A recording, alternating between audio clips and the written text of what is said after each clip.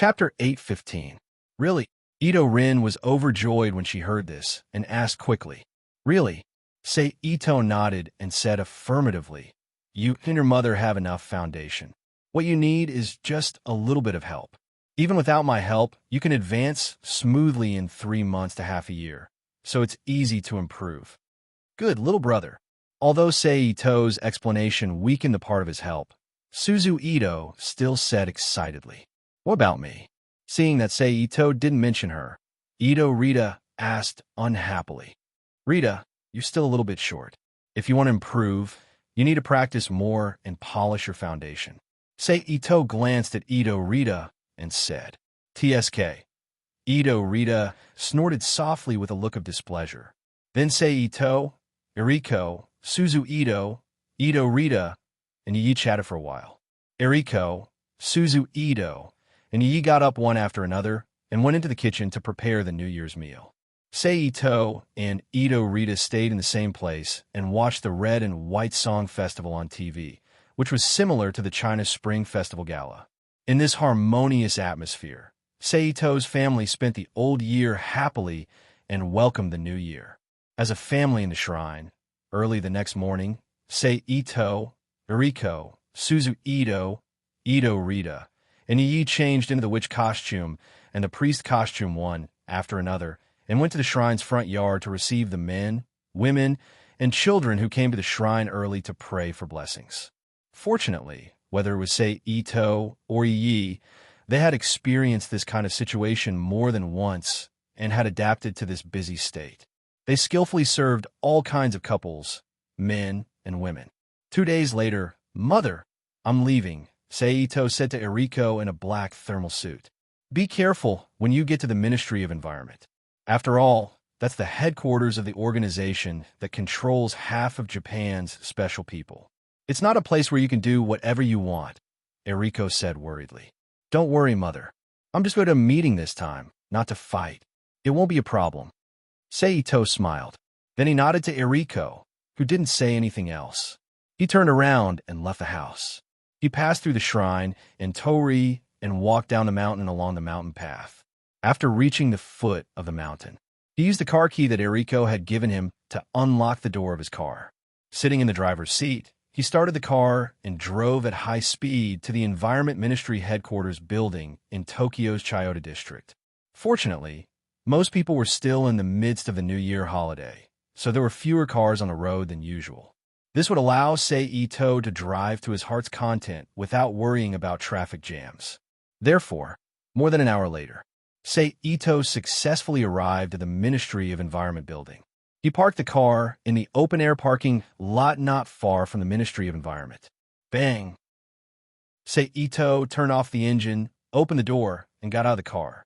He slammed the door and locked it with the key. Then he stepped forward. He walked toward the Ministry of Environment building. Excuse me, how do I get to the conference room? After a while, Sei Ito, who walked into the Ministry of Environment building, went straight to the front desk and asked the 2 young women sitting behind the front desk. Hello, sir. May I ask your name? One of the front desk ladies asked politely.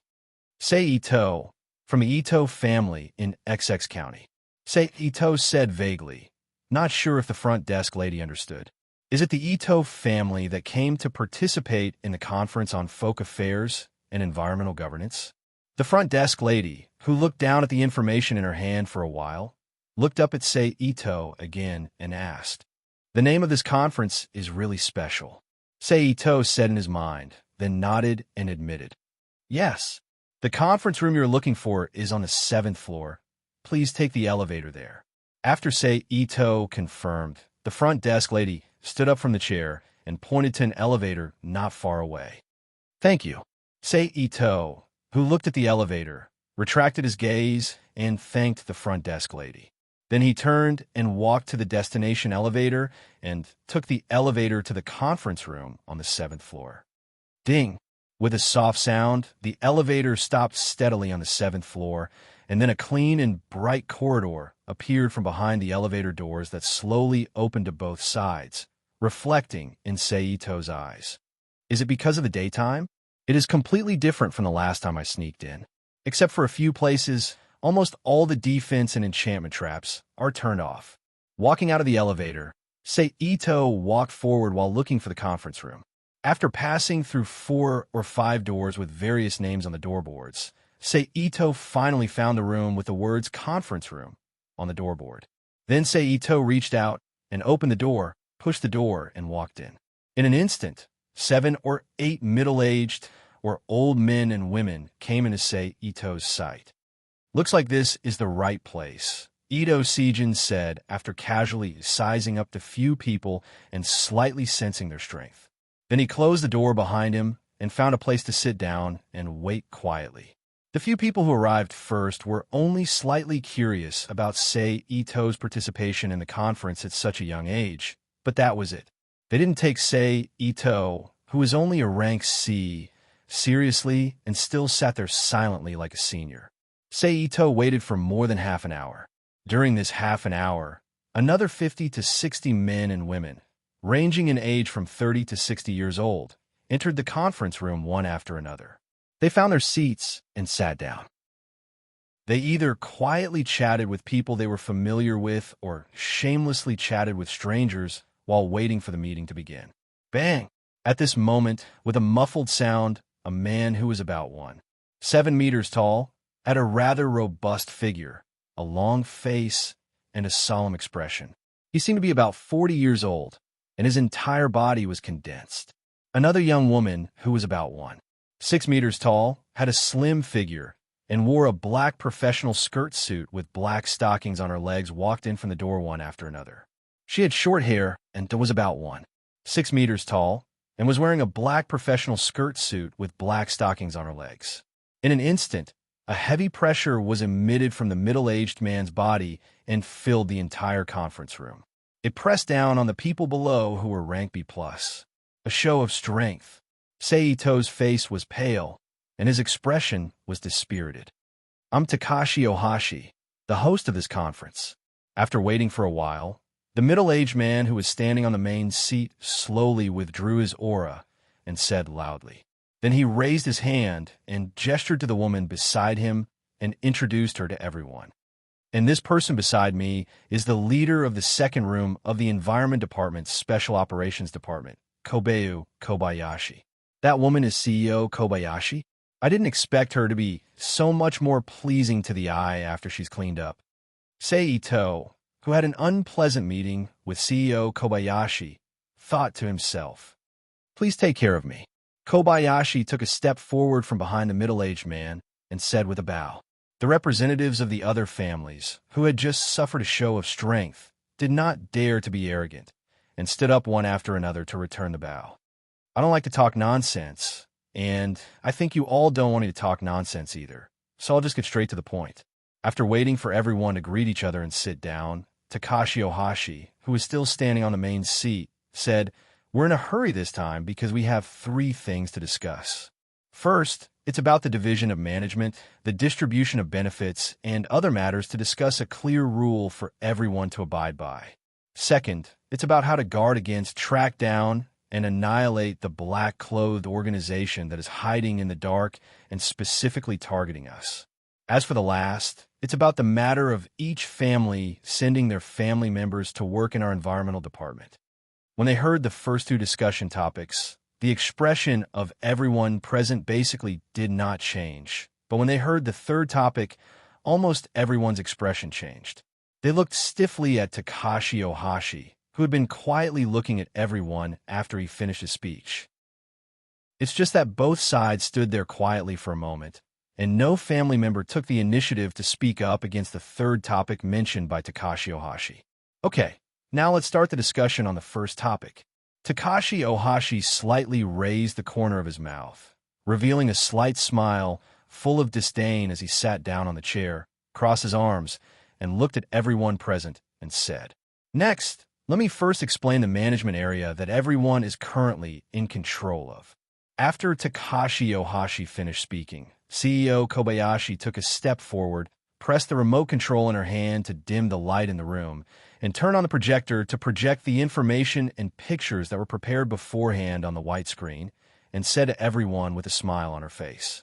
Following that, Kobayashi used her unhurried voice to introduce the various factions present and the size of the administrative area each faction controlled, as well as the area they controlled, according to the map on the screen.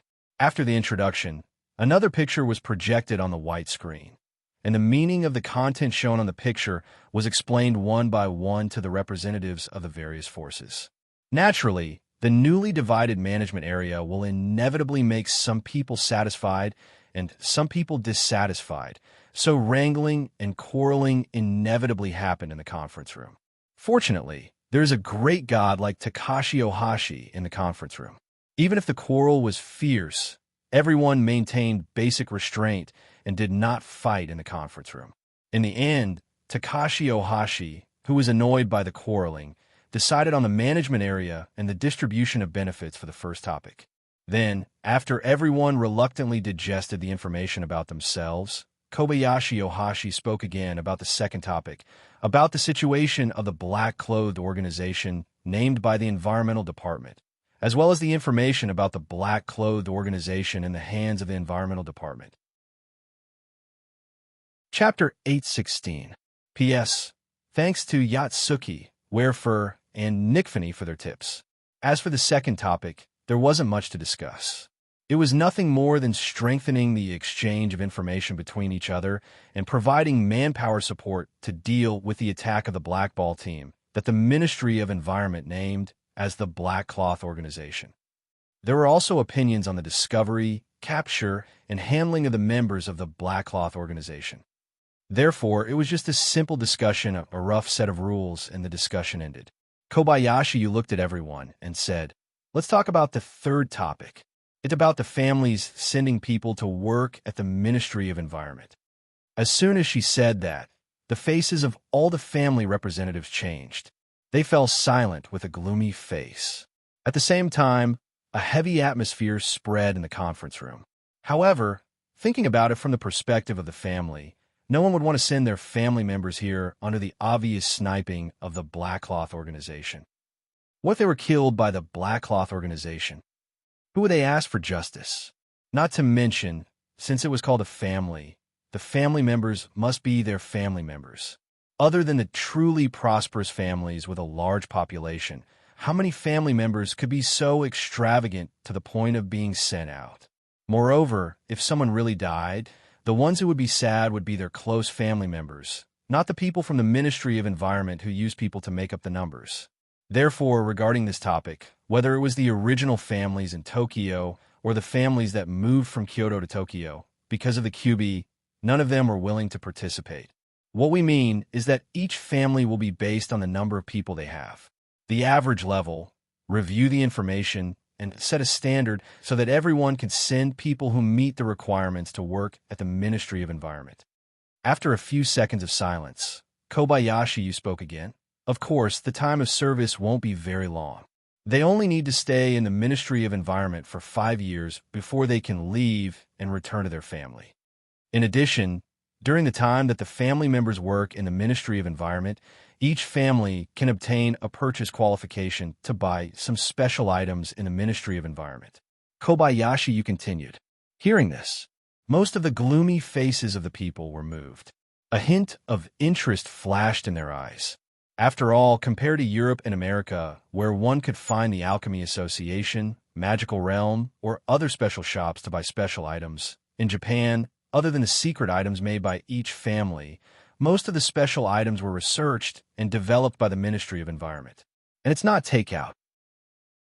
This was why the Environment Ministry, which had been established for less than 80 years, had the confidence to compete with the traditional forces. But now, the Ministry of the Environment was willing to release the results of their research.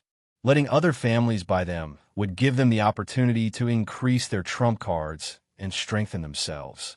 Although the types and quantity of items purchased would definitely be different, this still made the traditional Japanese forces, who had a strong sense of family values, think about it.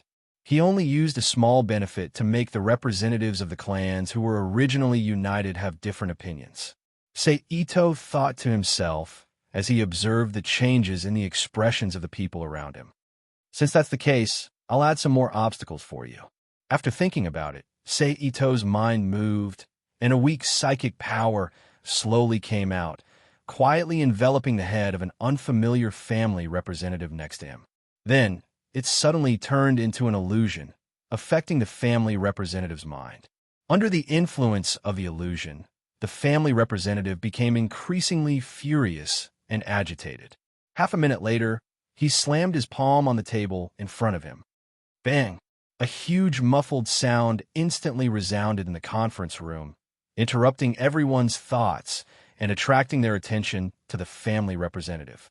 I don't agree. I won't use my family's children as a bargaining chip in exchange for those small favors. In addition, our Yamanzan family is loyal to the imperial family. If you want our children to enter the Ministry of the Environment, you should wait until you get the document from the imperial family. I'll take my leave. The family representative of the Yamanzan family said in a sonorous tone. After he finished speaking, he didn't wait for Kobayu and the host of the meeting, Takashi Ohashi, to respond, and quickly left from his original position, quickly walking to the door of the conference room. Seeing the behavior of the family representative, Takashi Ohashi's eyes couldn't help but reveal a murderous aura. But because there were too many family representatives present, and they were divided into 4 categories: shrine, temple, imperial family, and non-government, Takashi Ohashi had to consider the possible impact of killing the family representative on the spot. He had no choice but to suppress his murderous intent, squinting his eyes as he watched the angry family representative leave the conference room. It's just that he took into account the overall situation, but neglected the effect of following after someone took the lead, as well as the psychological changes of everyone. As a matter of fact, before Takashi Ohashi could calm down, another family representative also stood up from his seat and said, "I'm sorry, our family members are too few, and we really don't have any extra people to send to the Ministry of the Environment, so we'll take our leave again." After saying that, he also walked out of the conference room without hesitation. "Mr. Ohashi, I'm sorry. If only one person left, everyone would hesitate, but the second person's appearance completely made some people make up their minds and stand up from their seats, apologizing to Takashi Ohashi." Then, a large number of family representatives stood up from their seats one after another, saying goodbye to Takashi Ohashi and Kobayu. In the process, Ito also stood up and left the conference room. Although the third topic was stopped this time, the Ministry of the Environment will definitely not give up. After all, the Ministry of the Environment will definitely send people to each family to lobby. After all, the Ministry of the Environment has lost too many middle and lower level personnel, and it's impossible to rely on their own training and private recruitment to fill the manpower gap. The most effective way for now is to snatch the meat from each family. Ito thought as he took the elevator and left. This time, because of the Yamami family, we'll let this matter go, but the Ministry of the Environment will definitely not let this matter go. So, I propose that we form an alliance to resist this matter together. When the elevator was descending, a family representative suddenly proposed. Yes. Since they have made up their minds to refute the Ministry of the Environment, they naturally have to guard against the Ministry of the Environment's dirty tricks in the future. So everyone in the elevator agreed loudly. At this time, there was a ding sound, and the elevator steadily stopped on the first floor, and the door slowly opened to both sides. Since everyone has this idea, then please come to my Moriaka family to discuss the details of the alliance. The person who proposed said again. Okay, everyone agreed. Then Ito and the others walked out of the elevator, left the Ministry of the Environment's headquarters building, and went to the open-air parking lot not far away, and sat in their respective cars. Under the guidance of the Moriaka family representative, they drove to the Moriaka family's residence. More than an hour later, Ito and the others arrived at the Moriaka family's residence in Chugoku Ninomiya, Kanagawa Prefecture. The Moriaka family is different from the Ito family. It's not a shrine or a temple family, but a simple family.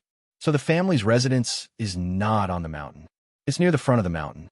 It's similar to the suburbs of the countryside, and it's a very traditional residence. Please, as the host, Moriaka invited everyone at the door of his house. Please. Everyone said politely. They followed the Moriakawa family representative into the Moriakawa family's residence and went to a large reception room and sat down on both sides.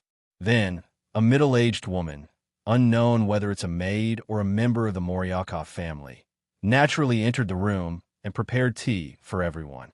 Before the meeting, let's introduce ourselves, the Moriakawa representative said.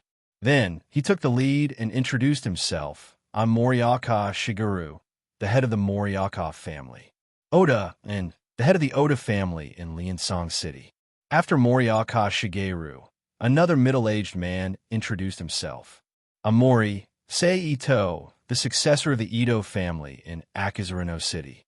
After a while, it's Sei Ito's turn to introduce himself. As the youngest person present and the only one with the identity of a successor, he naturally received everyone's attention and astonishment. After a few minutes, everyone present finished introducing themselves. Since everyone already knows each other, let's form an alliance. Of course, this alliance is mainly used to resist the unfairness that may be imposed on our families in the future. Secondly, it's to share all kinds of information, as well as to provide assistance in times of crisis. What do you all think? At this time, Moriakawa Shigeru once again pulled the topic back to the reason why everyone was gathered here in the first place, and explained the function of the alliance. Okay, everyone agreed since they didn't have any objections to the function of the alliance. Seeing this, Moriakawa Shigeru smiled slightly and began to discuss the details with everyone. For example, what kind of information needed to be shared, what kind of crisis needed to be rescued, what price to pay for rescue, what if there were conflicts between the families in the alliance, etc. Phew, it's finally over. After a few hours, Sei Ito finished discussing the formation of the alliance and had dinner with the other families of the alliance. Only then did he walk out of the Moriakawa residence and let out a sigh of relief. Then he slowly walked to his car, unlocked the car, opened the door, and sat in the driver's seat. He started the car and rushed to his shrine. After another hour, Sei Ito finally returned to his home. "You're back," Suzu Ito said with a smile as she watched Sei Ito walk into the house. "I'm back," Sei Ito replied as he took off his coat and hung it on the hanger at the door. "What did you say at the meeting?" After Sei Ito completely entered the house, Eriko asked. Hearing Eriko's question, Sei Ito didn't hide anything. He told Eriko everything that happened in the Environment Ministry conference room today, as well as what happened at the Moriakawa residence after the meeting. The head of the Moriakawa family is a man of ambition, Eriko said thoughtfully after listening to Sei Ito's narration. But this time, he is the one who took the lead. As long as a few families in the so-called alliance are moved by the benefits offered by the Environment Ministry and the alliance disintegrates from the inside, the Moriakawa family will suffer. Sitting next to Yi, Sei Ito put his hand around her waist and said with a smile, "Well, Mother, don't worry about it so much. Anyway, it has nothing to do with us. Let's continue to live a peaceful life." Sei Ito continued as he watched the TV. Eriko nodded and continued to watch the TV series with Suzu Ito and Rita Ito. The following days were peaceful again. During the day, Sei Ito would leave a shadow clone at home just in case, then use the Flying Thunder God technique to go to the United Kingdom to enter the magical realm. He would read books in the big library or discuss shortening methods and techniques with the 3 higher magic consultants, Betty, Ingrid, and Bella. At night, he would return home to spend a quiet night with his family. And in this peaceful daily life, more than a month passed in the blink of an eye, and it was February 2014. During this period, the Environment Ministry, as Sei Ito expected, sent people to the Sei Ito family to lobby. However, with the great hero of guarding the QB, the old man, and Eriko, who really didn't have any combat power in the family, politely refused the Environment Ministry's lobbyist and didn't agree to send people to the Environment Ministry to work. "Mother, it's almost time. I'll send you back," Sei Ito said to Eriko. "Okay."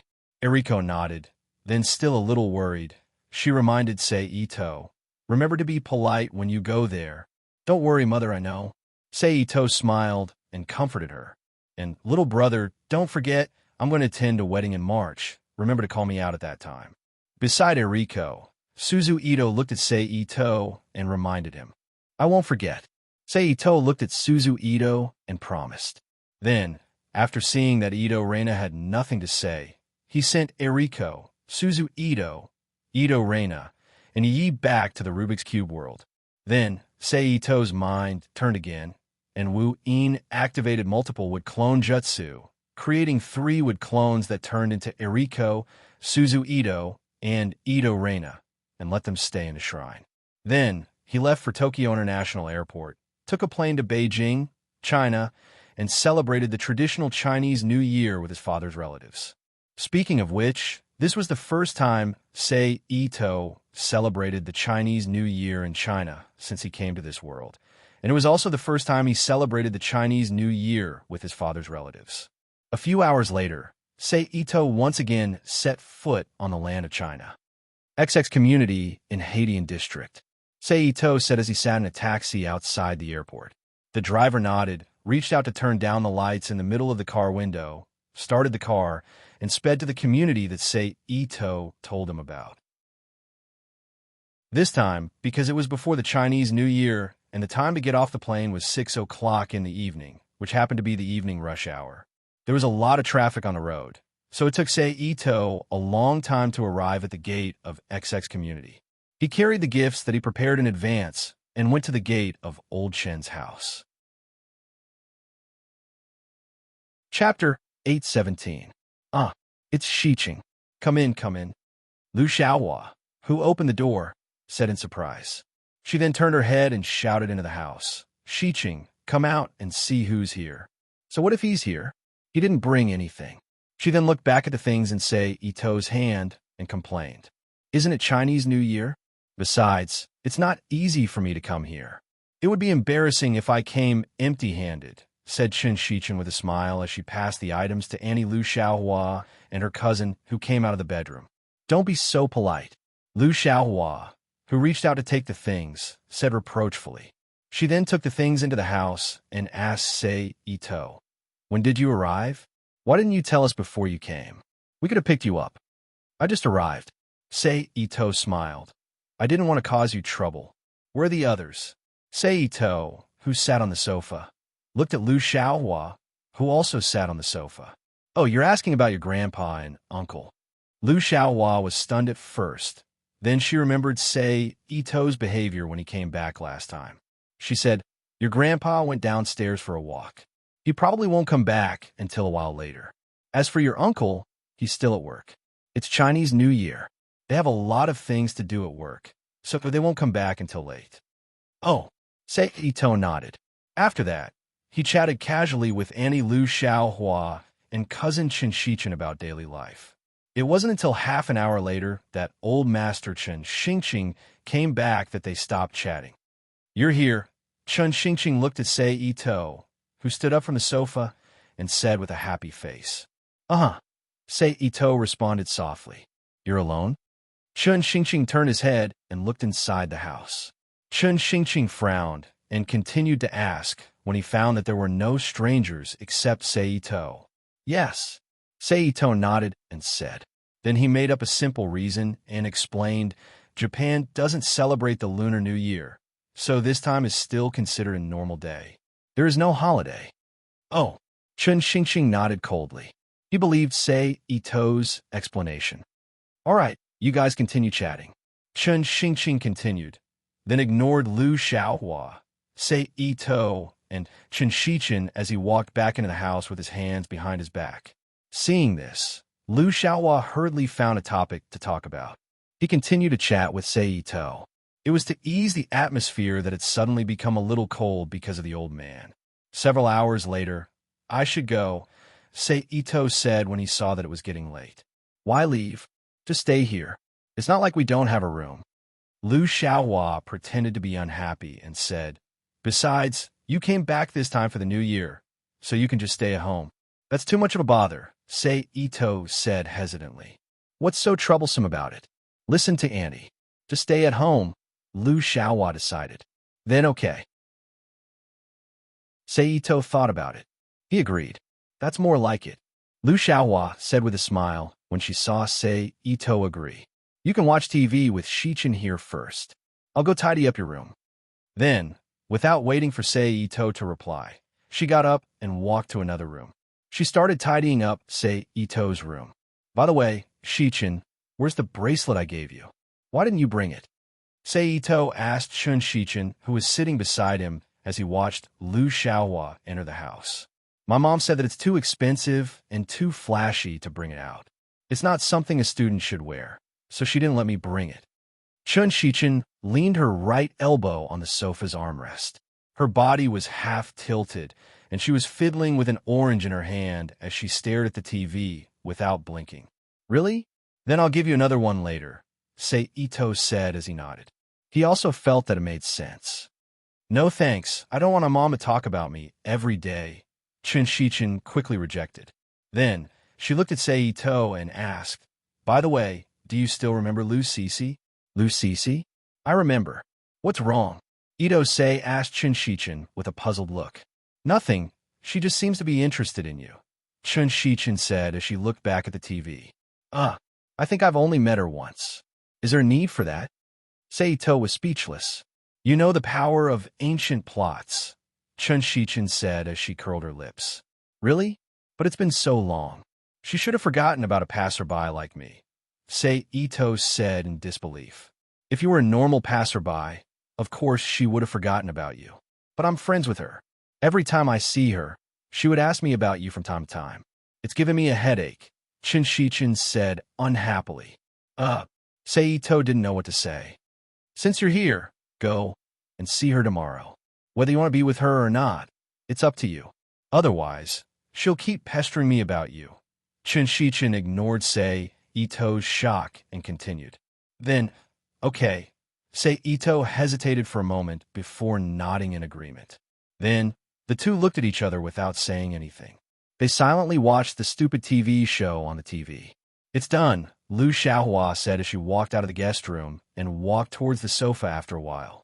Thank you. Sei Ito stood up and thanked her. You're being too polite again, Lu Xiaohua said. Okay, it's getting late.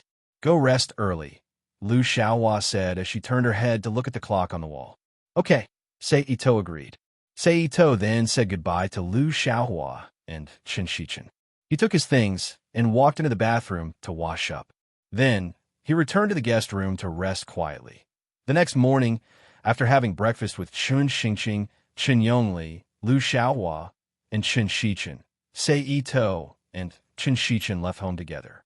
They took the subway to Shidan to meet her good friends, Lu Cece and Wang Shui, whom Sei Ito had met once before. We're here. Where are you guys? 20 minutes later, Chun Shichin, who had arrived at Shidan, took out her phone. She looked around for Lu Cece and Wang Shui while talking to the phone that just connected. We're at Zhongfa department store. Where are you guys? Wang Shui's voice came from a phone. We're still at the subway. You guys wait there. We'll go over now, Chun Shichin said into the phone. Then, she hung up the phone without any explanation. She brought Sei Ito, who was standing beside her, through Shidan Square and walked toward Zhongfa department store. After a while, Sei Ito and Chun Shichin arrived at Zhongfa department store. They saw Wang Shui and Lu Cece who were waiting at the door. Their faces were red from a cold. Compared to the last time, the two of them dressed up a lot more. They both wore trousers and light-colored down jackets with light makeup on their faces. It's just that Lu Cece looked more normal, and Wang Shui's dress was still a little more fashionable. Yo, handsome, we meet again. The cheerful Wang Shui greeted Sei Ito as soon as she saw him. Yeah, you're still so lively. Sei Ito smiled. Shichin, what do we do today? After greeting, Wang Shui turned her head and asked Chun Shichin. Whatever. It's the same everywhere at this time. Chun Shichin looked at the dense crowd around her and said, Okay, let's walk and walk. We'll go wherever we want. Wang Shui didn't pay much attention to the situation. She nodded and agreed. Then, she reached out to hold Lu Cece's hand and strolled along the street with Sei Ito and Chun Shichin. Along the way, Chun Shichin and Wang Shui, who understood Lu Cece's thoughts, often made jokes about Sei Ito and Lu Cece. They wanted to improve their relationship. Although Lu Cece was a little embarrassed by the jokes, she didn't say anything to stop Chen Shichen and Wang Shui from messing around. She pretended to be calm and chatted with Sei Ito. Gradually, she walked with him like a little girl. Seeing that it wasn't a good idea to go at such a young age, Sei Ito could only find an opportunity halfway. When Chen Shichen and Wang Shui weren't around, he said to Lu Cece, "Cece, Shichen told me about your thoughts yesterday. I'm sorry, but I already have a girlfriend." "Is that so?" Lu Cece's expression darkened, and she said softly, "Yes, so I'm sorry," Sei Ito said apologetically. "It's nothing." Lu Cece shook her head in low spirits. Then, Lu Cece's expression changed. She quickly walked up to Chen Shichen and Wang Shui, who came out of the bathroom, and suggested, "Shichen, Wang Shui, let's go to the bar." "Bar?" Chen Shichen and Wang Shui exclaimed at the same time. Chen Shichen's gaze involuntarily fell on Sei Ito, while Wang Shui's expression was mixed with eagerness and hesitation. It was obvious that the previous incident had left a shadow in their hearts. This time we're not going to Sanliton. We're going to Hohai." Lu Cece, who also had a lingering fear of Sanliton's environment, affirmed. "Handsome, what do you mean?" At this time, Wang Shui's gaze also fell on Sei Ito, and she asked with some anticipation. "Okay." Turning his head to look at Lu Cece, who was also looking at him, Sei Ito was afraid that she would take things too hard and go to the bar to mess around. He sighed slightly and agreed helplessly. "Yay!"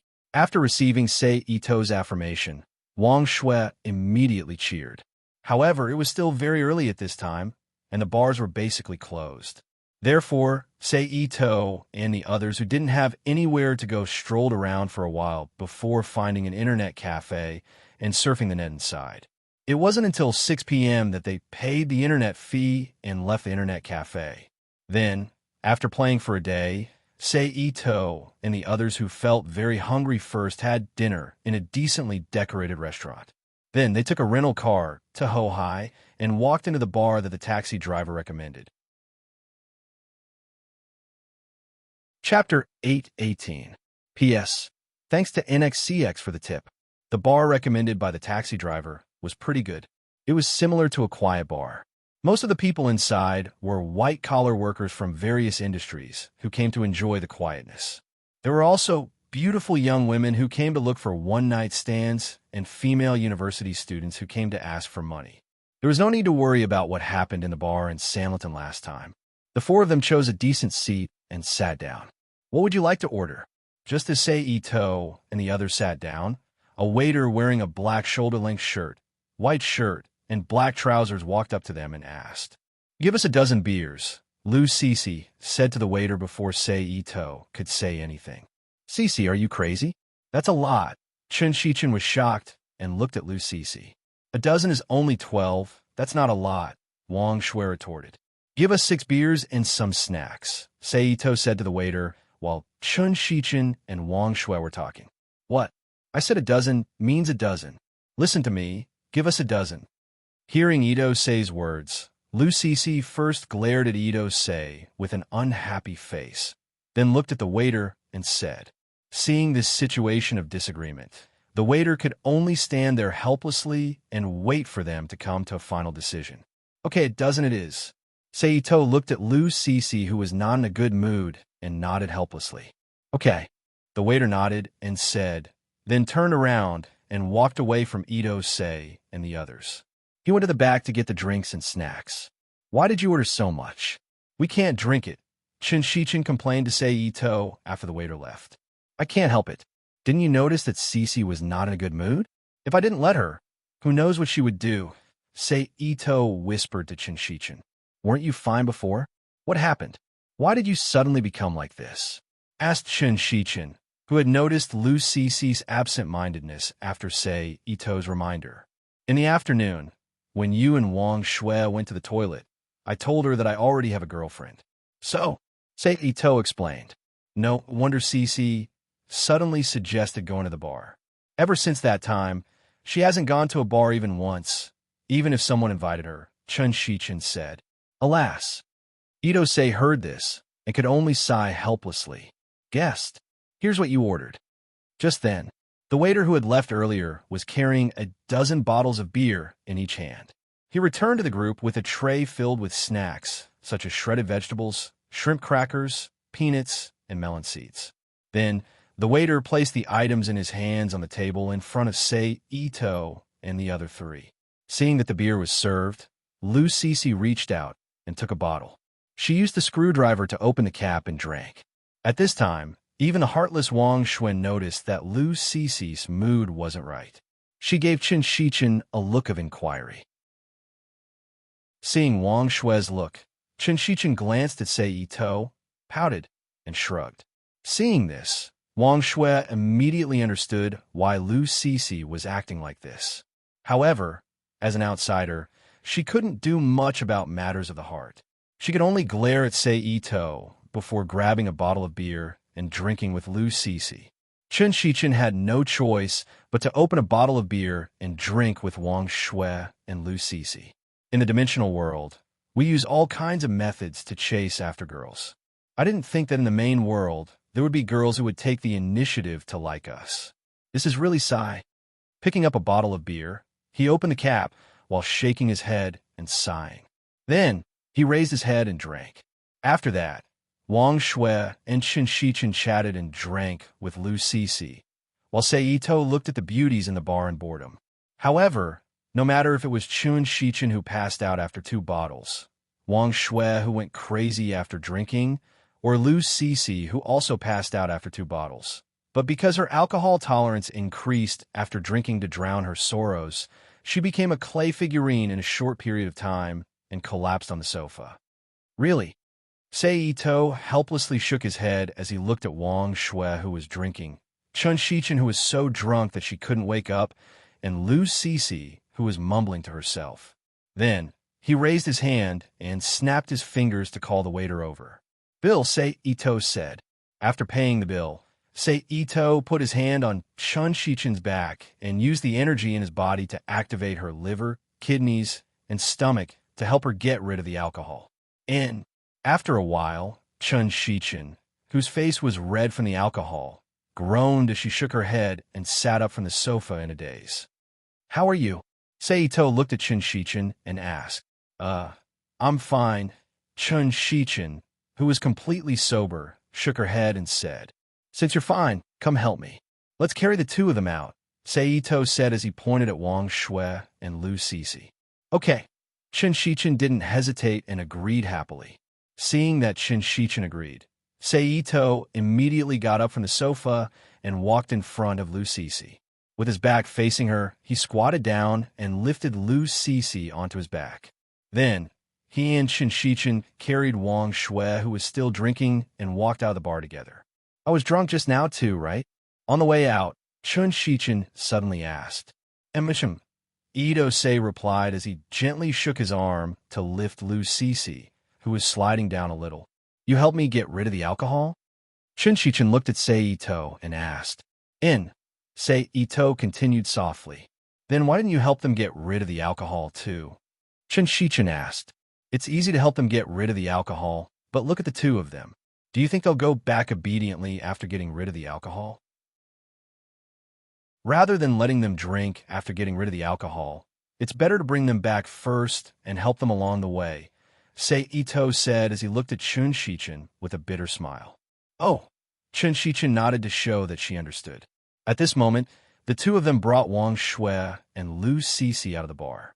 Then, Qin Shichen reached out to stop a taxi and stuffed Wang Shue and Lu Cece into the back seat of the taxi. She arranged them on either side of Sei Ito, while Qin Shichen sat in the front passenger seat and told the driver where they were going. On the way to their home, Sei Ito started to help Wang Shue and Lu Cece get rid of the alcohol in their bodies, just like how he helped Qin Shichen. Chapter 819. P.S. Thank you to Sky Devil Dragonwolf and 1577478860 for their precious monthly votes.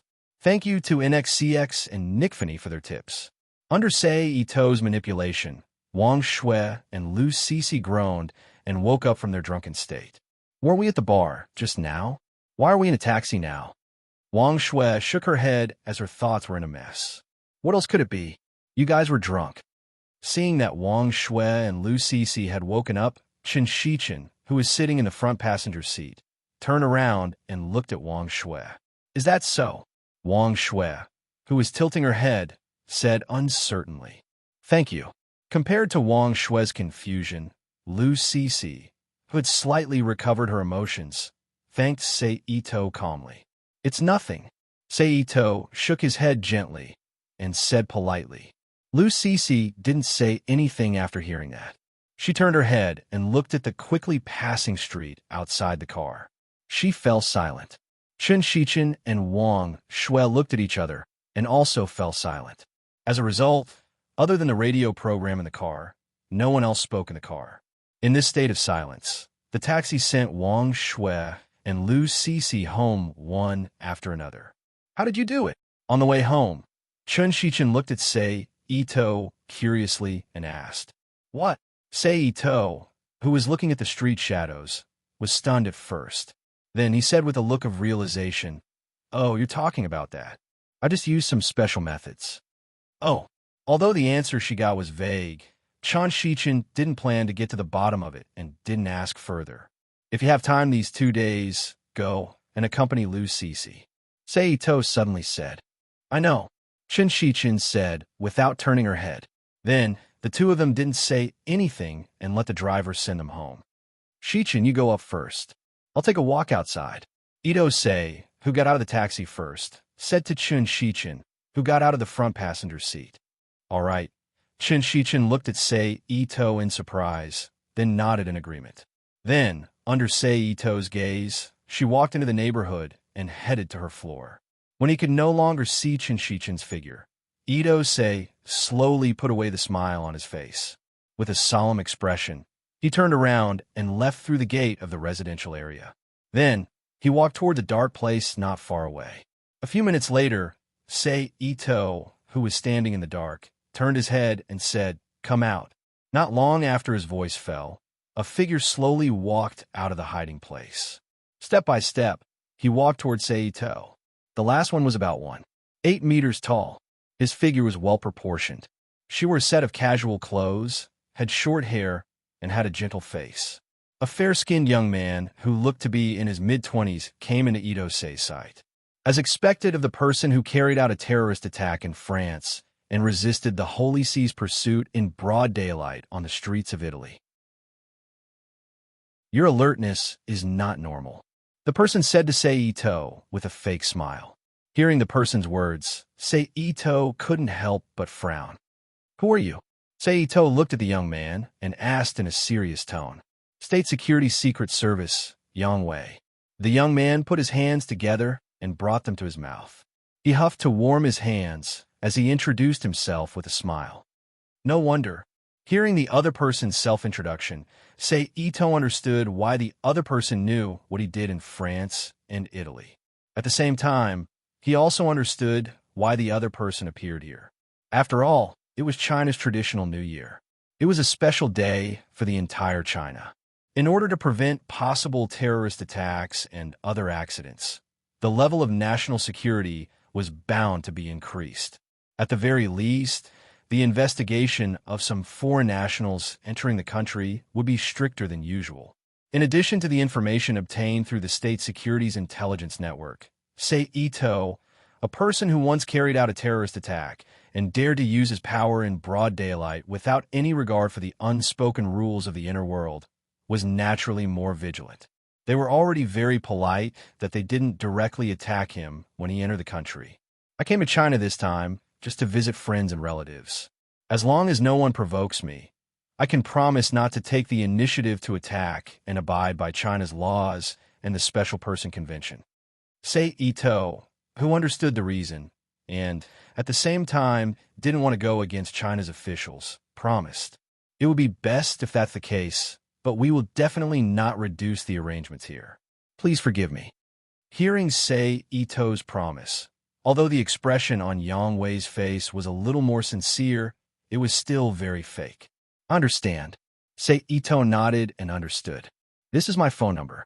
If you encounter anything, you can use this to contact me. Then, Yang Wei threw a business card and said, "Okay."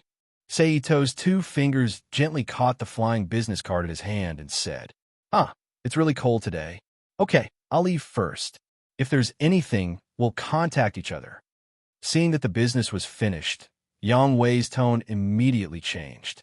He turned his head and looked around while complaining in a frivolous tone. Then, before Seito could react, he quickly disappeared into the shadows again. It seems that the relationship is exposed. In this way, I have to disguise the old man's family. Looking at Yang Wei's disappearing figure, Seito, who was still standing in the same place, narrowed his eyes and said in his mind, thinking of this, Seito didn't hesitate and walked back to the old man, Chun Xingqing's home. On the way, Seito also pretended to inadvertently walk into the blind spot of the State Security Secret Service team. He threw out an iron plate engraved with the Flying Thunder God's positioning technique and an information transmission and sending transmitter that matched the Black Sphere system.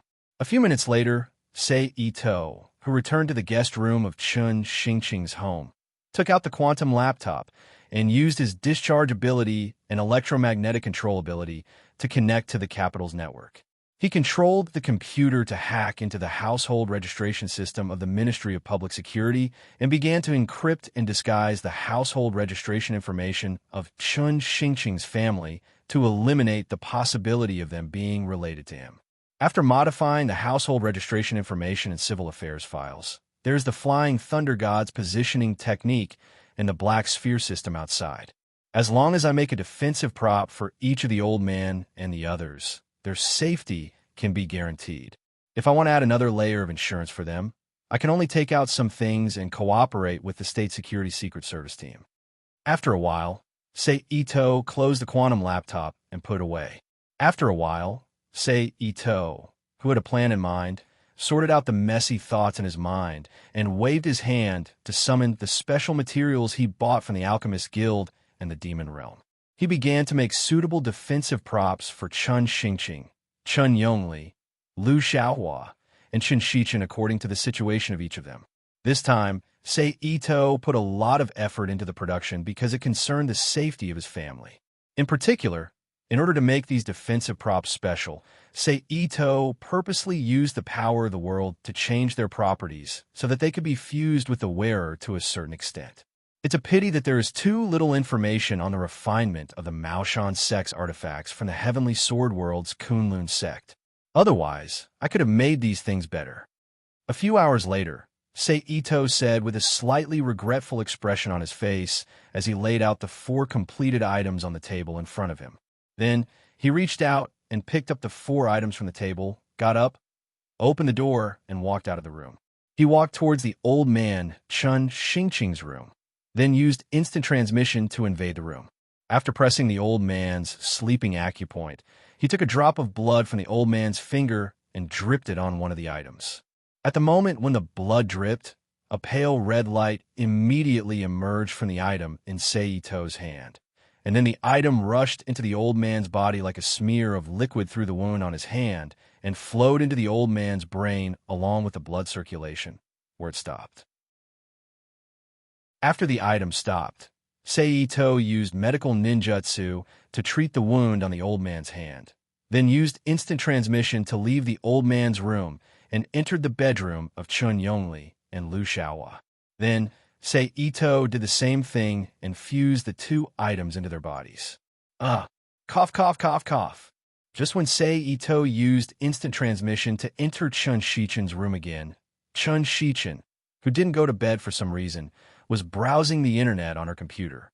She immediately noticed Seito's sudden appearance in her room. Her eyes widened, and she looked at him with a shocked expression on her face as she coughed violently. "Are you okay?" Since he was already discovered, Seito didn't need to hide anymore. He quickly stepped forward to Chun Shichen's side and reached out to pat her on the back to help her breathe. "Why are you in my room? And how did you get in?" After catching her breath, Chun Shichen quickly ran away from Seito and looked at him nervously and asked, "Didn't you see?" Seito looked at Chun Shichen, who was wearing cotton pajamas, and said with a smile, "What are you doing?" After being reminded by Sei Ito, Shin-Shichin's face turned pale when she recalled how he appeared. Her face was filled with fear as she asked with a trembling voice, "Because of some reasons, your existence might be dangerous. So in order to prevent any possible danger, I made something for you." Sei Ito didn't want to go into detail about the inner world, so he vaguely explained and then showed the item in his hand to Shin-Shichin. "Danger? What danger? If you want to give me something, why can't you do it during the day? Why now?" Shin-Shichin carefully looked at Sei Ito's face, but she didn't see anything from his expression, so she asked hesitantly, "During the day, I didn't know you were exposed. Also, I wanted to secretly give you the item so that it wouldn't cause you unnecessary trouble. As for the danger, it's better if you don't know about it," Sei Ito explained. "Okay then, give me the item and leave." Shin-Shichin hesitated for a moment before she said. Chapter 820. "Here, this is for you. You need to drip blood on it." Sei Ito casually tossed the bracelet to Shin-Shichin. "Drip blood on it?" Shin-Shichin caught the bracelet with both hands and looked at Sei Ito suspiciously. "Yes, drip blood on it." Sei Ito nodded confidently. Seeing that Sei Ito didn't look like he was joking, Shin-Shichin stood rooted to the ground, not knowing what to do. "Come here, I'll help you." Sei Ito sighed helplessly as he looked at Shin-Shichin. Hearing Sei Ito's words, Shin-Shichin hesitated for a moment before moving her feet, taking small steps towards Sei Ito. "Silly girl, what are you afraid of? I'm your brother." When Shin-Shichin was in front of him, Sei Ito stretched out his finger and lightly flicked Shin-Shichin's forehead with a smile. Then, without waiting for Shin-Shichin's response, he grabbed her right hand and condensed his chi into a needle on the tip of Shin-Shichin's half-bent finger. "Ah!" Following a soft cry, a drop of red blood quickly appeared on Shin-Shichin's fingertip. At this moment, Sei Ito quickly took the bracelet from Shin-Shichin's hand and touched the side of the bracelet to Shin-Shichin's blood. Instantly, a faint red glow appeared on the bracelet, causing the originally dull bracelet to emit a flirtatious color. "Ah!" Seeing the change in the bracelet, Shin-Shichin felt as if all the knowledge she had learned over the years had been destroyed. She opened her small mouth and stared dumbfoundedly at the liquid that was gradually dissolving. She couldn't speak as the liquid flowed into her body through the small wound on her fingertip. This. After the liquid had completely entered her body, Shin-Shichin finally regained her senses. She looked at Ito, Sei in disbelief. She stuttered for a few seconds, but still couldn't say what she wanted to say. "In this world, there are many things that you don't know." Ito Sei rubbed Shin-Shichin's head with a medical ninjutsu and said with a smile on his face, "All right, you continue playing. I'm going back to sleep." Sei Ito smiled as he retracted his hand. He didn't try to hide it any longer and teleported right in front of Shin-Shichin, disappearing from her room. "Is what I just experienced real? Is there really such a bracelet in my body?" After Sei Ito left for a long time, Lin Sanjiu asked. Shin-Shichin, who had finally calmed down, looked down at her hands and muttered to herself. Just as she finished speaking, Yi Zichin's expression changed. A dim and lusterless bracelet with a width of about a finger segment and a surface engraved with intricate flower-like patterns abruptly appeared on her right wrist, silently confirming that everything that had just happened was real.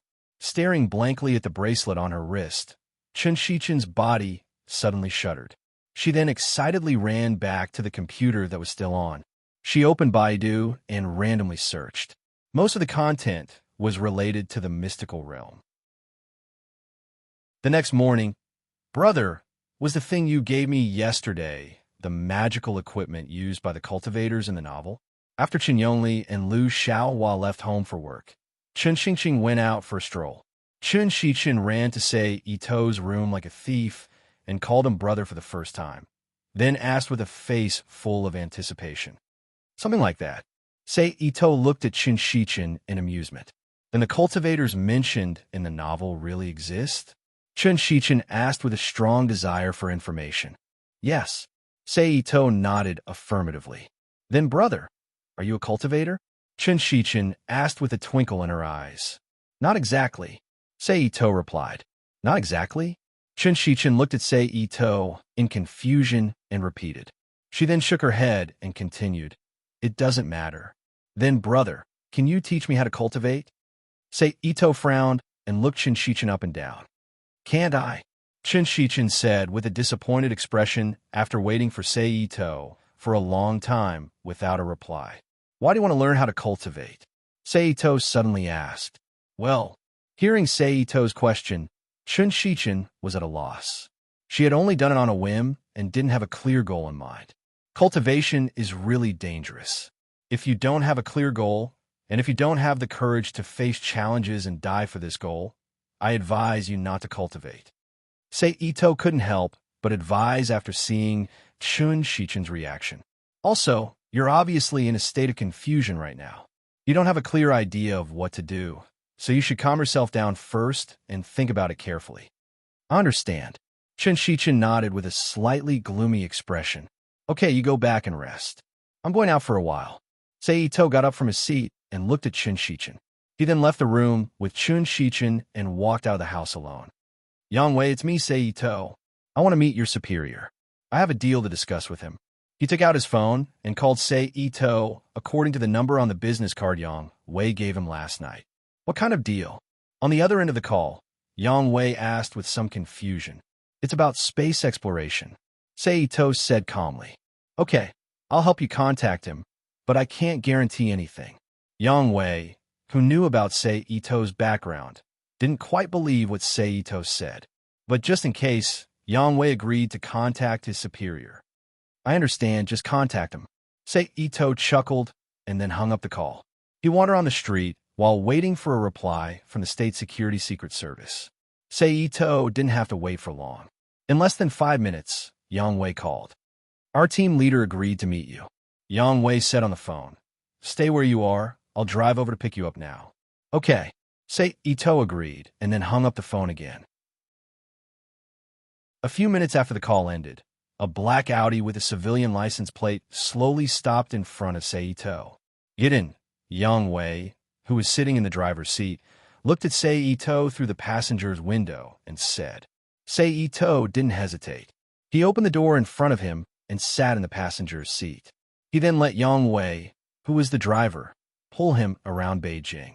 After driving through the streets for more than 40 minutes, the car stopped in front of an elegantly decorated tea house. Let's go. The team leader is inside. Yang Wei parked the car and locked it, then said to Sei Ito. Then, Yang Wei led him into the tea house and went to a private room on the 3rd floor. He saw the group leader that Yang Wei mentioned. He was about 1.78 meters tall, had a robust body, and a serious face. He looked like a middle-aged man in his 40s. Let me introduce you. This is our team leader, Zhao Jinzhong. Yang Wei introduced Sei Ito. Nice to meet you. Sei Ito reached out his right hand and said, Mr. Ito, you have such strength at such a young age. Your talent is enviable. Zhao Jinzhong, who reached out to shake hands with Sei Ito, praised with a smile on his face. Leader Zhao, you flatter me. Sei Ito, who simply shook hands with Zhao Jinzhong, said modestly. Sit. Zhao Jinzhong, who also withdrew his hand, pointed to a chair, and then reached out to grab the teapot on the table and took the initiative to pour a cup of tea for Sei Ito. This is Fujian-produced tea guanyin. Mr. Ito, try it. Thank you, Leader Zhao. Sei Ito got up and took the teacup handed by Zhao Jinzhong with both hands. Then he sat back and took a sip. The taste is moderate and full of fragrance. Good tea. I'm glad Mr. Ito likes it. Zhao Jinzhong smiled. Then he picked up the teacup in front of him and put it in front of his mouth and took a sip. Mr. Ito, what do you want to talk to me about? After a simple greeting, Zhao Jinzhong asked. In fact, I don't want to talk to Leader Zhao about anything, but I want to make a deal with your government through Leader Zhao, a deal about space exploration. Sei Ito said seriously. Oh. Zhao Jinzhong looked at Sei Ito with a little surprise and said, It's not that I don't believe Mr. Ito, but with Mr. Ito's background, the technology and information of this kind of thing are not something you can get access to. Indeed, according to normal circumstances, I can't come into contact with it, But in the inner world, which is full of miracles, it is not impossible for an outsider to grasp something that is inconsistent with his identity, isn't it? Ito-sei said calmly. Yes. Zhao Jianzhong agreed, and then asked straightforwardly, then I don't know what Mr. Ito wants from us, and what are you going to exchange with us? I believe that you have fully grasped the information about my background, so I won't hide it. My request is very simple. Strengthen the protection of the XX community, especially the protection of the members of Chun Xingqing's family, and don't let them be attacked and interfered with from the dark world. Ito said, quite simply. And as a price, I will give your government a copy of the construction of an artificial ecosphere for space colonization. Hearing Ito's words, Zhao Jianzhong's face immediately changed, and he looked at Ito with a dignified face, ready to confirm whether what he said was true. Just observing for a moment, he couldn't see the unnatural look on Ito's face. This is a big matter. I can't do it alone. I need to report it to the higher-ups. Zhao Jianzhong pondered. Chapter 821. Okay. Ito, who had some understanding of the administrative system of his motherland in his previous life, nodded in understanding. He then pretended to take out a USB drive from his pocket and threw it on the table. This is a small part of the information about the construction of an artificial ecosystem for space colonization. You can give it to the experts of the Chinese Academy of Sciences to verify the authenticity of my information. Okay, Zhao Jianzhong, who had long been prepared to ask for something as proof, saw this. He reached out and took the USB drive. I look forward to the good news from Leader Zhao. Ito, who drank the tea in his cup, got up from his seat and spoke. He then nodded to Zhao Jianzhong, turned around, walked out of the private room, and slowly walked out of the tea house. The moment after Ito left, Zhao Jianzhong also hurriedly walked out of the private room. He left the tea house from another location on the third floor of the tea house and went to the Imperial Palace to report this matter. In fact, Ito also carefully considered this information about the construction of an artificial ecosystem for space colonization. Although he had a lot of technical information plundered from the Gundam Seed world in his hands, the only information that was in line with the content of this transaction and was not too exaggerated was this ecosphere technology. After all, the other information was either too militarized and could easily cause trouble for himself, or it was too exaggerated and unrealistic to achieve the purpose of the transaction. As long as this transaction goes through smoothly, the safety of Old Man Chen's family can basically be guaranteed. Unless foreign forces dare to enter China en masse and have the courage to break into Beijing and cause trouble, they can only watch helplessly. Otherwise, I can only watch helplessly, Ito Seiji said to himself as he slowly walked back. After thinking about it, Ito's heart relaxed. He wandered on the streets with an even more relaxed expression. When he found a suitable place, he set up the Black Sphere System's receiver there for backup use. Sure enough, I still like summer. Although it's stuffy, there are still girls' beautiful legs to look at. Now they're all thick legs. There is nothing that can arouse people's desire. Sigh. A few hours later, Ito sighed softly as he returned home. Then, he activated the shadow clone technique and created a shadow clone to replace himself in Old Master Chen's house. His real body used the Flying Thunder God technique to come to England and enter the great library in the Demon Realm. He continued to browse and copy the books. Until the next day. It was only then that he was urged to return to China by the message that the shadow clone sent back. Your request has been approved. From now on, our special task force will focus on the situation of Chun Xingqing's family. Make sure that they will not be persecuted in any way. Zhao Jianzhong, the leader of the Secret Service team, spoke to Ito with a serious face in the private room of the tea house where they had met yesterday. Really? Then I'm relieved. Ito finally let out a sigh of relief.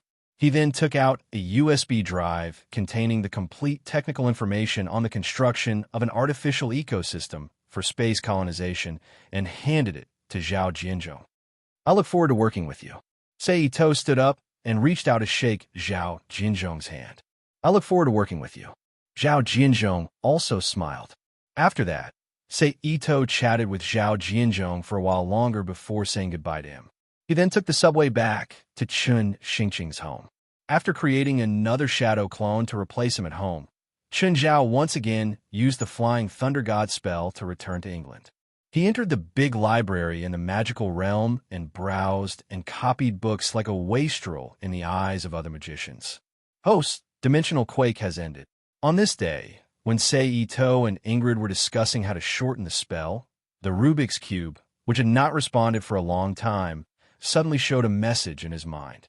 Seeing the message that suddenly appeared in his mind, Sei Ito's expression froze instinctively. "Hey, Chin, what's wrong?"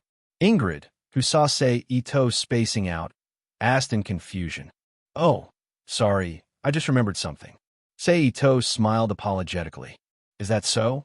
Ingrid, who intuitively felt that Sei Ito was not telling the truth, looked at him and asked, "Yes, but because of this, I have to end this discussion." "Sorry," Sei Ito said with certainty. "It's nothing, although it's a bit of a pity." Ingrid spread out her hands and shrugged. "Is it because you're parting with me?" Sei Ito looked at Ingrid and teased her. "Yes, it's a pity that I didn't get to eat the dinner you made," Ingrid replied half-truthfully. After saying that, she could not help but laugh. "Oh, so you're regretting that you didn't get to eat the dinner I made instead of parting with me.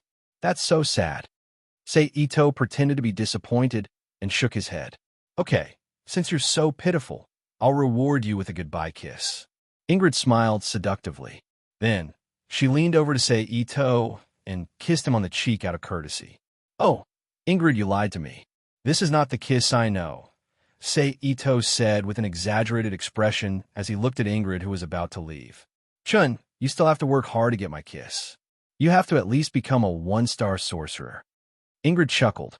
Then, she gave Sei Ito a sorcerer's salute and turned to leave the room that Sei Ito had rented temporarily. After saying goodbye to Ingrid, Sei Ito also left the room and quickly left the magical realm through a secret exit. He activated the Flying Thunder God spell and returned to his home in Akarino, Japan. Then, he flashed into the Rubik's Cube world. Oh, I was too excited. I actually forgot which world I wanted to go to. Standing in the void, Sei Ito crossed his left hand across his abdomen and raised his right arm. His right hand gently pinched his chin and shook his head slightly. Should I return to the hunter's world or Naruto's world, or go to a new world? Sei Ito looked up at the various space-time passages in the sky that were still in a sealed state. Forget it. After all, this is the first world after the end of the dimensional quake. Let's go to a new world and then return to Naruto or Hunter's world. I'll finish my business there. Sei Ito quickly made a decision. Rubik's Cube, send me to this world. At the same time, Sei Ito began to recall the relevant information about the world he wanted to go to and help the Rubik's Cube locate the space-time. A moment later, the Magic Cube's information appeared in Ito-Sei's mind. Re-exploration of the Dimensional Sea has been completed. Locking on to the dimension you're about to enter. Begin transmission. As soon as the information fell, a brand new space-time passage immediately appeared in the void of the Rubik's Cube world and expanded at a speed visible to the naked eye. It formed a high-speed rotating dark vortex and pulled Sei Ito, who was suspended in the void, into it.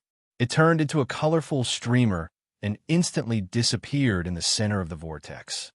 Crackle! With a long-lost sound like glass breaking, a new world's power suddenly enveloped Sei Ito's body. Half of it was absorbed by the Rubik's Cube as the power to maintain the space-time passage, and the other half was used by Sei Ito to maintain the camouflage effect. Where is this place? After a while, Sei Ito, who woke up from a state of comprehending the space-time rules that spilled out when the space barrier was broken, turned his head and looked around, whispering to himself. Then he walked out of the corner and came to the street, then stretched out his hand to stop a passerby and asked the other party, "Sorry, may I ask, where is this place? I mean the city or something?" "This is the Dyokawa district of Osaka." The passerby who was stopped looked at Sei Ito strangely and replied, if it weren't for the fact that Sei Ito's clothes and expression were normal, he would have thought that the other party was a mental patient. What's the date now? Sei Ito asked again. July 11th. The passerby said with an even more strange expression. Oh, thank you. Sei Ito, who asked the two main questions, thanked him. It's nothing. The passerby shook his head and said, then quickly walked away from Sei Ito while muttering in a low voice, crazy. I remember that the first date of entering the plot is July 16th. That is to say, I still have 5 days to get there. Ito-sei muttered to himself as he flicked a small stone and hit the ankle of the passerby, who scolded him, causing the passerby to fall down in pain. Then his figure flashed and disappeared from the street instantly like a ghost. And the next moment, he appeared in the sky 1,000 meters above and continued to rush toward space at an extremely fast speed. After a moment, with a sudden burst of light pleasure, Sei Ito appeared in the space of this world. That's it. Ito-sei activated the shield to protect himself and turned his head to search for something. His eyes fixed and he whispered softly. Then he launched an instant transmission again, moving toward a huge satellite not far away from him that was painted in white. It was similar in shape to the Halley Astronomical Telescope, but much larger in size. Although the large satellite was not too far away from Sei Ito, it was in geosynchronous orbit. With its relative speed, it was moving at high speed almost every second, so Sei Ito took a few minutes to reach the satellite. I can't stay in space for too long with psychokinesis, even with grade A+ strength. It seems that I have to speed up. Sei Ito sensed the condition of his body and found that the energy consumption was too fast. Then, Sei Ito controlled his body to fly to a part of the satellite that was obviously used for work. He opened the metal baffle, placed his palm on the exposed port, and activated the discharge ability and electromagnetic ability to erode the satellite's data.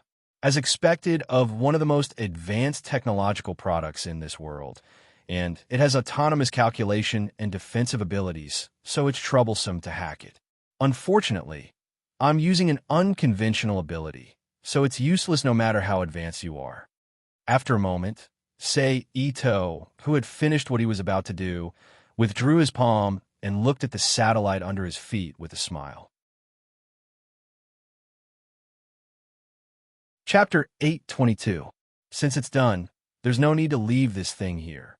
First, he turned his head to look at the endless universe that gave people a sense of extreme insignificance. Then his gaze fell back to Sei Ito.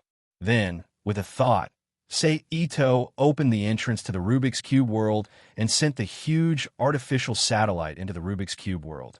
I'll leave the rest to Erica and Sei Ito. I'd better hurry back to Earth and wait for those people to pick me up. With that thought in mind, Sei Ito activated instant transmission and descended into the atmosphere at high speed. Phew, I'm finally back. Sei Ito, who had his feet on the ground again, exhaled softly. Then, he felt energized. With a frivolous expression, he flagged down a taxi and rode to Kabukicho in Shinjuku. He found a well-known shop and walked in. Then, he fooled around with the barmaids there until a young man in a black suit arrived 2 days later. After that, Sei Ito, with a reluctant expression, left the bar with the man. They took a black car parked outside and sped toward the most famous place in the world, Academy City. Academy City was a city that occupied 1/3 of the western part of Tokyo. On the surface, it was a city in Japan, but in reality, it was almost China. It was a circular city that occupied the western part of Tokyo and a part of Saitama Prefecture and Kanagawa Prefecture. There were 3 million people living here, of which 80% were students. It was divided into 23 school districts. Isolated from the outside world, it had the most cutting-edge technology that was more than 20 to 30 years ahead of the world. Superpower development was listed as part of the school curriculum. All students accepted the development of superpowers. According to the different abilities, they could be divided into 7 levels, from no ability, LV0, to absolute ability, LV6. There were cooperative organizations all over the world. It was fully managed by the General Council. To prevent technology and superpowers from leaking out, there were strict restrictions on the entry and exit of people. There was no police in the city. Instead, there were judges selected from the students and police officers, anti-skills, that teachers volunteered to participate in maintaining law and order. They could even be regarded as an army. About an hour later, the car stopped in front of a checkpoint with cement walls that were more than 5 meters high on both sides. After that young male produced a certificate, he was allowed to pass, entering this mysterious academy city in the eyes of most ordinary people. After a few turns, the car arrived at the 7th Academy and stopped in front of a compound apartment building that looked very much like the single apartments outside. "We're here. This is the dormitory that the chairman of the medicinal scent has arranged for you." The young man led Ito into the dormitory and stopped in front of the second room on the right side of the stairs on the 5th floor. He took out his key and opened the door. "This is your admission notice to a certain high school. Identity cards and bank cards, and the key to this room." The young man raised the black leather bag in his hand. He took out a long piece of paper the size of A4 paper, a card with Ito's picture on the upper right corner, a light blue bank card, and a bunch of keys. He placed them on the table and continued. "If you need anything else, you can call me at any time, or contact the chairman of the medicinal scent." "Got it." Ito sat on the bed and said, "They'll take my leave." The young man saw this and said goodbye. "Okay." Ito nodded and watched the young man leave his room and disappear behind the closed door. "I've finally sneaked in. I just don't know how the medicinal scent's Ryoko will react when she finds out that I use her name to enter the Academy City as a raw stone. I hope it won't be too much. Otherwise, I don't mind sending you into the cycle of reincarnation." With his hands behind his head, Ito lay on the bed and thought, "Oh right, there's also the hovering circuit all over the Academy City. This is also a problem that needs to be solved." Thinking of this, Ito immediately sat up from the bed and closed his eyes to release his psychokinesis. Like a slender tentacle, it stretched towards the sky. Soon, a piece of nanomachines that looked like bacteria and dust appeared in front of Ito's psychokinesis tentacle. "You're the one." After finding the hovering circuit, Ito's psychokinesis tentacle separated again and used smaller ropes to grab the 2 nanomachines of the hovering circuit and pulled them down. Done. The moment the 2 nanomachines of the hovering circuit entered the room, Ito immediately threw them into the Rubik's Cube world to cut off the signal connection between the nanomachines. Then Ito's figure flashed and disappeared from the room. "I didn't expect you to still be in the experiment at this late hour." Ito, who appeared in the big lab, looked at Serene, who was sitting on a chair with a cup of hot coffee in her hand. "There are some things that I don't understand. I can't sleep." Hearing the sound, Serene opened her eyes and looked towards the source of the sound. "Don't be too hard on yourself." Ito walked to Selene's side and pulled a chair to sit down. "Why are you here so late?" Selene turned to look at Ito and asked, "Help me study these 2 nanomachines, crack their working procedures and information transmission methods, and then install them on our nanomachines." He flipped his hand and took out the small bottle with the hysteresis loop nanomachines and handed it to Selene. "Okay." Selene, who reached out to take the small bottle, nodded. "Thanks." Ito smiled and thanked her, then reached out to pat Selene's shoulder and said, "Remember to rest early. Don't work too hard. You're one of the most important people to me. If you collapse from exhaustion, I'll be heartbroken." Although Selene's EQ was relatively low, she was still not used to Ito's ambiguous words. Her expression was stiff, and she didn't know what to do. "I have something to do. I'll leave first." Ito got up from his seat and leaned forward to kiss Selene's lips before she could react. Then he instantly disappeared in front of Selene's eyes and appeared in front of the huge artificial satellite that he directly collected from the universe. Vega number 1, tree diagram designer. Ito quietly looked at the huge artificial satellite that was still operating in front of him and suddenly had a mysterious smile on his face. Then he placed his hand on the shell of Vega number 1 and activated his ability to hack into the tree diagram designer on it again. It's just that compared to being in a hurry in the universe, Ito-sei had a lot of time this time. So after breaking through the tree diagram designer's protection, he started to change the tree diagram designer's low-level program, turning it into a tool that he could use at any time.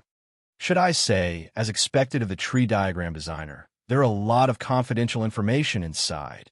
Say Ito softly sighed as he browsed through the tree diagram designer's internal files in the form of digital signals. Found it Absolute Ability Project Implementation Rules. After a moment of silence, Say Ito spoke again. It's already more than 9,800. A few minutes later, Say Ito sighed as he finished reading the information related to the Absolute Ability Project. Then, Say Ito stopped browsing the documents and used the power of the magic cube to come to Woyong's Eugene City in Continent C. He slept with Cornelia, Zhou Xianlin, Kagura, and Zhang Lihua, who couldn't do anything else for a long time to relieve their lovesickness. The next day, Sei Ito, who was refreshed, returned to the magic forbidden world. He put away his ID card, bank card, and dormitory door key, picked up the admission letter of a high school, and left the room. He walked to the high school according to the route printed on the admission letter. More than 20 minutes later, Sei Ito stood in the principal's office of a high school. Yu Young Sensei, this is the new transfer student Sei Ito. He will be studying in your class from now on. You have to teach him well.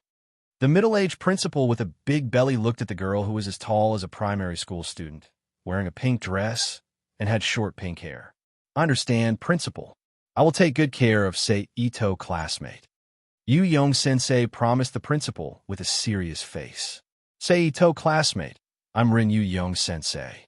Please take care of me in the future. Then, Yu Young Sensei turned to Sei Ito and said, I'm Sei Ito. Please take care of me in the future, Yu Young Sensei. Sei Ito quickly returned the greeting. At the same time, he thought to himself, although I know that there is such a person in the original work, it still feels weird to see him with my own eyes. After greeting each other, the two of them said goodbye to the principal.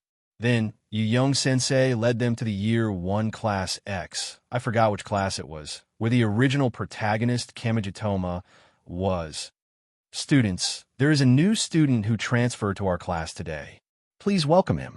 Yu Young Sensei walked into the classroom and said to the students sitting below, Yu Young Sensei, is the transfer student a girl? A boy with blue hair and earrings immediately said, Idiot, didn't Yu Young Sensei tell us to welcome him? That means the transfer student is outside. You will know if he is a girl or not when he comes in. Before Yu Young Sensei could say anything, a student with blonde hair and a pair of sunglasses on his face said with a weird tone, That's true. Ha! The blue-haired student scratched the back of his head and laughed. Come in, Sei Ito, classmate. Seeing that the blue-haired and blonde students had quieted down, Yu Young Sensei turned to the door and said. Following her words, Sei Ito, who was wearing a summer student uniform and pretending to be young, walked in from the door and stood beside Yu Young Sensei. Chapter 823. P.S. Thanks to NXCX, Jean, and Nickfanny for their tips. Thanks to Zhang Xiaozhong, NXCZ, Shirley, and Bloodsucking Heiyu for their precious monthly votes. Thanks to Eastern Devil for his evaluation vote. I'm Sei Ito. Please take care of me in the future, Sei Ito said to the students in the classroom. What, so it's a boy? Looking at Sei Ito on the podium, the blue-haired earrings sitting at the back of the classroom muttered weakly on the table. Sei Ito-san, you sit here. Seeing Sei Ito finish his self-introduction, Tsukuyami's gaze began to wander around the classroom. Then her gaze stopped and pointed at the empty seat at the back of the classroom by the window and said, Just sit there. Okay. Sei Ito followed Tsukuyami's finger and nodded. Then he slowly walked towards the seat Tsukuyami pointed at. Hello, I'm Sei Ito. Please take care of me. Sei Ito walked to the seat and whispered to the hedgehog head in front of him and the blonde youth on his right. I'm Kamijitoma. Please take care of me. Kamijitoma turned around and said, I'm Tsuchimikado Motoharu. Also, stay away from Kamijitoma when you have nothing to do. Otherwise, you might be contaminated by his bad luck. Tsuchimikado Motoharu turned around and said, "Don't make me sound like a bad star," Kamiju Toma retorted unhappily. "But you're a bad star," Tsuchimikado Motoharu said bluntly. "It's really unfortunate to have a friend like you," Kamiju Toma, who couldn't refute, said, while covering his face with one hand. "Little Kamiju, little Motoharu, what are you guys doing? Is teacher's class so unattractive?" At this moment, Gyong Xiaoming on the podium suddenly said to Kamiju Toma and Tsukimike's Motokan. At the same time, she revealed a tearful expression, as if she would immediately cry if they said yes. Under the influence of Moonyong Xiaoming, the other students in the classroom all revealed ferocious looks as they glared at the two of them, silently threatening them. "How could that be, haha?" Kamiju Toma laughed dryly. "That's right, Meow. We love teacher Xiaoming's class the most, Meow." Tsuchimikado Motoharu added, "Really? Then this question will be answered by you, little Motoharu." Hearing Tsuchimikado Motoharu's words, Yueyong Xiaoming's tears immediately turned into laughter as she looked at Tsuchimikado Motoharu with a happy expression. Tsuchimikado, who had not expected things to turn out this way, immediately choked. He stood up from his seat with a speechless expression and looked at Yueyong Xiaoming as he apologized. "I'm sorry, teacher Xiaoming. I don't understand." Hearing Tsukimike's Motoharu's words, a sad expression appeared on Yueyong Xiaoming's face again. "But I think Motoharu will definitely know." Seeing that things are not going well, Tsukimike's Motoharu immediately threw the question to Kamiju Toma, who was gloating at the side. Kamiju Toma immediately choked on Tsukimike's Motoharu's move of shifting the blame to the east. "Really? Lil Motoharu?" But Yueyong Xiaoming believed it. She directly turned her head and looked at Kamiju Toma with a pitiful expression.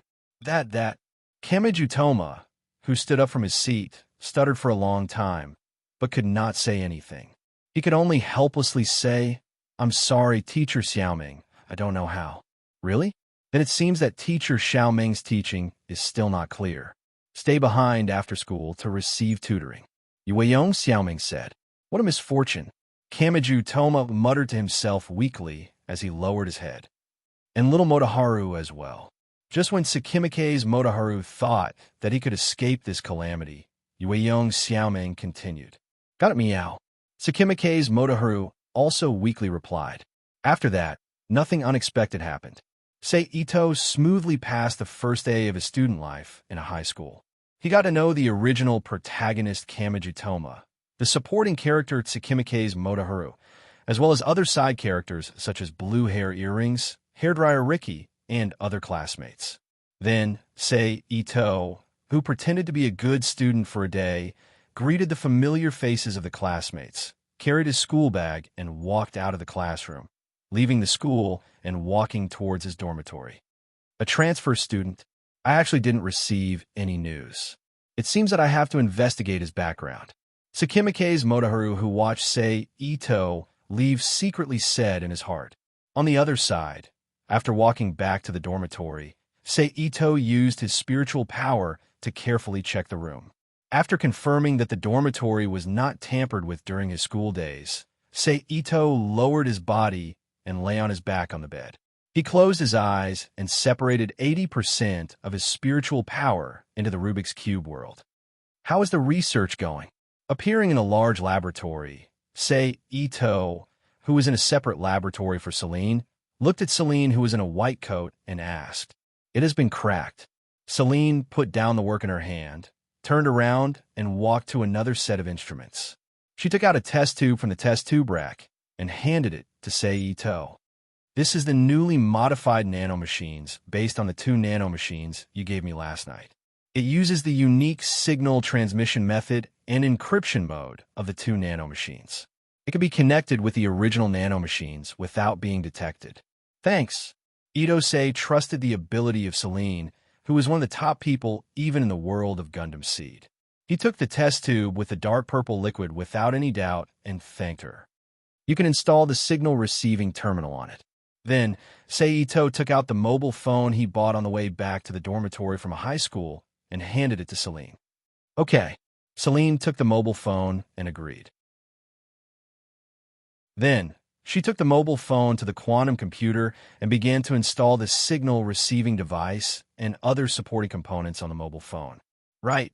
There's one more thing I need to trouble you with. Seito, who followed Celine to the quantum computer, said.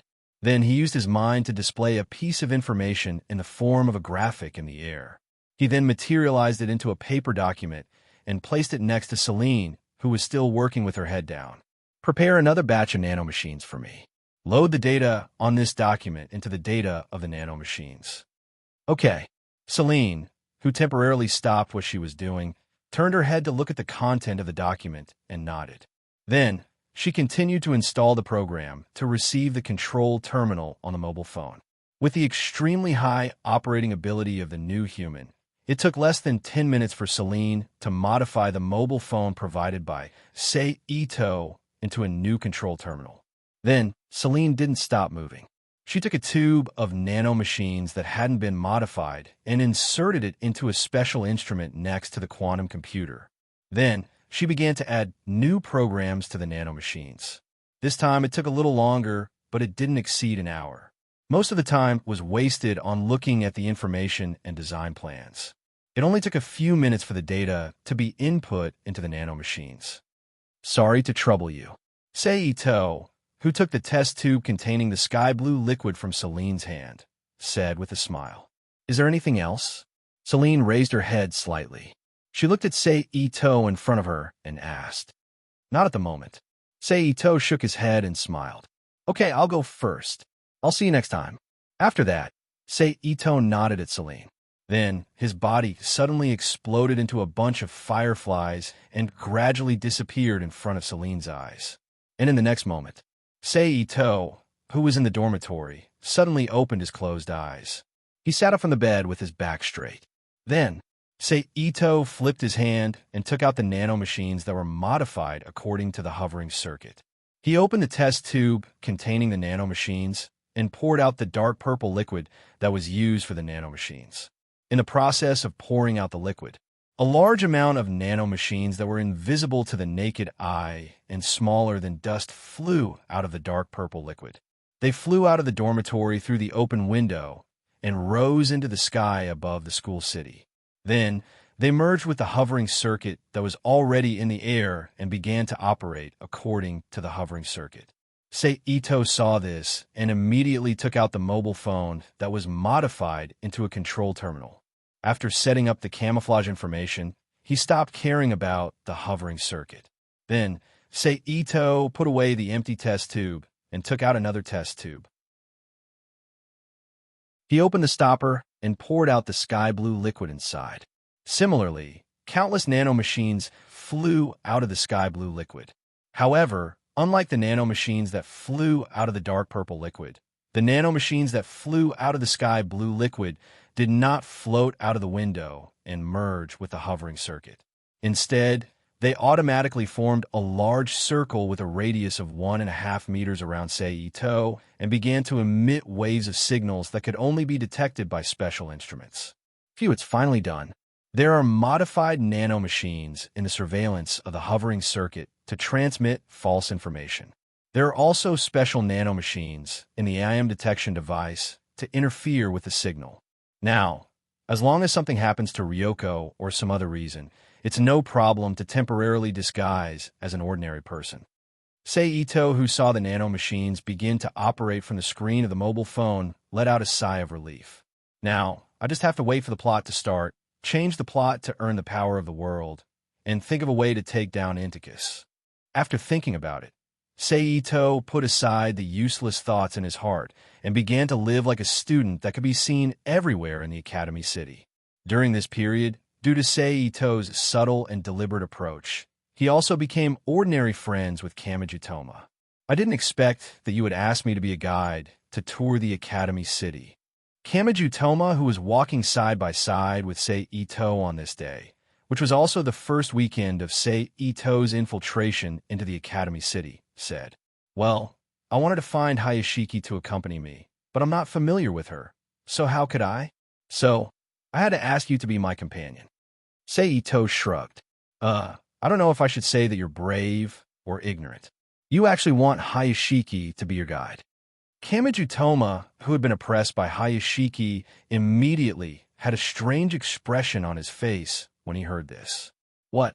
Is there a problem with Hayashiki? Seito pretended to be puzzled as he looked at Kamiju Toma and asked, That violent woman. Kamiju Toma, who seemed to have thought of something, subconsciously trembled and said with a face full of fear, Violent? I didn't notice. Seito shook his head and then turned to look at a long line of moving stalls not far away. Oh, there's so many people. Looks like there's something good selling there. Let's go take a look. Okay. Kamiju Toma, who also raised his head to look at the moving stalls, nodded in agreement. Then the two of them quickened their pace and walked to the front of the moving stalls and lined up at the back of the line. They're selling pancakes, Seito said as his gaze followed the food in the hands of a child who had finished buying and was leaving the stall. Pancakes? Not bad. I'm feeling a little hungry now. Kamiju Toma reached out and rubbed his stomach. You didn't eat breakfast again? Seito, who moved a step forward with the line, turned his head and looked at Kamiju Toma in surprise. Don't tell me there's some electrical equipment in your house that was scrapped. Oh, what a misfortune. Kamiju Toma answered Seito's question with his catchphrase. Your luck value is really F, even more pitiful than Gunner. Seito, who moved another step forward, said to Kamiju Toma with sympathy. I'm already used to it. Kamiju Toma said indifferently. Seito shrugged his shoulders and didn't say anything to Kamiju Toma's unlucky physique. Then he moved forward with the line while chatting with Kamiju Toma casually. Customer, here are your pancakes, and this is a small gift from our shop for you. After a while, the stall staff handed a roll of pancakes and a green doll to Seito and said, Thank you. Seito took the things and thanked him. What a misfortune. But before Seito left, Kamiju Toma's catchphrase sounded again. What's wrong? Seito looked at Kamiju Toma in surprise.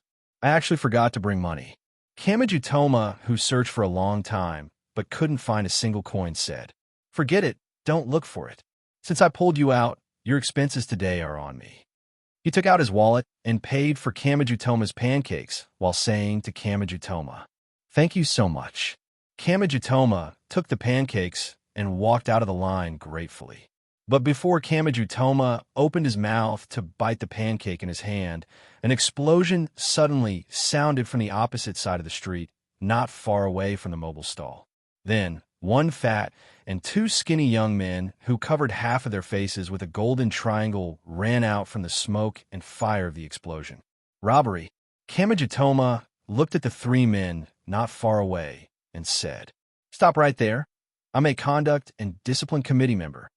I'm going to arrest you for the crime of weapon damage and robbery. At this moment, a petite girl with two ponytails wearing the uniform of a famous school, Tokawadai, appeared next to the explosion scene. She pulled the conduct and discipline committee member armband on her right arm and said loudly to the three men. Chapter 824. I thought some fierce character came. It seems that the discipline committee is lacking in manpower. The three men froze when they heard this. Then they laughed as if they found something to laugh about. Get out of the way, little girl. Otherwise, you'll get hurt.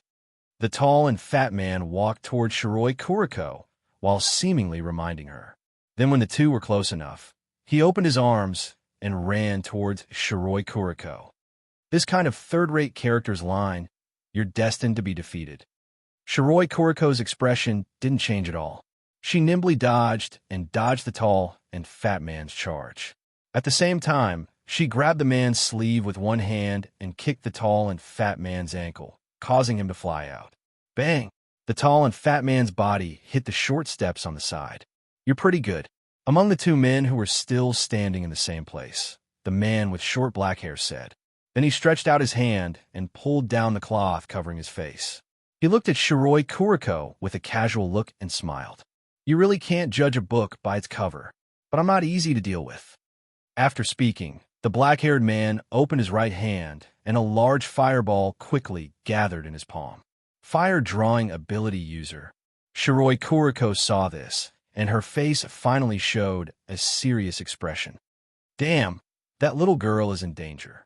At the same time, Kamiju Toma, who saw the black-haired man conjure a fireball, changed his expression and was about to run over there. Hey, Toma, what are you in a hurry for? Don't you see that little girl's face doesn't have the slightest bit of nervousness?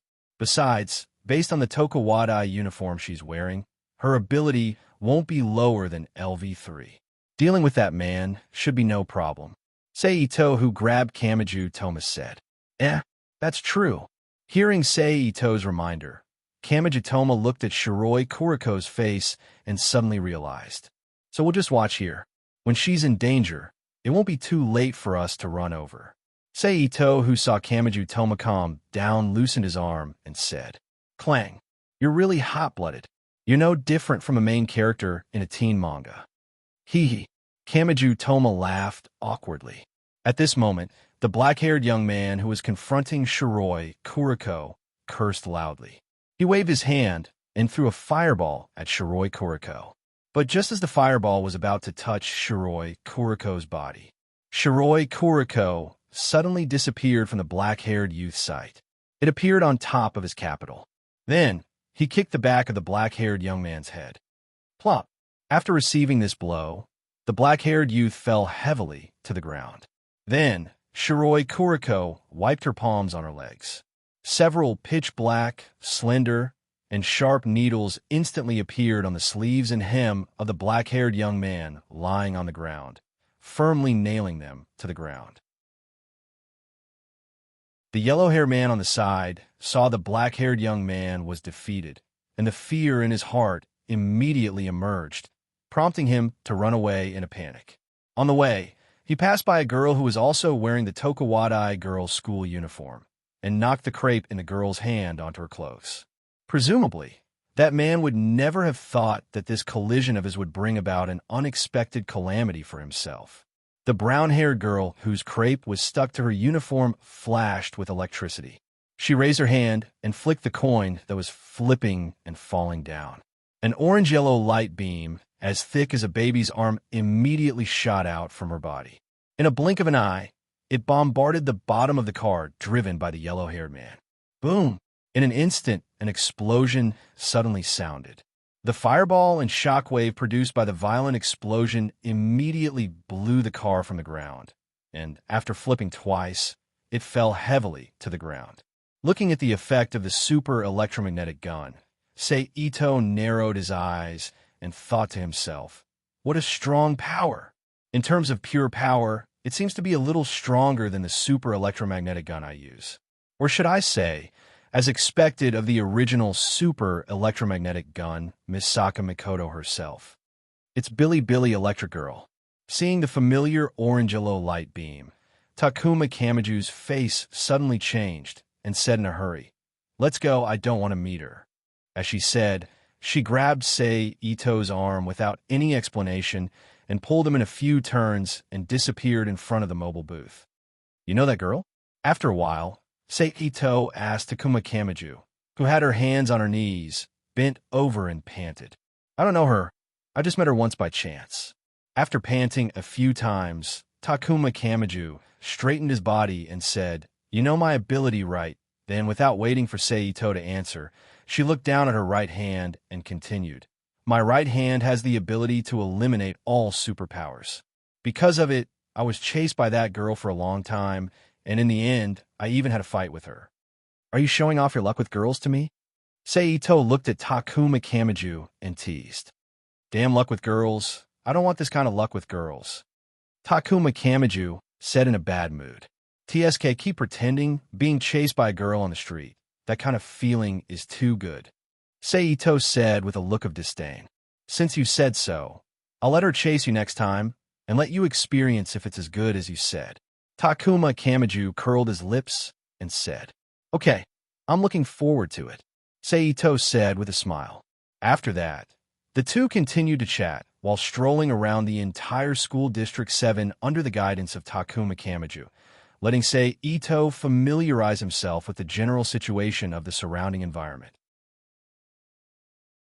The next day, July 17th, ring, ring, ring. That night, a phone suddenly rang, attracting Sei Ito's attention. "Hello, I'm Sei Ito." Sei Ito reached for the phone, pressed the answer button, and said, "It's me, Kamiju. Come and save me." Takuma Kamiju's urgent voice came from the phone. "Where are you?" Sei Ito's expression changed slightly, and quickly asked, "On the embankment next to XXXX. Come quickly." Takuma Kamiju replied, then heard a clear pa sound, and a busy tone came from the phone. "I'm actually being treated as a person asking for help. Looks like my efforts are quite effective." Sei Ito chuckled as he hung up the phone and put it into his pocket. Then, he quickly walked to the entrance, put on his shoes, pushed open the door, and walked out of the bedroom. He quickly ran to the location that Takuma Kamiju mentioned. Fortunately, the embankment was not far from Sei Ito's dormitory, so it only took 10 minutes for Sei Ito to reach the embankment. He saw Takuma Kamiju, who was confronting Misaka Makoto. "Sei Ito." Takuma Kamiju, who had sharp eyes, noticed Sei Ito the moment he arrived. He immediately shouted at Sei Ito, then turned to look at Misaka Makoto and said, "Your opponent is here." Sei Ito immediately heard what Takuma Kamiju said.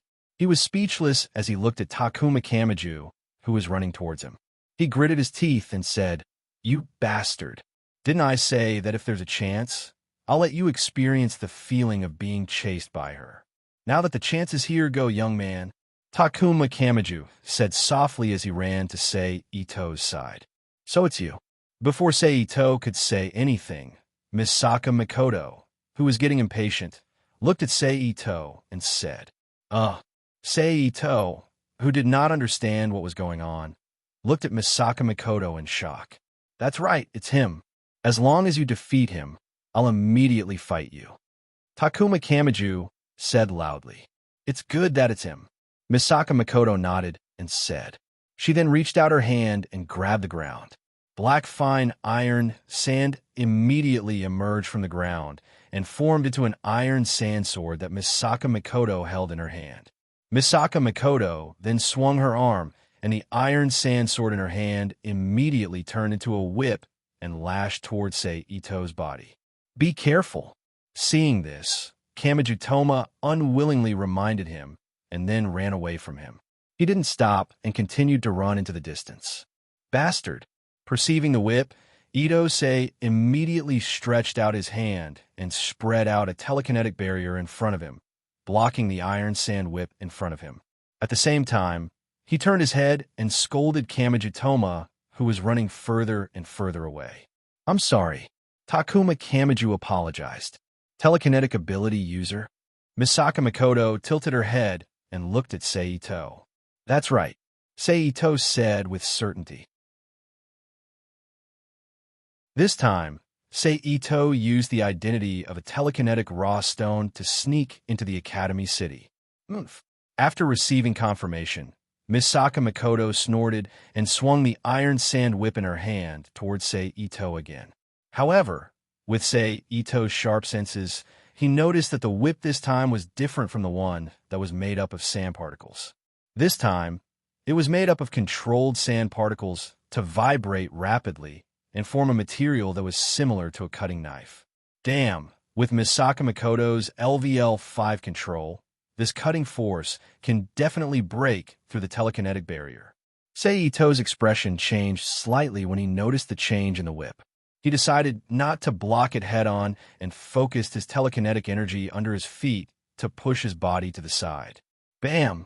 The next moment, the whip landed on the ground, and a dent as thick as a baby's arm was formed on the cement floor. Hey, are you trying to kill me?" Sei Ito turned his head to look at the dent on the ground and said loudly, "A battle is about giving it your all. If you don't give it your all, how can it be called a battle?" Misaka Makoto said loudly as she lashed out with her whip.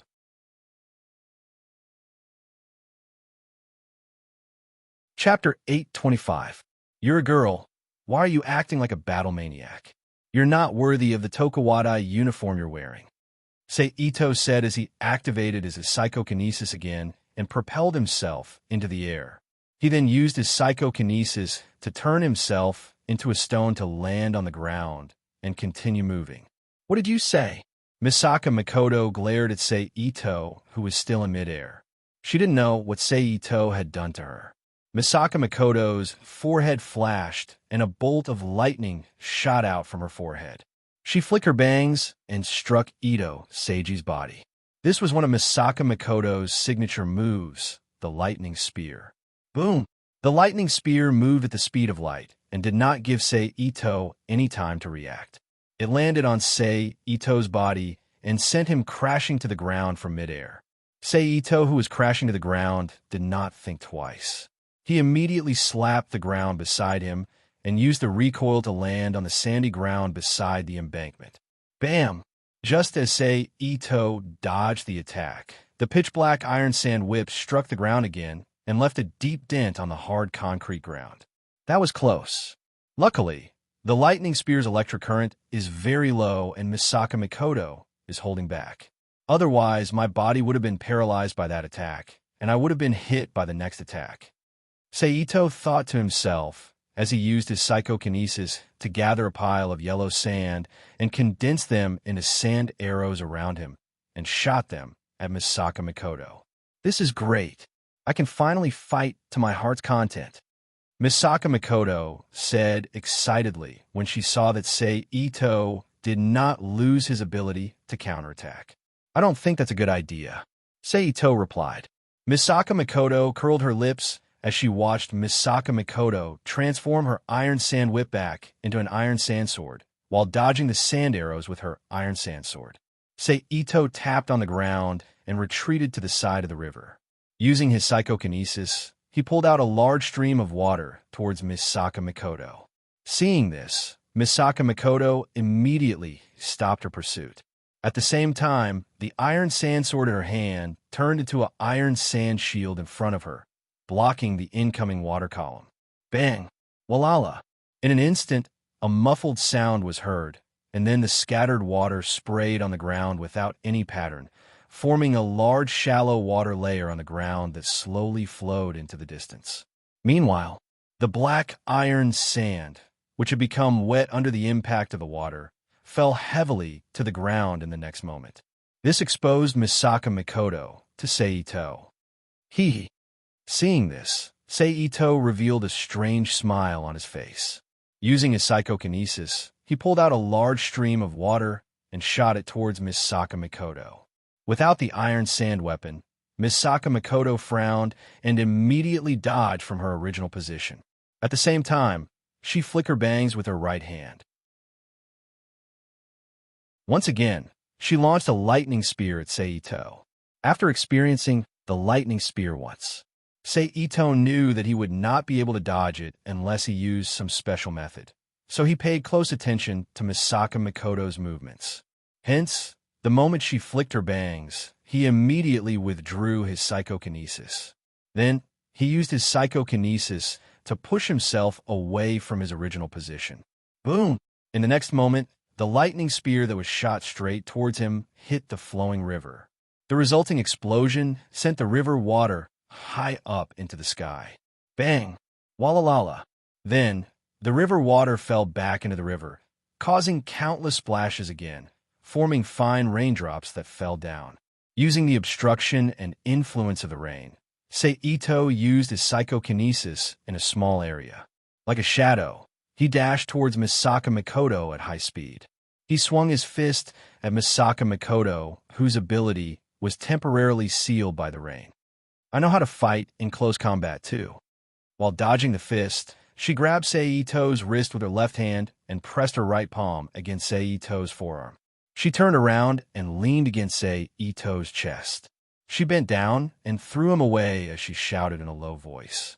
Swoosh! Sei Ito's body was thrown away by Misaka Makoto. As expected of the electroshock user, your reflexes are fast, Sei Ito said as he landed on the ground after doing a 720-degree somersault. By now, the rainwater had all fallen back into the river. Misaka Makoto, who was no longer affected by the rain, snorted lightly. She flicked her bangs in front of her forehead and fired a lightning spear at Sei Ito. Sei Ito chuckled as he dodged the lightning spear the moment it was fired. Then, like a shadow, he dashed towards Misaka Makoto and threw a punch at her face. However, this punch was a feint. Just as Misaka Makoto was focusing on this feint, Sei Ito's left hand suddenly struck Misaka Makoto's abdomen. Ugh! Feeling the slight pain from her abdomen, Misaka Makoto let out a muffled groan. "You've lost," Sei Ito said as he backed away from Misaka Makoto. Misaka Makoto frowned, but did not refute Sei Ito's words. "Who are you?" Misaka Makoto looked at Sei Ito with a serious expression. Sei Ito replied. "What's your level?" Misaka Makoto asked again. "You can't tell." Sei Ito looked at Misaka Makoto in surprise. "In terms of ability control, I've already surpassed LV4, but I'm not sure about the rest," Misaka Makoto said. "I see." Sei Ito nodded as he thought about it. Then he looked at Misaka Makoto and replied, "I'm a LV4 psychokinesis user." "LV4? Misaka Makoto frowned as she looked at Sei Ito in disbelief. "Yes. Don't tell me you can't accept being defeated by someone whose level is lower than yours," Sei Ito said as he looked at Misaka Makoto with a half-smile. "A loss is a loss. There's nothing to deny. But next time, I'll definitely defeat you," Misaka Makoto said firmly. "Ugh, don't tell me you're trying to blackmail me. Let me tell you, I don't have that much time to fool around with you," Sei Ito said with a shocked expression. "All right, it's getting late. I'll be leaving first. You should go back early, too. It's probably past your dorm's curfew." "Oh no." Hearing Sei Ito's reminder, Misaka Makoto looked at the time on her watch and rushed back to Tokuwadai Middle School. "Ah Chung, you're really good. You actually won against that seductive girl." Just a few seconds after Misaka Makoto left, Shoujo Toma came out of nowhere and walked towards Ito Sei. His tone was filled with surprise. "You haven't returned to your dorm yet," Sei Ito said as he turned around to look at Shoujo Toma. "Hee, I'm just worried about you," Shoujo Toma said as he scratched the back of his head embarrassedly. "What were you doing earlier?" Sei Ito rolled his eyes at Shoujo Toma and said, "Next time, if you do this again, I won't come and save you. Just wait to be bullied by that seductive girl." Shoujo Toma didn't know what to say and could only laugh awkwardly. After that, Sei Ito and Shoujo Toma chatted as they slowly walked back to their respective dorms. To put it bluntly, Sei Ito's dorm and Shoujo Toma's dorm were in the same building. It was just that they were on different floors. The next day, which was July 18th, after finishing a day of school, Ito Sei greeted Kamiju Toma and went to the famous shopping mall in the 7th School District to buy clothes for himself. After all, when he entered the school city, he didn't bring any luggage, so some of the more special things still needed to be bought in the school city. If I remember correctly, that guy seems to be a criminal from Void Explosion. Just as Sei Ito arrived at the shopping mall where the famous women's clothing store, Sei Ito saw a skinny man wearing a student uniform. He had a pale face and a pair of frameless glasses. He looked like a homely man. Void Explosion, Fantasy Mitsumi, brainwave modulation. Maybe I can get involved, Sei Ito thought as he narrowed his eyes and looked at the man who was emitting a dark aura. Then he slowly walked towards him. It's you." Just as Sei Ito was about to approach him and pull him to the side, Misaka Makoto's voice suddenly rang in his ears. "Seductive girl?" Sei Ito looked at Misaka Makoto, Shiroi Kuriko, Wiharu Kori, who was wearing a long dress with flowers in her hair, and Satan Ruko, who was also wearing a student uniform. "Bastard, I'm not called seductive girl. I have a name, Misaka Makoto." Hearing Sei Ito's way of addressing her, Misaka Makoto's forehead was filled with sparks. The veins on her forehead were throbbing as she shouted angrily. Sorry. I'm used to hearing him call me Dangma." Sei Ito apologized without any sincerity. At the same time, he was trying to dig a hole for Dangma. After all, he was dragged into the hole by Dangma last night. Dangma. "Are you talking about the guy with the hedgehog head?" Misaka Makoto asked in confusion. "Yes, that's him." Ito nodded with a smile. Wanisama, who is this guy? At this moment, Shiroi Kuriko, who saw Misaka Mikoto chatting with a stranger, asked in annoyance. A friend. Misaka Mikoto, who didn't know how to introduce Ito, answered. Looks like you have a friend waiting for you. Then I won't disturb you any further. I'll take my leave first. See you again in the future, Ito said as he looked at Shiroi Kuriko, who was on guard.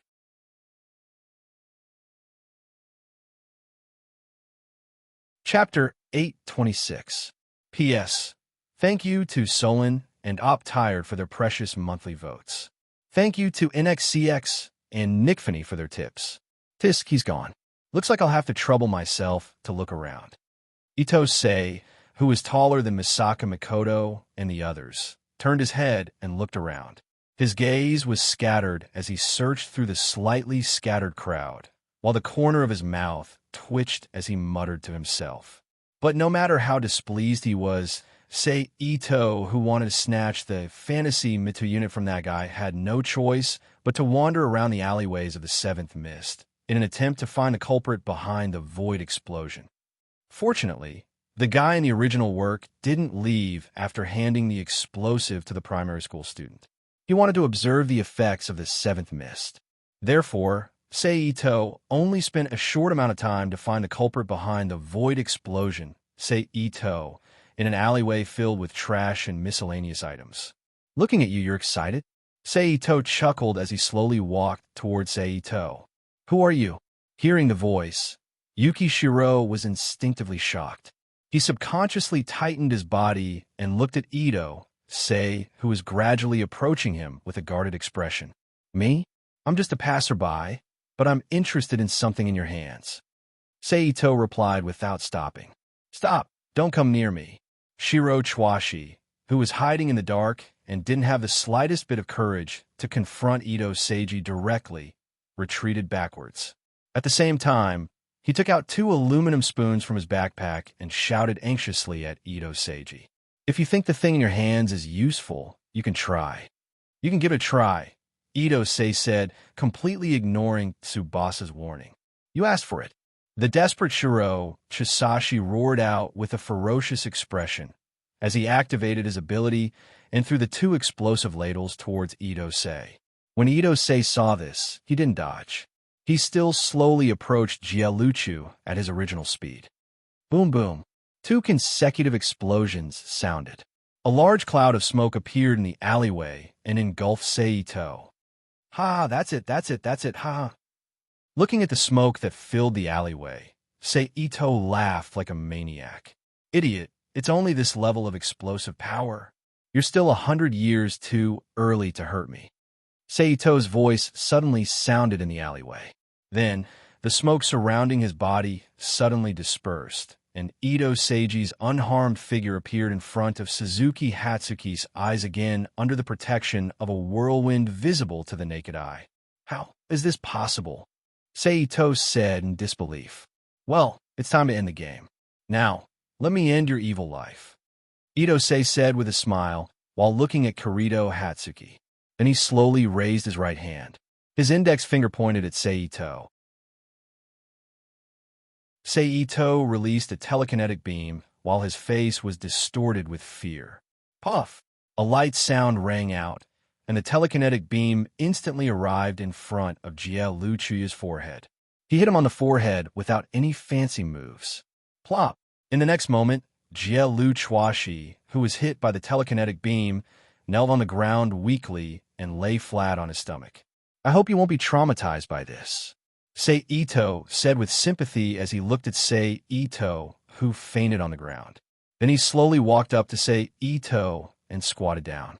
He took out his phone from his backpack and transferred the music file labeled Fantasy Mitsuru to his phone. It's time to go. The people from the Ethics and Discipline Committee will be here soon. After 10 seconds, Ito got up and said to himself. He downloaded Fantasy Mitsuru into his phone and deleted Fantasy Mitsuru from Ito's phone. After he said that, he didn't stay any longer. He quickly ran into the depths of the alley and ran out from another exit. Fantasy Mitsuru. Its function is to forcefully convert people's brain waves into reference waves. Then it uses the principle of empathy to form a special network to increase the processing speed of the human brain and achieve the effect of instantly increasing other people's ability level. Seito returned to his dorm room and sat on his bed while playing with his phone. Haruki Miyama. Then he clenched his fist and held the phone in his hand, muttering to himself. July 19th, students. On the podium, Tsunyang Xiao Meng, who stepped on a box to show off her height, shouted. Yes. All the students, including Sei Ito, responded in unison. Tomorrow will be a pleasant summer vacation. Those who want to leave the city, please write an application. Also, going home is considered leaving the city. Speaking of which, it is absolutely impossible to go to suspicious places, Yueyong Xiaoming said with a serious expression on her face. However, that expression, coupled with her unique height, made her look extremely adorable no matter how one looked at her. Also, just in case, it is absolutely forbidden to use ability outside. Then Tsunyang Xiaoming's expression changed, and she said with a smile, everyone can go back now. Tomorrow. That means late at night or early in the morning tomorrow. Index will fall on the railing outside Kamiju, Toma's dorm. There's a time difference for me to do something. Seito's eyes flashed as he packed up his things. What do we do tomorrow? In front of Seito, Kamiju Toma scratched the back of his head and said, instead of thinking about what to do tomorrow, you should prepare to deal with today that is not over yet. Seito, who got up from his seat with Kamiju Toma, laughed. What do you mean? Kamiju Toma looked at Seito with a puzzled expression. You didn't encounter any bad luck at school today. That is to say, you will not have a good time tonight, so you should pray for yourself. Reaching out and patting Kamiho Toma's shoulder, Ito-sei looked at him sympathetically and said, is that so? Kamiju Toma, who had never observed his bad luck, said with some uncertainty. Seito-san, your observation of a Shang is very careful, and you actually found out about a Shang's characteristics in such a short time. It's really admirable, Miao. Tsuchimikado Motoharu on the side said after Ito's words with deep meaning. Well, with such a strange friend, it would be strange if I didn't pay attention. Ito looked at Tsuchimikado Motoharu inexplicably and said, and then asked with a slightly surprised expression, don't you know about Kamiju Toma's bad luck characteristics? Well, I know a little about this, but I didn't summarize the pattern like Ito, Miao. Tsuchimikado Motoharu replied. Then he picked up his school bag and said to Kamiju Toma, blue hair earrings, and Ito, I still have something to do. I'll go first, Miao. Bye. After that, he walked out of the classroom with his school bag. There's a new anime for sale today. I'll go first, bye. Tsuchimikado Motoharu said. Blue hair earrings also hurriedly picked up his school bag. While running out of the classroom, he said to Kamiju Toma, school rules, you can't run around. Tsuchimikado Xiaoming, who came to the classroom door, shouted at the back of blue hair earrings. Goodbye, Xiaoming-sensei. Seeing Tsuchimikado, Xiaoming, Kamiju Toma, and Ito greeted together. It's Kamiju Toma. See you tomorrow. Ito-san. Goodbye. Tsuchimikado Xiaoming said to the two separately. What did you just say? Kamiju Toma, who came back to his senses after 2 or 3 seconds, looked at Tsuchimikado Xiaoming with a panicked expression and said anxiously, didn't you hear? I'm the designated tutor from tomorrow onwards. If you continue like this, you might repeat a grade, especially the recording technique. You'll all fail. Tsuchimikado Xiaoming explained. Is it the recording technique? Kamiju Toma said with a helpless expression. The so-called recording technique was a course unique to the Academy City. On the surface, there were 2 types of recording technique and memory technique. According to the use of drugs and live stimulation or hypnosis hints, artificial superpowers could be developed. The developed superpowers varied greatly according to each person's aptitude. If one could master the general course, then most students could bend a spoon. Seeing this, Ito patted Kamiju Toma's shoulder and expressed sympathy for his unfortunate experience. Unfortunate? Kamiju Toma sighed weakly. Let's go out and eat something. After leaving Tsuchimikado Xiaoming, Sei Ito, who was walking out of the school, said to Kamiju Toma beside him. Okay. Kamiju Toma agreed. Then the two walked to the street where the dormitory was located while observing the fast food restaurants they encountered on the way to see if there were enough appetizing dishes and digestive activities. Let's go here. After a while, Kamiju Toma pointed at a fast food restaurant with a discount sign and said, "Whatever." Sei Ito shrugged nonchalantly and then followed Kamiju Toma into the fast food restaurant. But in the next moment, a familiar figure appeared in front of Sei Ito and Kamiju Toma. That person was Misaka Makoto, whom they had met a few times before and was quite familiar with. Do those guys not want to live anymore? They actually dared to blackmail her. Kamiju Toma's mouth twitched as he looked at Misaka Makoto, who was surrounded by 4 to 5 delinquents in the restaurant. Well, who knows? Sei Ito laughed as he looked at the situation. No, I have to save them. Kamiju Toma said with a serious face. Up to you, but don't expect me to save you today. When the time comes, you'll have to deal with that seductive girl. Sei Ito didn't stop him and only shrugged as he said to Kamiju Toma, Ugh, you won't really leave me in the lurch, right?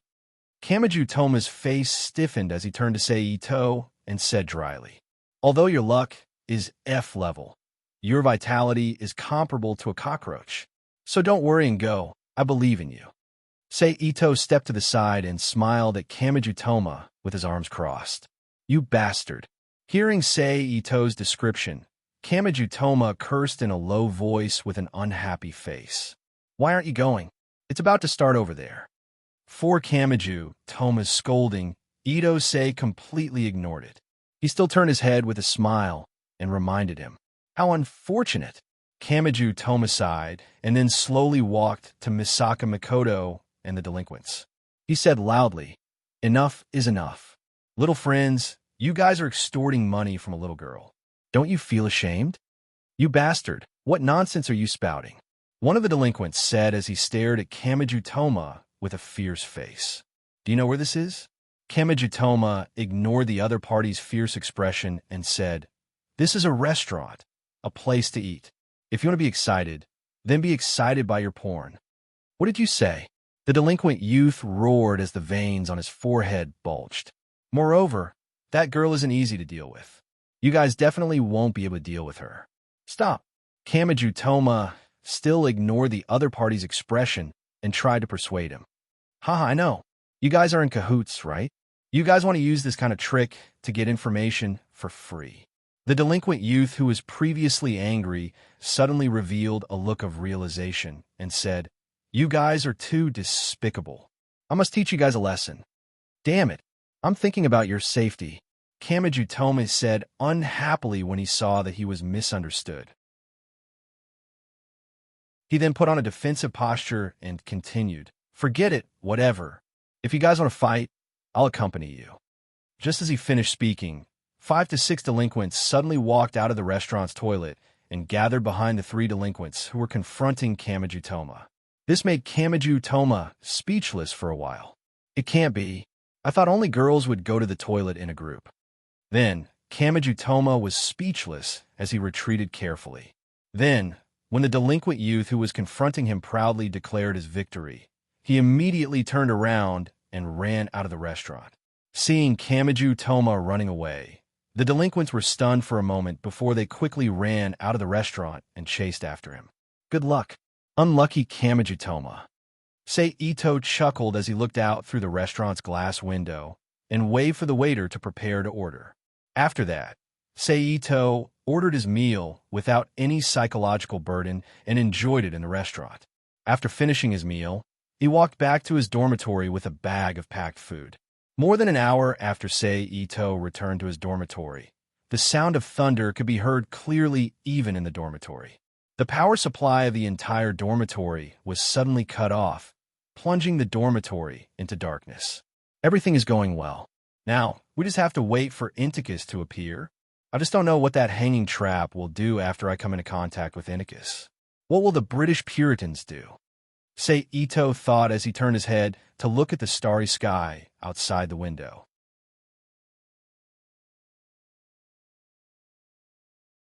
Chapter 827. Bang, bang, bang, bang, bang. In the early morning of July 20th, a series of soft noises suddenly rang out in the quiet night sky. Phew, it's finally here. Upon hearing the noises, Sei Ito opened his eyes abruptly and gently exhaled the foul air in his body as he murmured to himself in a relieved voice. Before Inticus appeared, Sei Ito was really afraid that because of his actions, Inticus would no longer appear in the Academy City, or even appear in the Academy City instead of outside Kamiju, Toma's dormitory. Looks like the hangman is very confident in his plan, especially the key to the plan, Sei Ito thought as he put his legs down from the bed, stood up from the bed, and walked to the balcony. Then, Sei Ito took out the mobile phone that had been modified into a nanomachine control terminal. He called up the control interface and used his own nanomachines that had been mixed into the suspension circuit to send out false signals to provide camouflage and protection for his subsequent actions. After that, Sei Ito activated the Nanamakine's camouflage and used his psychokinesis to transport Inticus, who had just been hanging outside Kamiju Toma's dormitory for less than a second, to his balcony. Fortunately, at this time, Inticus had already fainted due to the impact of the fall and the hunger in his abdomen. He did not realize that his position had changed. Now, all that's left is to wait for the morning. After everything was done, Sei Ito turned off the camouflage effect of the nanomachines and sent the correct image information back to Alistair. He looked at Inticus hanging on the balcony through the glass window. Then, he ignored Inticus, turned around, and went straight back to his bed to lie down. He closed his eyes and rested.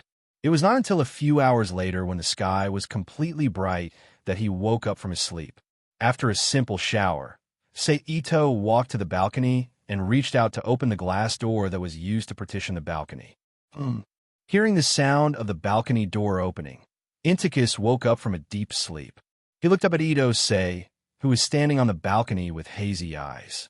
At this moment, an extremely loud and strange sound came from Inticus' stomach.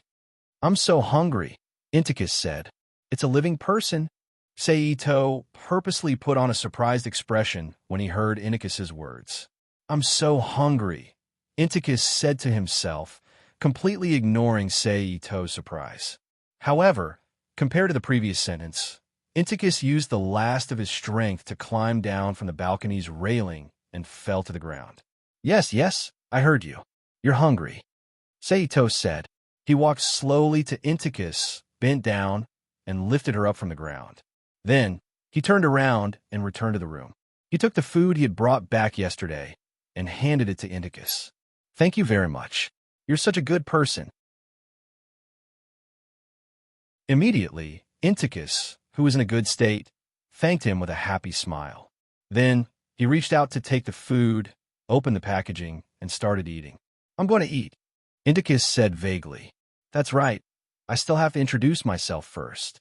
After eating half of the food, Inticus knelt in front of Sei Ito and said, "My name is Inticus. As you can see, I've joined a church, but I'm not from the Vatican. I'm from the British Puritanism." After listening to Inticus's introduction, Sei Ito pretended to be confused and asked, "All right, Inticus, can you tell me why you were hanging on my balcony?" "I fell down. I was being chased. I was hit in the back when I tried to jump to the roof of the opposite house," Inticus said with a gloomy expression. "It's because I'm part of the Index of Forbidden Books. I think it's because of the 103,000 grimoires I have on me." "It's because of you?" Sei Ito pretended to be confused.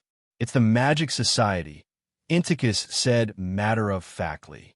"Oh." Sei Ito looked at Inticus speechlessly and made some incomprehensible sounds. He paused for a moment before continuing. "Let's not talk about the Magic Society that's full of street magicians. Let's talk about the 103,000 grimoires. Do you really know what 103,000 grimoires represent? Even if each grimoire is only 3 centimeters thick, 18 centimeters long, and 8 centimeters wide, 103,000 grimoires are enough to fill a container. It's not something a small person like you can carry around. So, little friend, let's stop joking around. It's not street magic, it's magic. And the 103,000 grimoires are indeed on me, Inticus said. All right, it's not street magic, it's magic. Then can you, Miss Nun, who has 103,000 grimoires, demonstrate the magic you're talking about? Say Ito continued to pretend that he knew nothing about magic. Sorry, I can't perform magic because I don't have mana, Inticus said softly. If you can't perform magic, how do you expect me to believe you, little nun? Say Ito looked at Inticus from the corner of his eyes. Magic does exist. Magic does exist. It exists. It exists. It exists. Inticus, who couldn't think of a way to prove that what he said was true, suddenly lay down on the floor. Like a child who didn't get the toy he wanted, he slammed his limbs on the floor and whined coquettishly while hitting the floor. Yes, yes, yes, magic exists. Magic is very magical. Not only can you create something out of nothing, you can also make bread out of a billboard for yourself to eat, and make a fresh drink out of an empty bottle for yourself to drink. It's omnipotent. Say Ito, who was covering his ears with both hands to reduce the noise, hurriedly said. However, the magic he mentioned sounded like a street magic show. You're in the world of superhumans, but you don't believe in magic. Inticus, who had sat up again, puffed up his cheeks. If you want me to believe you, show me proof. Any form will do. Seito said when he saw that Inticus had calmed down. Ugh. Inticus, who was still sulking with her head lowered, let out a low moan. However, her expression soon changed, and she immediately stood up from the floor. She turned around and ran into the kitchen. Then, she ran back into the room with a kitchen knife in her hand. What are you doing? Seito pretended to be shocked and asked. I'm going to stab you, Inticus said with the knife in her hand. Then, she put her right hand on her chest and introduced, This dress is the lowest requirement for a member of the Church of Fashion Design. It also contains the painstaking efforts of the Church of Fashion Design, whether it's the weaving method, the sewing method, or the drawing method of the embroidery pattern. Everything has been carefully calculated. Therefore, the texture of this cloth is exactly the same as Turin's cloth of holy bones. Its strength is also on par with the Pope's. Even if you're shot or stabbed with a knife, you won't be damaged. Then, Inticus stuffed the kitchen knife into Ito's hand and said, So, here, feel free to stab me in the stomach with this knife. Ito, who had tossed the kitchen knife on the bed, quickly shook his head and said, Forget about it. I don't want to become a juvenile delinquent because of your whim. Before Inticus could turn around to get the kitchen knife, Ito said, But if what you said is true, I have a way to verify it. Inticus, who had stopped what he was doing, looked at Ito with a puzzled expression. I have a friend called Kamijitoma. His right hand has the ability to destroy all fantasies. So, as long as he touches your clothes, he'll be able to verify if what you said is true, Ito explained. How can such an ability exist? Inticus said in disbelief. His ability is definitely real. I've seen it before.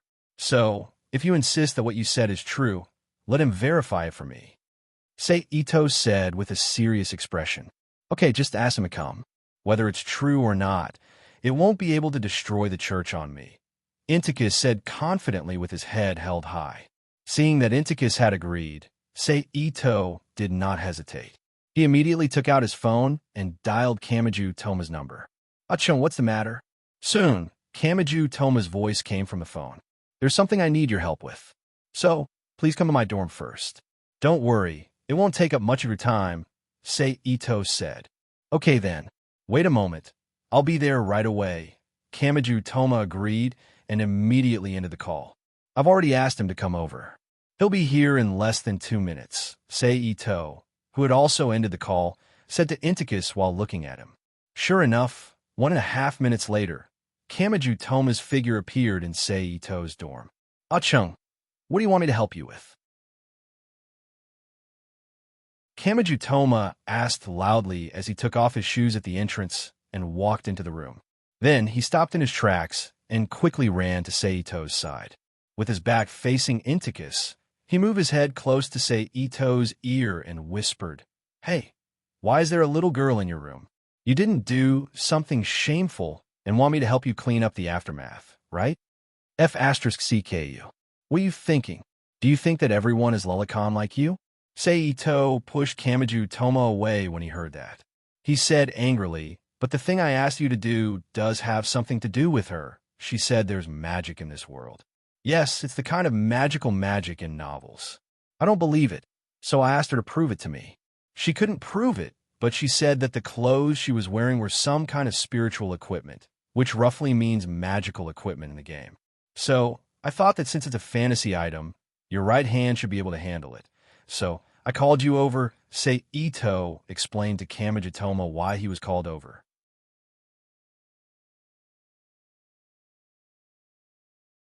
Chapter 828. After listening to Sei Ito's explanation, Kamijitoma looked at him as if he was an idiot and said, "Are you stupid? How could such a thing exist in this world?" "Magic does exist," Index said angrily after hearing Kamiju Toma's words. "That's why I asked you to come here. If you can destroy her clothes, it will prove that magic does exist in this world. The world isn't as simple as we think it is. If you can't destroy her clothes, it will prove that magic doesn't exist in this world. We can also help her correct her worldview, right?" Sei Ito looked at Kamiju Toma and shrugged. "All right, if you insist." Kamiju Toma didn't have to do anything big to just touch her clothes, so he agreed helplessly. After saying that, he got up from the ground and reached for Index's shoulder. "Wait!" Just as Kamiju Toma's right hand was about to touch Index's shoulder, Sei Ito suddenly called out, "What's wrong?" Index and Kamiju Toma both looked at Sei Ito in confusion. "Idiot, if what she said is true, you'll be destroying her clothes. Do you want her naked in front of us?" Sei Ito said angrily as he got up and walked to the wardrobe to pick out clothes. Kamiju Toma stood there awkwardly, not knowing what to do. He could only say in a dry tone, "You're so thoughtful."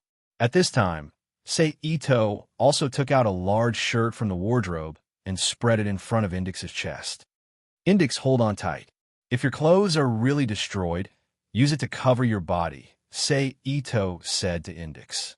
"Although I don't think his strength can destroy my clothes." Index muttered as he grabbed the shirt and used it to cover his body.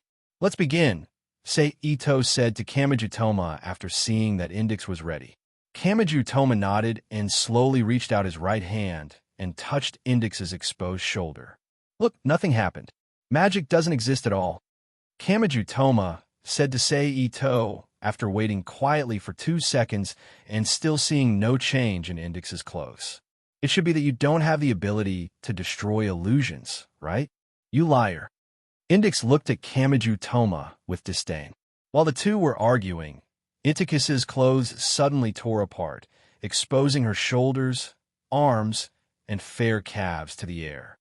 When this happened, Index, Kamiju Toma, and Sei Ito, who pretended not to know anything about magic, and all stood there in shock. "Since your ability is right. In other words, what she said is true." Sei Ito turned to look at Kamiju Toma and said seriously, "Although my ability worked, I can't completely believe what she said. After all, magic is too exaggerated," Kamiju Toma said after coming back to his senses. "That's true," Sei Ito agreed thoughtfully. "Okay, it's getting late. I should go to my tutoring. If there's anything, wait until I'm done with my tutoring."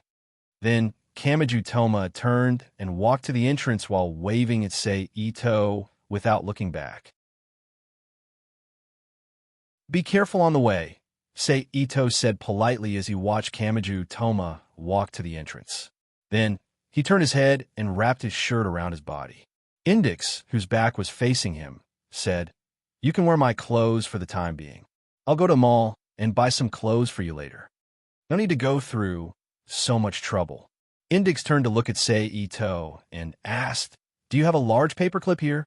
"Probably. Let me look for it." Ito Sei turned his head to look at his dormitory and replied. Then he turned around and walked to the side of the utility cabinet, pretending to look for something there. Found it. After more than 10 seconds, Sei Ito turned to look at Index with a large paperclip in his hand. "Thank you." Inticus thanked Ito Sei as he took the box of paper clips into his hand. He then turned his back to Ito Sei and lowered his head to fiddle with the paper clips. After a while, he stood up in the white nun's habit that was bound by paper clips.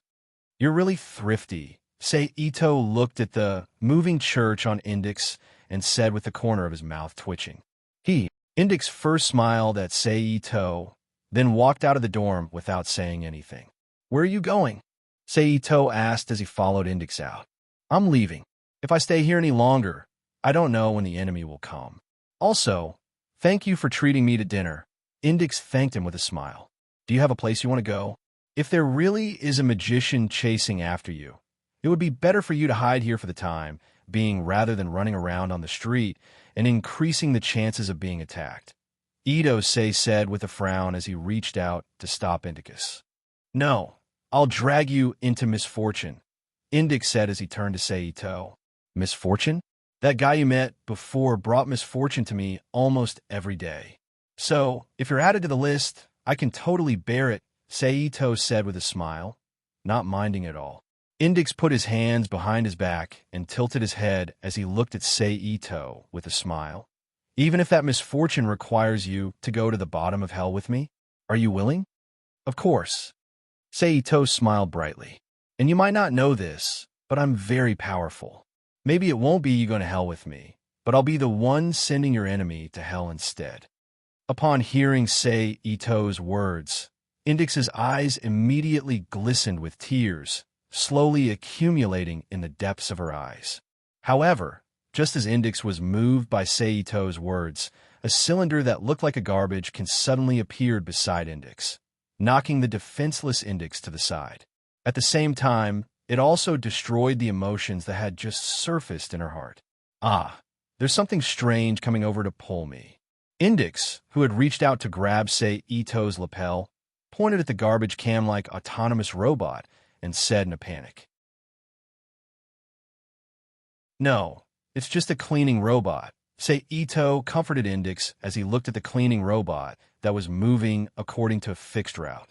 "Although I've heard that Japan is a technological powerhouse, it turns out that they've entered the era of mechanized magic," Indix said as she looked at the cleaning robot curiously.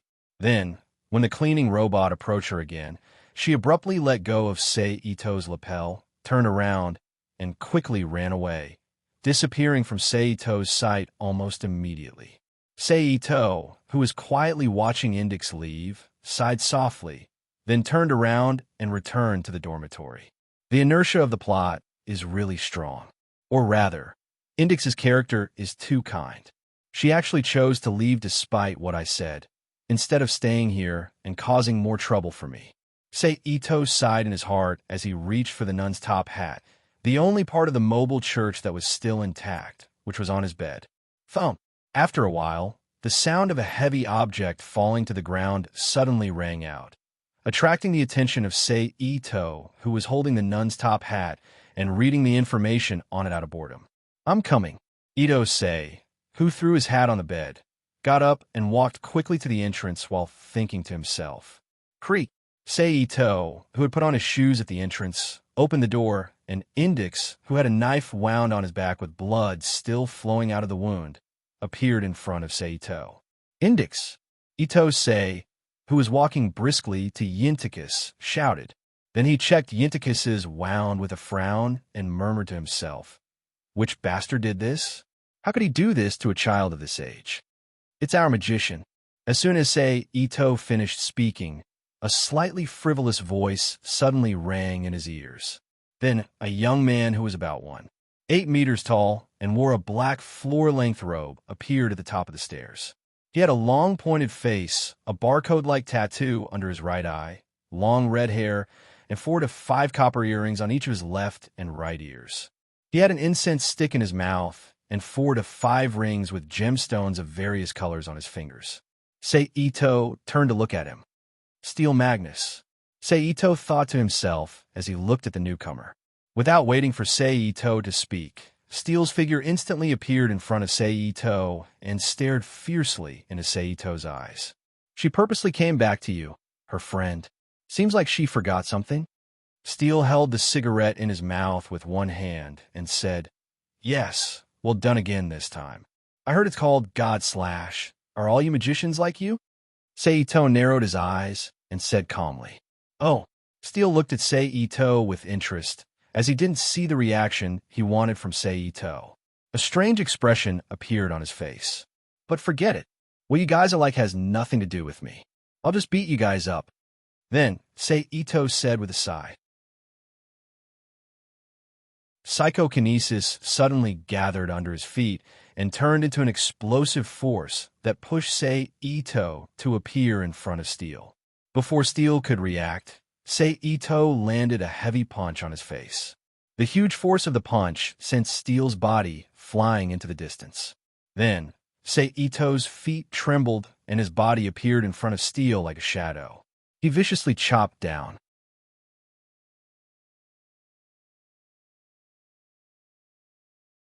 Chapter 829. P.S. Thank you to Shuin and NXCX for their precious monthly votes. Thank you to Chong520, NXCX, and Nickfinney for their tips. Fire, Steel muttered as his body flipped backwards. As his voice fell, a large ball of extremely hot red flame suddenly appeared in his palm and shot towards Seito's body. Seeing the flame coming towards him, Seito's face suddenly revealed a cold smile. At the same time, his leg continued to chop downwards at an even faster speed than before. In the process of the downward slash, a pale white V-shaped air blade wall appeared in the air as the telekinesis enhanced leg rubbed against the air. The flames around the leg were sliced apart, and the slash went straight for Steel's body. Puff! In an instant, a soft sound was heard. Under the effect of the flames, the pale white wall of air blades brushed past Steel's body. The black coat he was wearing was cut open, leaving a long and narrow wound on Steel's abdomen that was bleeding profusely. Bang! Steel's chopped leg fell heavily on the floor of the corridor, smashing an irregular crack on the cement floor. After finishing his attack, Seito didn't stop moving. He spread out his 10 fingers and fiercely crossed his hands in front of his body. In an instant, 10 long and narrow white wind blades flew out in front of him and flew straight toward Steel, who rolled on the ground twice before stopping. Fire, the gift of pain to the giant. Steel, who had rolled on the ground and crouched down, raised his right palm and stared at the wind blades that were about to fly in front of him with a dignified expression as he quickly chanted. Steel's incantation was completed. An even hotter red flame gathered on his upturned right palm, and then, as Steel stretched out his hand, it turned into a thick pillar of fire that covered the entire corridor and rushed toward Seito. Under the burning of the pillar of fire, the slender wind blades quickly shattered and blended into the flames like a breeze, rushing toward Seito with the flames. Seeing this, Seito quickly stretched out his hands in front of him and activated his telekinesis to form a slightly curved telekinetic barrier in front of him, blocking in front of him. Boom! The moment the telekinesis barrier was completed, the crimson pillar of fire collided with the telekinesis barrier without any fancy moves, creating a loud bang. Then, it split from the middle to the left and right, rushing straight behind Seito's body from both sides. The pillar of fire came and went quickly. It only lasted for a few seconds before it disappeared from the corridor. In the next moment, Steel, who was holding a flame in each of his palms, crossed his hands in front of him, and an X shape formed by flames quickly rushed towards Ito-sei.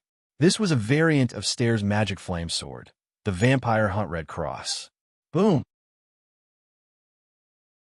The straight flaming cross heavily bombarded Seito's telekinetic barrier and made a loud bang. Hey, what's going on? Ito-sei. At this moment, Kamiju Toma's figure appeared in the corridor. He looked at Seito's back in shock and said, "Don't worry about what's going on. Just take Inticus and leave here first." Seito, who was still maintaining the telekinetic barrier in his hands, said loudly without turning his head. One of the 5 elements that make up the world, the great primordial flame. Become the light that gives birth to life. Become the light that punishes evil. while bringing stability and happiness, become the frozen misfortune that extinguishes the cold darkness. At this moment, Steel's chanting once again rang out from behind the gradually dissipating flames. "Hurry up and take Inticus away. I'll deal with the enemy." Seeing that the situation was urgent, Seito had no choice but to shout at Kamijutoma, who was still in a daze. He then dispersed the telekinetic force in front of him and rushed through the flames at high speed towards Steel, who had already formed a circle of flames under his feet. Its name is Flame, and its job is sword. Show yourself, devour my body, and become my power. It was just that when he awakened Kamijutoma, just now, Steel had already completed his incantation.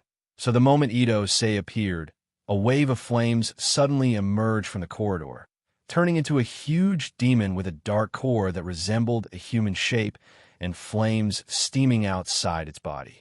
At the same time, a ferocious heat of nearly 3,000 degrees Celsius spread in all directions, forcing Seito to stop moving. Under the influence of this high temperature, the items in the corridor that had a low melting point immediately turned red and softened. Then, they melted into a pile of bright red liquid and fell to the ground, leaving a small patch of irregular black marks on the ground. Steel, who had just used his ultimate move, looked coldly at Seito and said calmly, "King of the Hunting Witches, Innocentius." Its meaning is must kill. As soon as Steel finished speaking, the King of the Hunting Witches rushed out from Steel's side as if it had received some kind of order. It quickly burned towards Seito's body. Feeling the incoming heat wave, Seito quickly leaped back with the tip of his foot. Then, he lowered his body into a horse stance and clenched his fist at his waist. In the next moment, he once again threw a punch in front of him. Boom!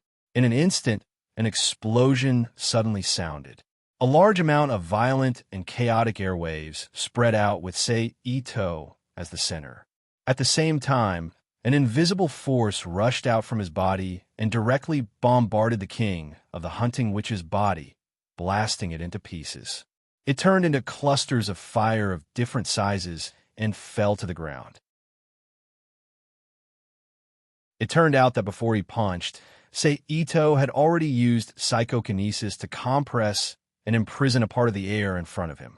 Then, at the moment he punched, he used psychokinesis to enhance his fist and hit the air wall, causing the air wall to explode.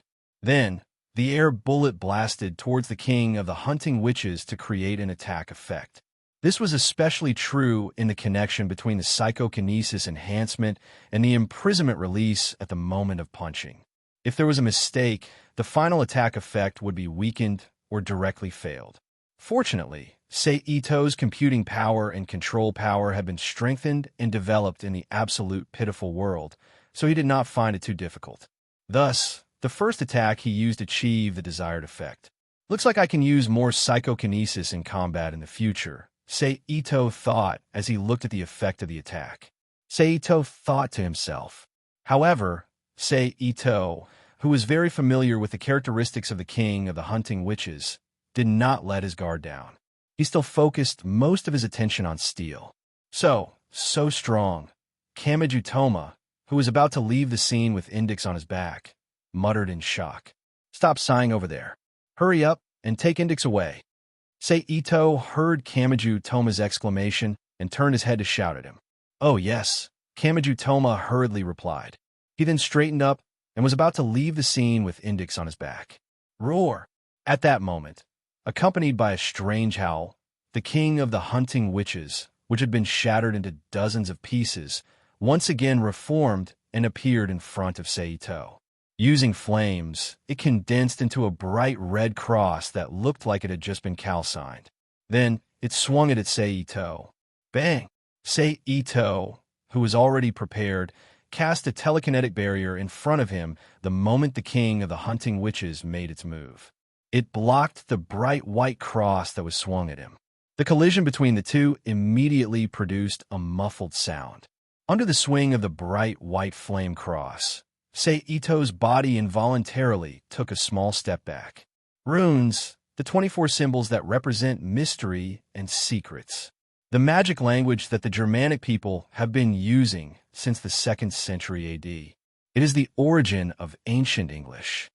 At this moment, Index, who was being carried by Kamajutoma to the entrance of the building, suddenly opened his eyes and said with lifeless eyes like a machine, "Attacking the king of the hunting witches is ineffective unless the rune engravings on the walls, floor, ceiling, and other places are removed.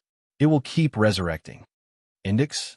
Kamajutoma stopped and turned his head slightly as he called out in confusion, "Index?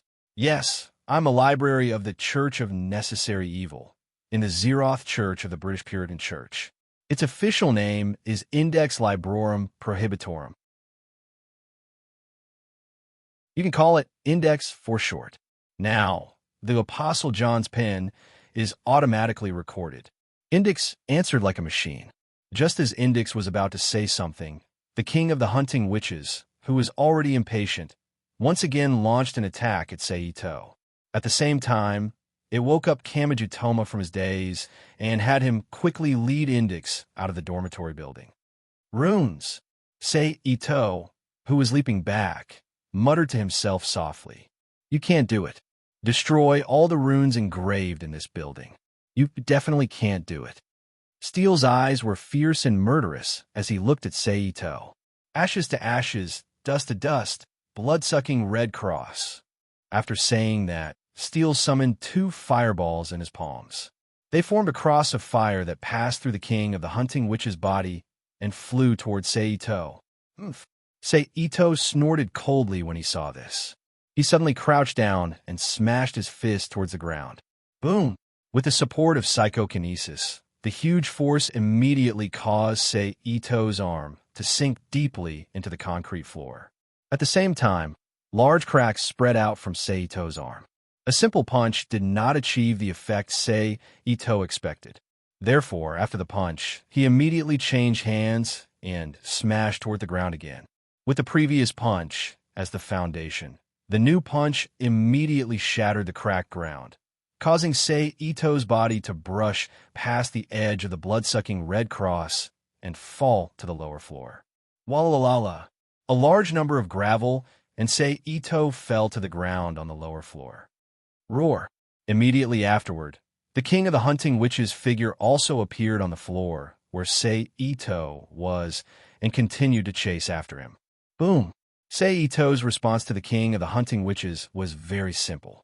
He directly lowered his waist and used the vacuum cannon to punch the king of the hunting witches again, shattering it into countless scattered flames. Let's use this opportunity to activate the fire alarm. Seito, who temporarily defeated the king of the hunting witches, sighed softly.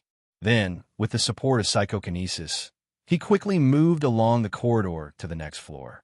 When the king of the hunting witches on the upper floor regained its form and chased after him, he smashed the fire alarm and activated the fire extinguisher in the entire student dormitory building. If it weren't for the fear of destroying the dormitory building and being separated from Dangma and not being able to catch up with the plot, I wouldn't have to go through so much trouble. I could just directly bombard the supporting ground of the dormitory building and destroy the entire building, Seito thought as he wrapped his body with psychokinesis to prevent himself from getting wet. Then, he waited for more than 10 seconds downstairs to let the water completely soak the ink on Steele's photocopied finger in the student dormitory before he returned to his dormitory building. "Hey, Mr. Magician, it seems that it's time for me to fight back." Seito walked slowly towards Steele while looking at him with a chuckle. "Where's Innocentius?" Steele asked. "I guess it's still regathering its form, but I'm not sure if it can still regathering under this rain," Seito said with a shrug. "How is that possible? Innocentius' body is made of 3,000 degrees of flames. How can it be extinguished by this little bit of water?" Steele said mockingly. "Idiot, I'm not talking about it. I'm talking about the small advertisements you put up in the dormitory building." Seito said sarcastically. "All right, I don't have time to chat with you. I still have to go find Inticus." After saying that, Seito's figure suddenly appeared in front of Steele. Steele's face was filled with horror as he punched him in the abdomen. Steele's body curled up like a prawn. His eyes and mouth were wide open as he knelt on the ground while holding his abdomen and fainted. Then, Seito bent over and grabbed Steele's collar. He dragged him down the dormitory building without any protection and threw him on the road outside the dormitory building. Then, he took out his phone and called Takuma Kamiju. "It's me, Seito. Where are you now?" Seito said into the phone. "Intikis and I are at teacher Xiao Meng's house now. Come over quickly." Takuma Kamiju said anxiously. "Tell me teacher Xiao Meng's address," Seito said.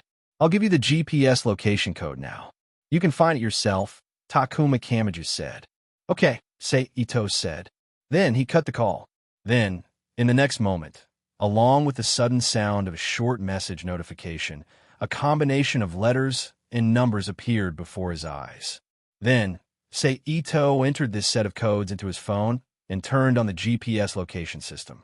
He found the current location of Takuma Kamiju's mobile phone signal and rushed to the signal point on the map. Seito arrived at the location of the signal in no time as he ran. "Kamiju," Seito called out to Takuma Kamiju, who was sitting by the flower bed in a daze.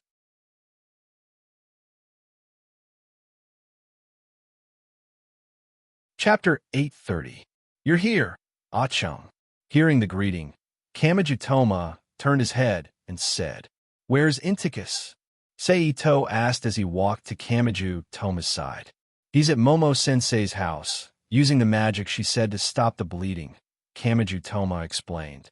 "Oh," Seito nodded, lowered his body, and sat next to Kamiju Toma, then continued to ask, "Then why did you come out?" "Because of my right hand. If I was there, I would disturb Intikis's magic." Kamiju Toma raised his right hand and looked at it as he explained.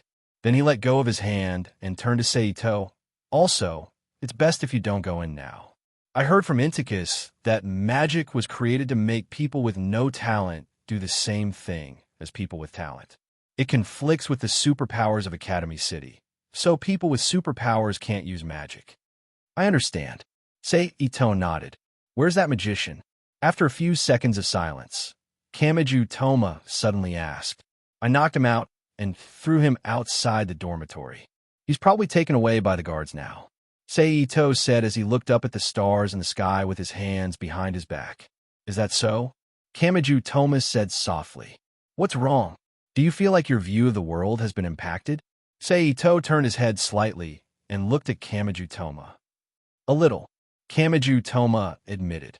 "What's there to be troubled about? You just have to treat them as a different kind of superpower user." Seito, who turned his head back to look at the stars, explained. "That person is really a grumpy superpower user," Kamiju Toma complained. He lost his temper once and turned our dormitory into a disaster area. I don't know what's going on in the dormitory, but I hope it's not too bad." Seito chuckled. At this moment, Seito suddenly turned his head towards Mo Song's room and stared at it with a frown. "What's wrong?" Seito's behavior puzzled Kamiju Toma. Oh, nothing." Seito retracted his gaze and shook his head. Then, he started chatting with Kamiju Toma. She took it as Seito's concern for Intikis and did not find it strange. She chatted with Seito with peace of mind. "That feeling just now? It can't be wrong. It's definitely a dimensional distortion reaction. Looks like the angel summoned by Yueyong, Xiaoming, and Intikis in the original work isn't just an amalgamation of energy," Seito thought to himself as he was multitasking. "And that strong sense of oppression. Compared to that strange man in the origin world who calls himself a god, he's not at all inferior. In fact, he's even superior. Forget it. Let's go back first. We'll come back tomorrow to visit Mo Song Sensei and see Intikis." After a while, Seito stood up from the edge of the flower bed and suggested. "Okay." Kamiju Tongma turned his head and looked in the direction of Mo Song's room. Then, he looked at the color of the sky. Finally, he stood up and agreed. "You probably haven't eaten yet. Let's go. We'll find a fast food restaurant to eat before going back to the dorm. It's my treat." Ito looked at Kamiju Tangma and smiled. If you didn't mention it, I would have forgotten. I'm so hungry that I don't have any strength left. Kamiju Tangma rubbed his stomach with his right hand and looked down at his arm. Then, Ito and Kamiju Tangma left Mo Song's room and walked back to the dorm building where they lived. Along the way, they came across a 24-hour fast food restaurant where they finished their dinner for the day. All right, Tangma, there's something I need to trouble you with. Just as Kamiju Tangma was about to turn around and return to his dorm, Ito looked at him and said, "What?" Kamiju Tangma asked with a puzzled expression. "Wait here for me." Ito didn't immediately answer Kamiju Tangma's question. Instead, he immediately turned around and ran back to his dorm. He opened the door and walked into the dorm. He picked up the white hood on the bed and returned to Kamiju Tangma. "Here, touch it with your right hand." Ito handed the white hood to Kamiju Tangma. "Isn't this the one Inticus is wearing?" Kamiju Tangma subconsciously reached out his right hand and took the hood. Yeah, according to the magician, he found this place based on this. So, I thought that there might be something special on it that we don't know about. That's why I want you to touch it with your right hand. Ito explained. Okay.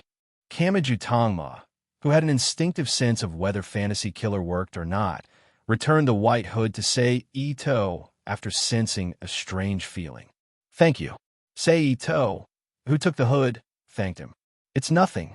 Kamiju Tangma shook his head and said, "If there's nothing else, I'll go back first. I still have a class to make up tomorrow." "Okay, it's okay. You can go back." Ito waved his hand and patted Kamiju Tangma's back with a smile. Then, he watched Kamiju Tangma disappear and return to his dorm. Then, Ito, who had nothing to do for the time being, also returned to his dorm. After cleaning the room with some water stains with psychokinesis, he lay on the bed to rest. The next morning, Ito, together with Kamiju Tangma, who had finished his tutoring, and Tsukuyang Xiaoming, who had finished her tutoring, went to Tsukuyang Xiaoming's house.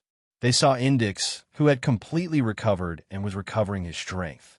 "It seems that you're fine now," Ito said as he looked at Indix, who was wearing pink bunny pajamas and sitting on the quilt.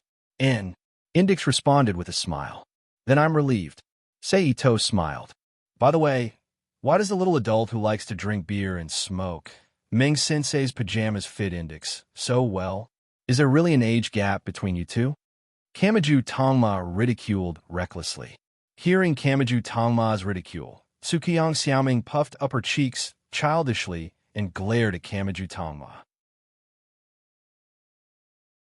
"How is that possible?" Indix also said unhappily. Then he clasped his hands on his chest and said in a declarative tone, "Actually, I feel that these pajamas are very tight on my chest." What? You're looking down on me." Tsukuyang Xiaoming immediately changed her target and said to Indix anxiously. But Indix purposely showed a hesitant expression and said, "But what?" Tsukuyang Xiaoming asked. "It's nothing." Indix pretended to be indifferent and replied, "I'm an adult." Tsukuyang Xiaoming said anxiously.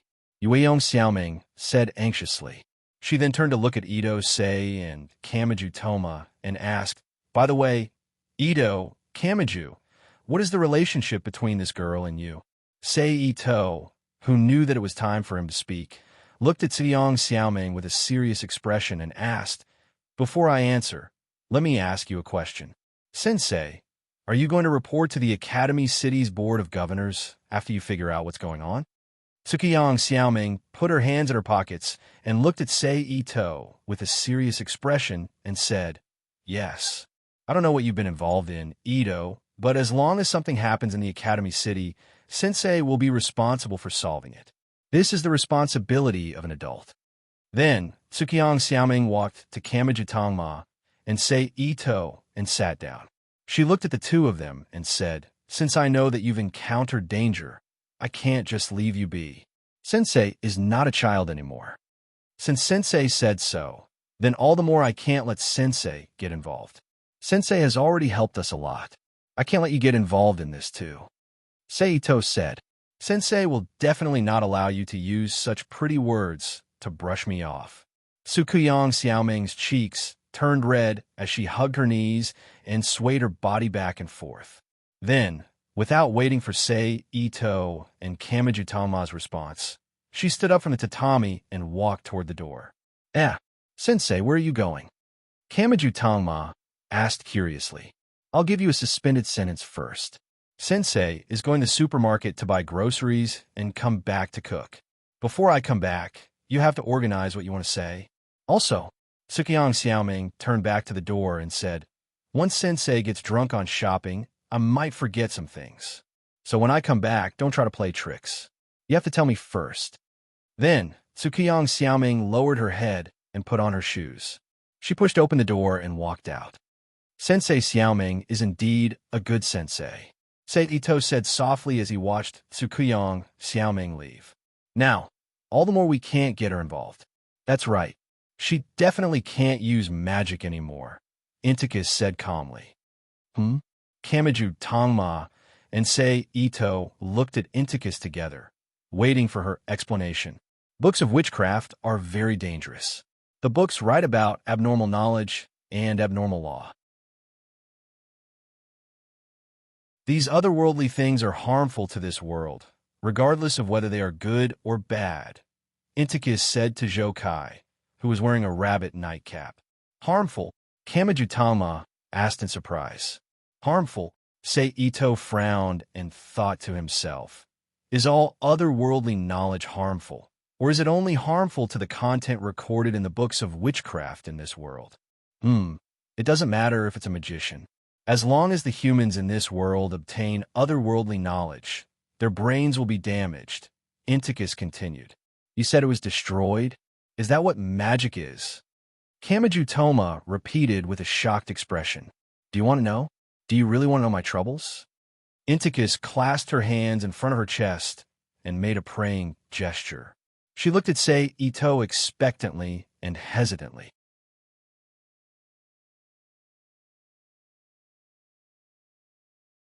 Chapter 831.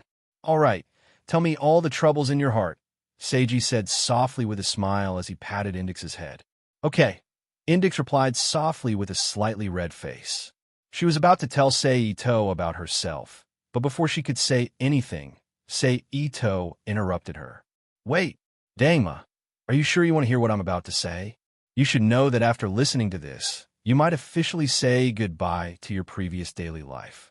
Under Indix and Kamiju Toma's puzzled gaze, Ito Sei turned to Kamiju Toma and asked in a solemn voice.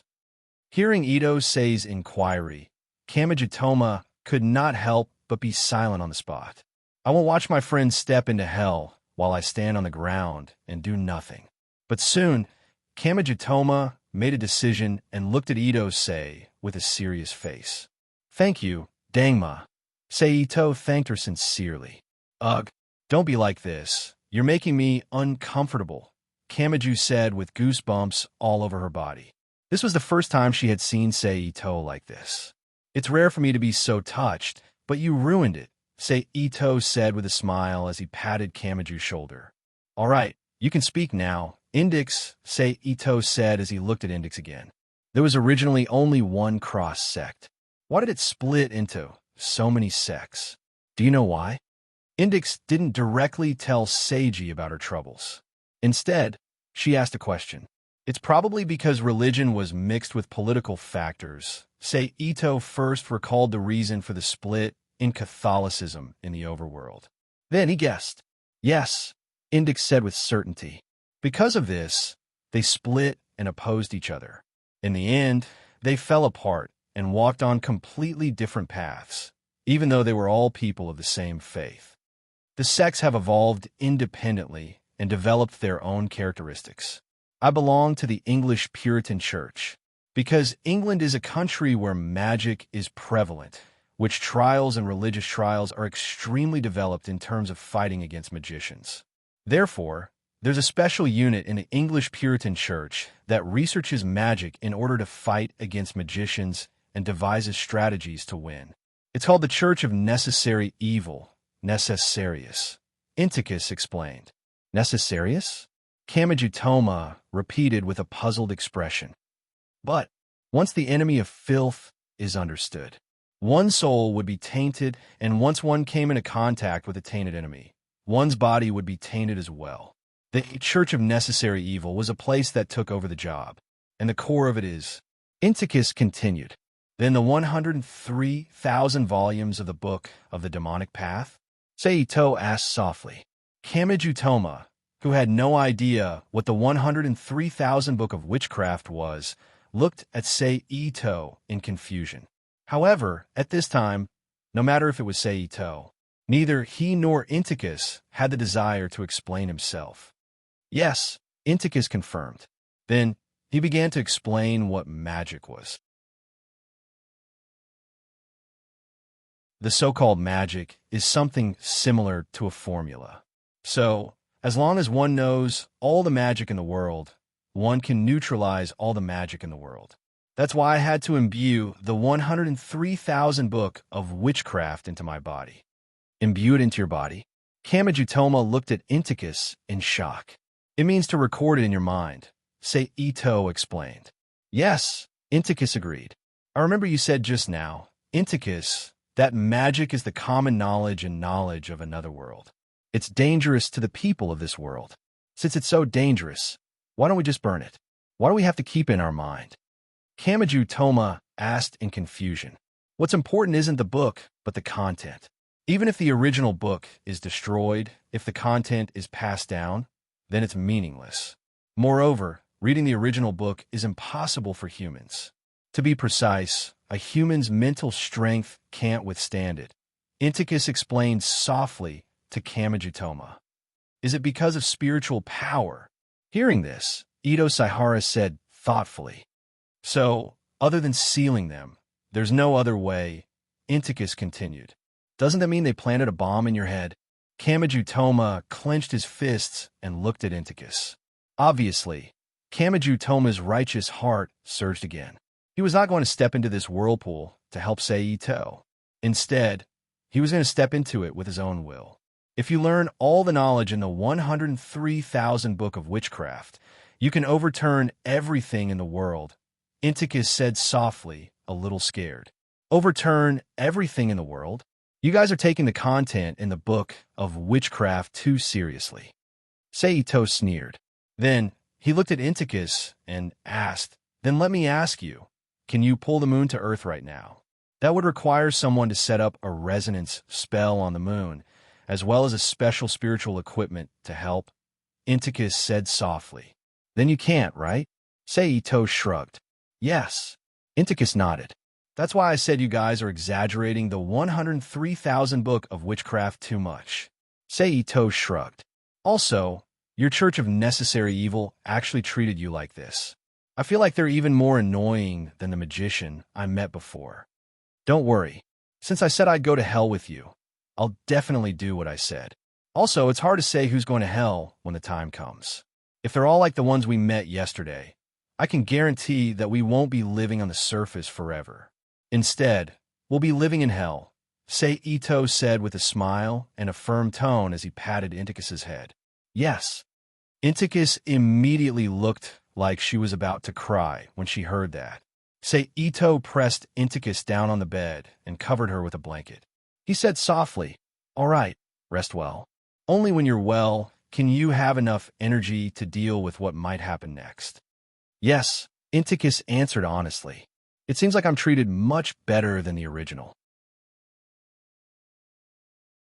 At least I won't be bitten by Inticus so easily. Not bad, Seito said to himself.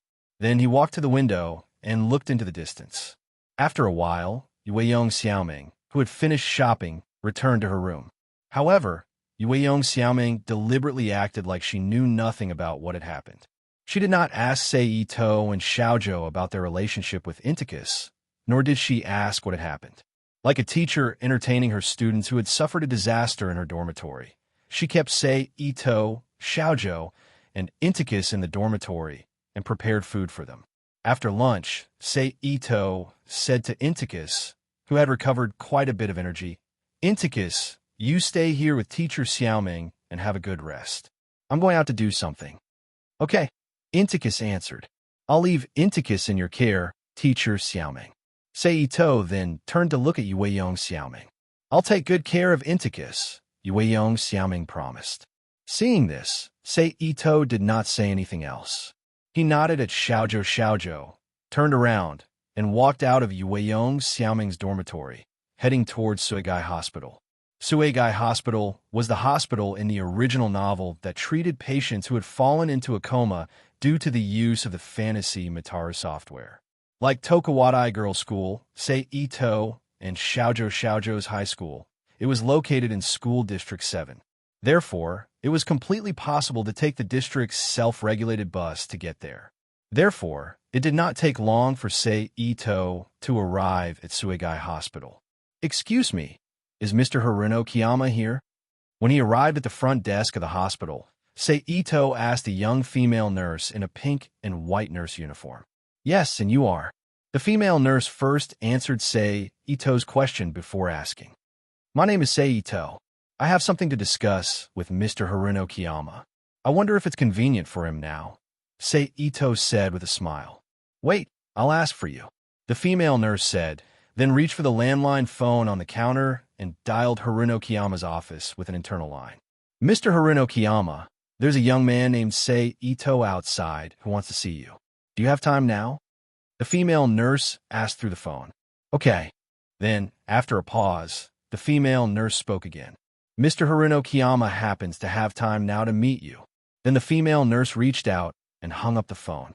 She looked up at Ito and said, then pointed to the inside of the hospital and introduced, you go in here, then take the elevator to the 8th floor, and you can see Mr. Haruno Kiyama in the exclusive lounge on the 8th floor. Thank you. Ito thanked her, then followed the route the female nurse told him to the elevator, took the elevator to the 8th floor, and slowly found the door of Haruno Kiyama's room on the sign, reached out and knocked on the door. Knock. Soon, accompanied by a soft sound, a young woman with wavy brown hair appeared in front of him.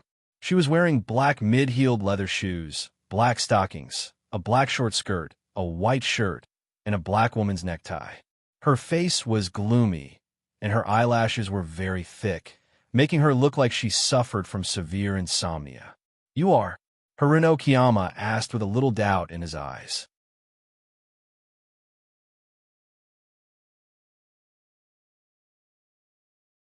Chapter 832. P.S. Thank you to UU Fantasy Dust and Nickfany for their precious monthly votes. Thank you to Nickfany, NXCX, Night Road AS1, and 157747860 for their awards. Hello, Mr. Haruki. My name is Ito. I have something to discuss with you about Fantasy Mitoshi. Ito looked at Haruki with a smile on his face. It's you, come in. Hearing Ito's self-introduction, Haruki remembered that there was indeed such a person who wanted to see him before. He let go of the door handle, turned around, and walked into the room, and said to Ito, standing at the door. Ito didn't say anything when he saw this. He walked into the room behind Haruki and closed the door when he entered the room. What do you want to ask? Haruki walked back to the chair next to the office with an open monitor and sat down. She put her right leg on her left leg and crossed her fingers in front of her. She looked at Ito and said.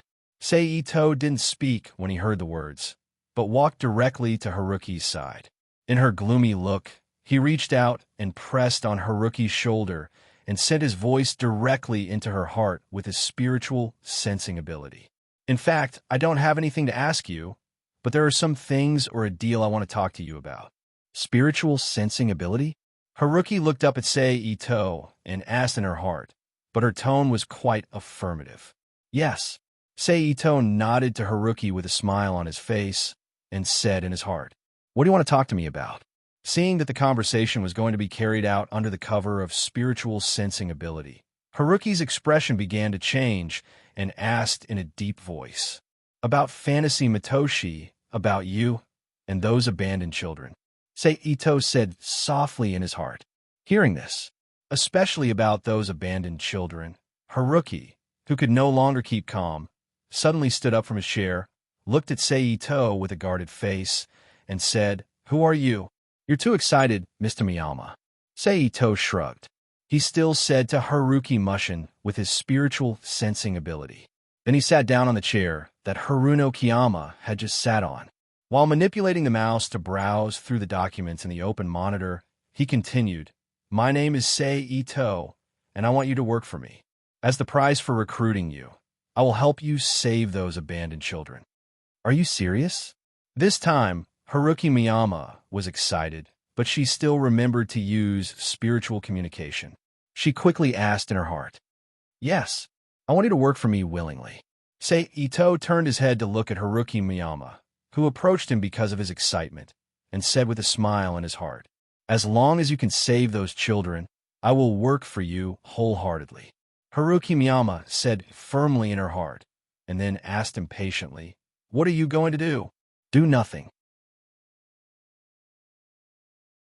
Seito, who had browsed the contents of the computer, let go of the mouse, turned the chair to face Haruki Miyama, and looked at her with a chuckle. "What do you mean?"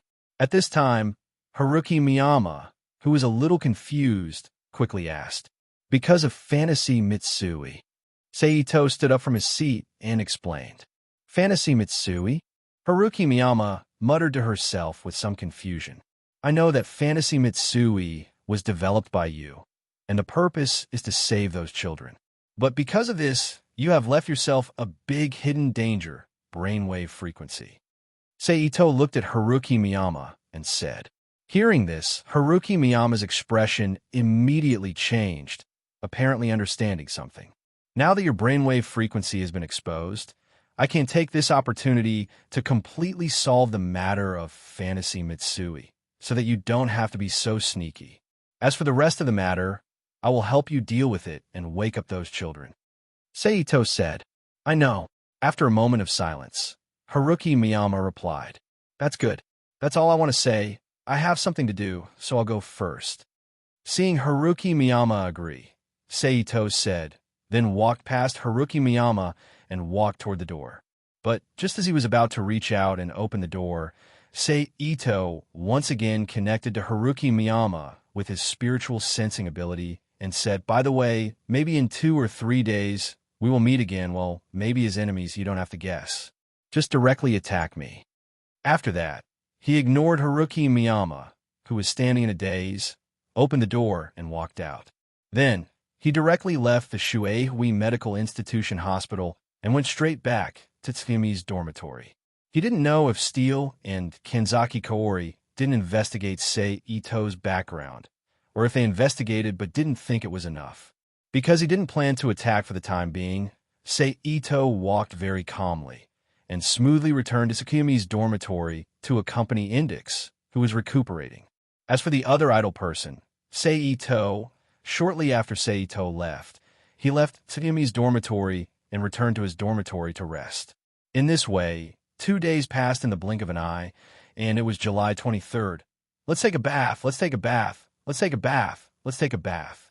That night, Ito, Sei, and Index, each holding a small wooden basin filled with various bathing items, walked towards the public bath recommended by Moyang Xiaoming. On the way, Index kept repeating with a happy face, "Ah-chung, ah-chung, ah-chung." Then, Index, who had finished chanting, turned around and walked backward while calling out to Seito. "What's wrong?" Seito looked at her and asked with a smile. "Nothing," Index replied. "I'm obviously fine, but I can call out your name. It's so interesting, isn't it, Ah-chung?" Ito Sei from Inticus, who found everything new, felt a little helpless. He could only look at her with a smile and respond to her summons. "Ah-chung, I have something to ask of you," Inticus suddenly said. Seito looked at her with a puzzled expression. Tsukimi said, "You can drink coffee and milk in public bathhouses in Japan like this. Put your hands on your waist and pour it down your throat." As Index spoke, she mimicked how Tsukimi talked to her. She put her left hand on her waist and her right hand in front of her mouth. "What's coffee and milk? Is it something like cappuccino?" Then, she looked at Seito and asked, "There's no such expensive thing in public bathhouses. The coffee and milk that Tsukimi mentioned is just an ordinary canned drink. However, Public bathhouses of that size might scare you. Ito smiled and said, I remember that the bathhouses in England should be small bathtubs like those in business hotels. I'm not too sure about that, Index said. No way. No matter how old-fashioned your Puritanism is, there shouldn't be bathtubs, right? Ito looked at Index in surprise. No, because I was already in Japan when I realized it. I don't remember anything about that place, Index explained. Oh, then what do you remember? Ito asked curiously. I seem to remember that I was born in London and brought up in St. George's Cathedral. I think I came to Japan about a year ago, Index said. That's all. Ito asked. I don't remember anything. When I first woke up, I didn't even know who I was. I couldn't even remember what I ate last night. Magicians, the Forbidden Arts Catalog, the Church of Necessary Evil, and so on. But all these knowledge kept echoing in my mind. That feeling was really scary. Index said softly, as if she was narrating something. Ito didn't say anything after hearing that. He just reached out and gently placed his hand on Index's head to comfort him. It's nothing, Index comforted him with a smile, feeling Ito's concern. Let's go. I'll take you to see the public bathhouse. Ito withdrew his arm and chuckled. Then he led Index to the public bathhouse. Ring, ring, ring. Just as Index entered the women's bathroom, Ito's phone suddenly rang in his pocket. Hello, this is Ito. Ito, who put his things aside for the time being, took out the phone, pressed the answer button, and put the phone to his ear. If you want your friend called Shanju Adoma to be safe, then go to XX Street by yourself. I'll go to XX Street alone. Steele's voice came from the phone. Then, without waiting for Ito's response, he hung up the phone. As expected of a delinquent priest, he even resorted to intimidation. Ito, who casually put away his phone, sneered. He then turned around and gave some instructions to the owner of the bathhouse. Then, he quickly left the public bathhouse and rushed to the location that Steele had mentioned over the phone. Fortunately, after living in the Academy City for a period of time, Ito was already familiar with most of the streets in District 7. So, it didn't take long for Ito to arrive at the location that Steele had specified. But the moment Ito arrived at the location, the street suddenly became quiet. The busy street immediately became quiet, leaving an empty street in front of Ito's a rune that dispels idlers. Ito thought to himself as he slowly walked forward. Rune, it's just a rune that dispels idlers. At this moment, there was a faint sound of footsteps. A woman's voice suddenly sounded in Ito's ears. Then, a woman who was more than one, 75 meters tall, walked out from the shadows. She was wearing a pair of blue jeans that only covered the right leg, a brown leather belt that was 5 centimeters wide and neatly nailed with 2 rows of round metal nails on the surface, and a white short-sleeved t-shirt. However, the part below the chest was tightly knotted, revealing her entire abdomen. Her long black hair was scattered behind her back, and she held a long saber that was more than 2 meters long in her hand. She looked like she was only 18 or 19 years old. My name is Kanzaki Kaori. If possible, I don't want to say my other name. Kanzaki Kaori said softly as she stood a few meters away from Ito. Your other name? Ito pretended to be confused as he didn't hear Steele's magic name before. Magic name, Kanzaki Kaori said. Since ancient times, we magicians have the custom of announcing our magic name in battle. In other words, our magic name is equivalent to our killing name. Magic name? So you're in cahoots with the guy I met before. Ito said. Yes, Kanzaki Kaori admitted, and then continued. I'll just say it straight. I hope you'll let me protect that girl before I announce my magic name. Protect? If I'm not mistaken, the sword in your hand is the one that injured Index before. Ito said mockingly as he looked at the sword in Kanzaki Kaori's hand. That's right. Kanzaki Kaori's expression changed when she heard the question, and she admitted it in a slightly dejected manner. As the companion of someone who didn't hesitate to kill Index, and who dared to threaten me with my friend's life, you actually want me to hand Index over to you? What protection? Don't you think it's funny? Ito's mocking expression became even more obvious. Looks like there's no other way. Kanzaki Kaori said with a regretful tone. Say your magic name, and then take her away. Kanzaki Kaori said as she gripped the sword tightly in her right hand. She then pulled the sword out of the scabbard without a word. In an instant, a gust of wind visible to the naked eye accompanied by Kanzaki Kaori's action of pulling out her sword. It flew past Sei Ito's ear and behind him, and slashed at the blade of a stopped wind turbine. The extremely sharp chi blade instantly chopped the fan blade into two, causing the chopped fan blade to flip and smash into the side of the street corridor. So fast, Sei Ito squinted his eyes as he thought to himself. I'll say it again.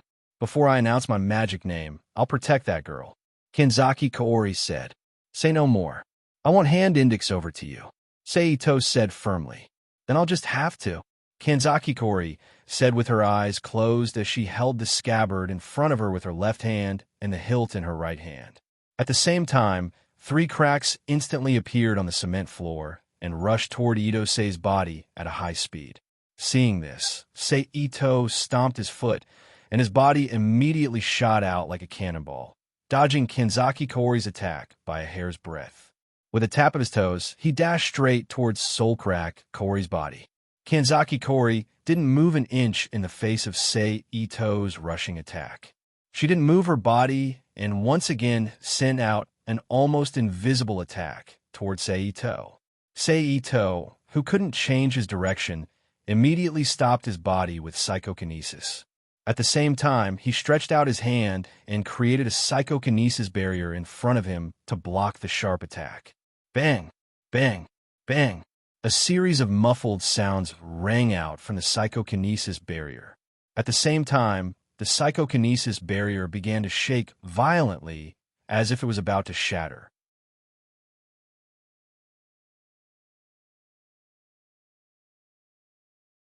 Chapter 833. Good thing it's not a concentrated attack.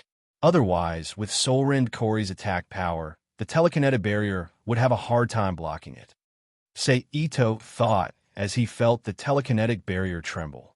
It seems that Soulrend Kaori's solitary flash, which temporarily uses the power of a saint, is even harder to block.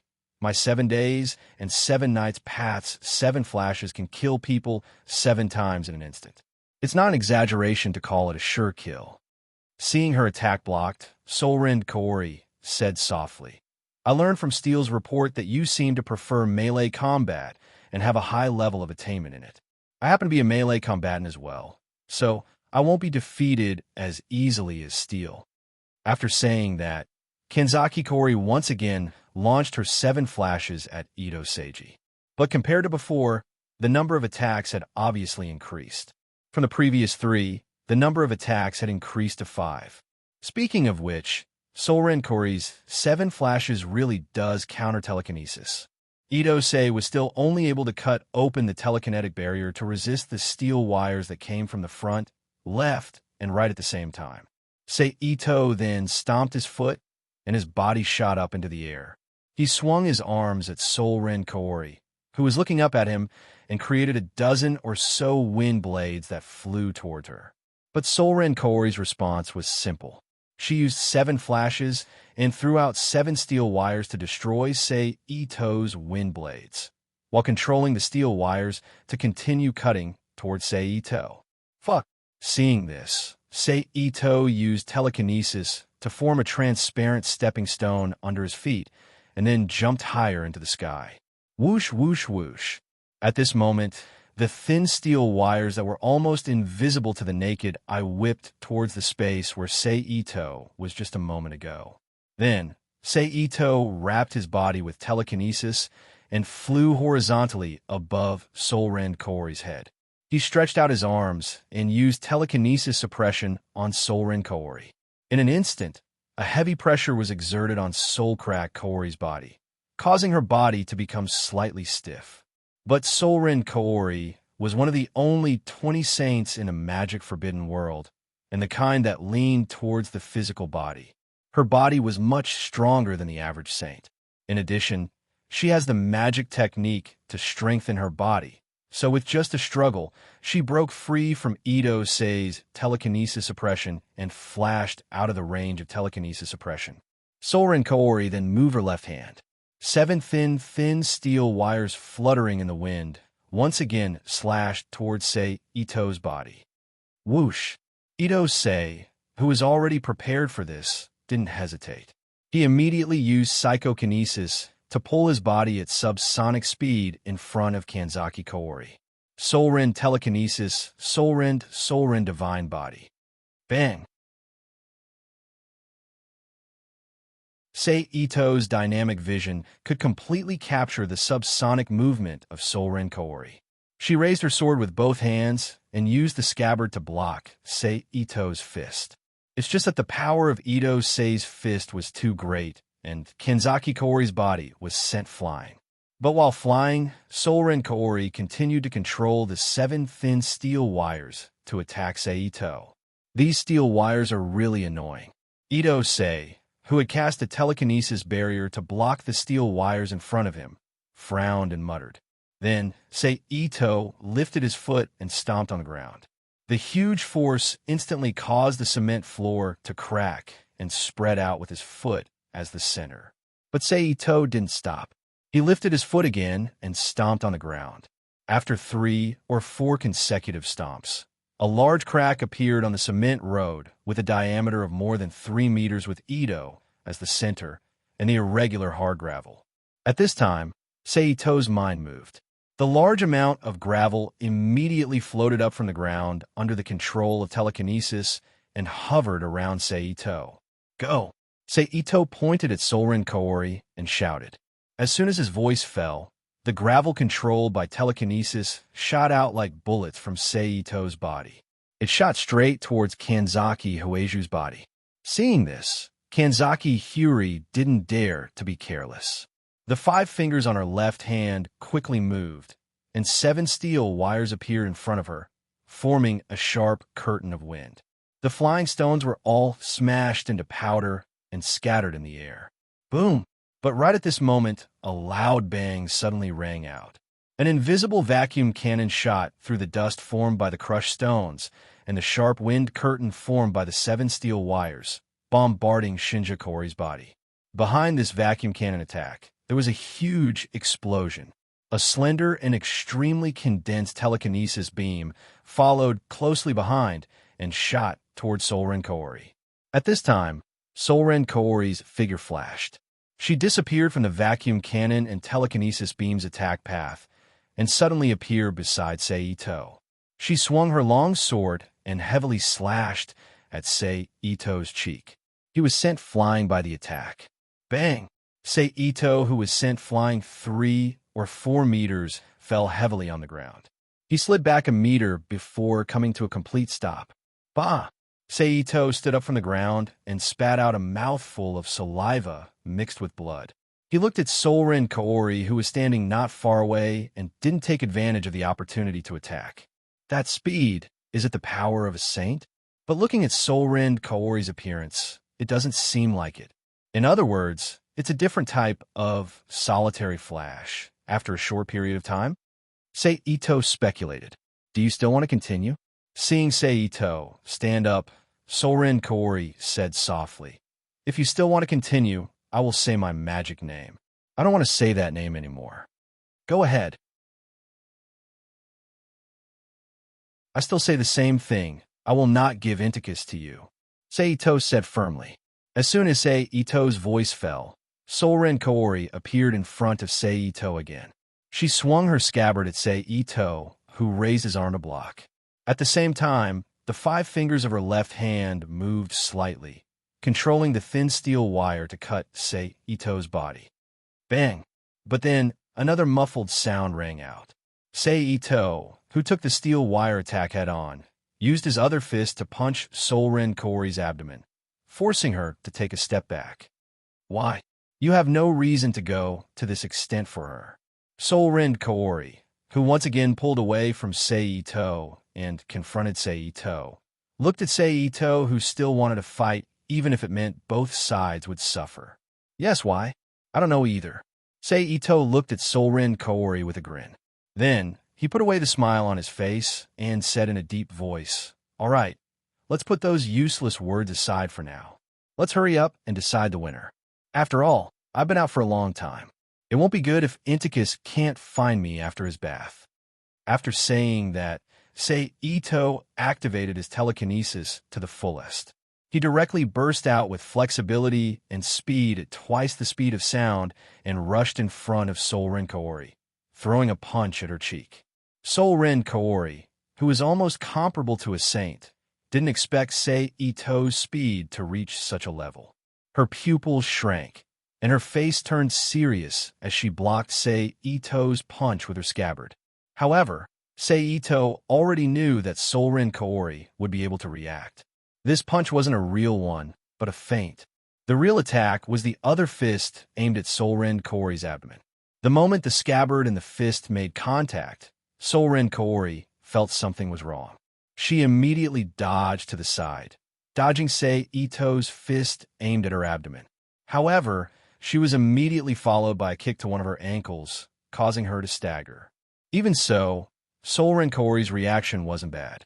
She directly landed on her back with one hand on the ground and completed a backflip. Then, she also swept her leg towards Ito's leg. Seeing this, Ito had no intention of dodging. He directly reached out his hand towards Solrin Kaori and used telekinesis to create a huge repulsive force, pushing Solrin Kaori away from him. Then, Ito tapped his toes and chased after Kanzaki Kaori. He swung his leg and kicked Kanzaki Kaori's chest, who hastily used the scabbard to block her chest. Bang! In an instant, a muffled sound rang out. Solrin Kaori's body immediately flew back like a cannonball. At the same time, the huge force behind the kick directly pressed the scabbard against Solrin Kaori's chest, causing her to spit out a mouthful of bloody saliva. Under this kind of high-speed attack and defense, Solrin Kaori had no time to use 7 flashes to assist in attack and defense. Although Solrin Kaori couldn't use 7 flashes to attack and defend, she still had her trump card, Sage's Power. So when Ito rushed towards her at high speed again, Solrin Kaori's body suddenly erupted with a huge aura. At the same time, she swung her sword and instantly sent Ito flying. As expected of Sage's Power. What a strong power. Even with my body, I feel like my bones are cracking, let alone others. I'll definitely be knocked to death. Ito thought to himself as he flew back. Then he used telekinesis to forcibly stop his body and once again confronted Solrin Kaori. "I didn't expect you to push me to this point." Solrin Kaori raised her hand to wipe the blood from the corner of her mouth and looked at Ito. "I also didn't expect you to be this strong." Ito said with a sigh. "I'll ask you one last time. Do you want us to protect her?" Solrin Kaori looked at Ito with a serious face and asked.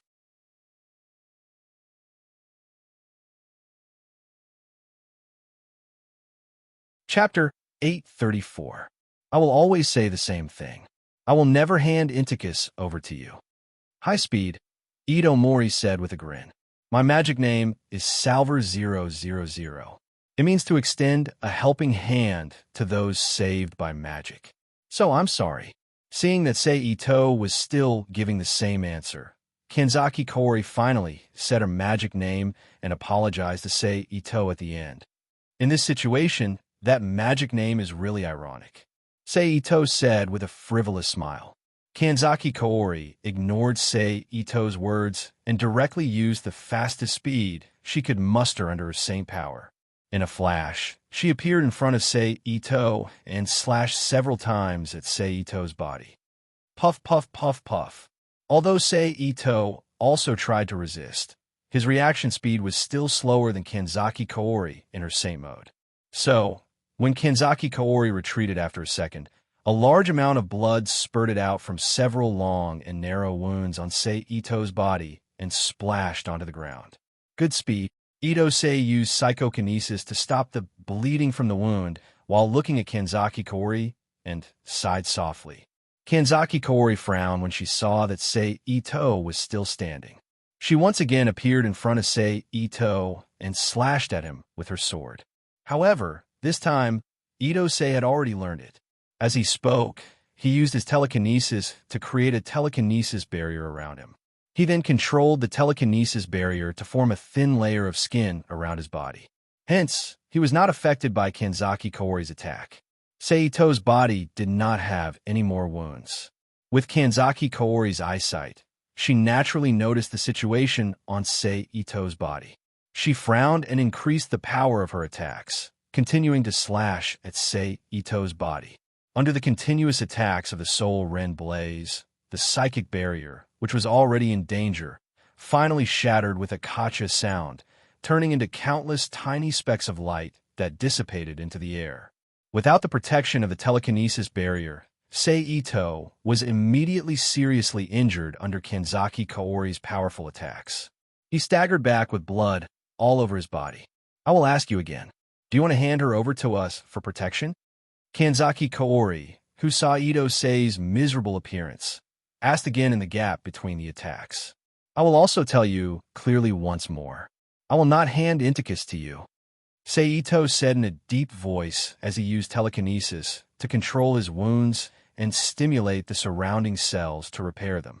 Kanzaki Kaori did not say anything. She held her sword and assumed a thrusting posture. Then, with the speed provided by the holy power, she instantly appeared in front of Seito and stabbed her sword into Seito's abdomen. Wah! Seito spat out a mouthful of blood as the sword pierced through his chest and came out from his back.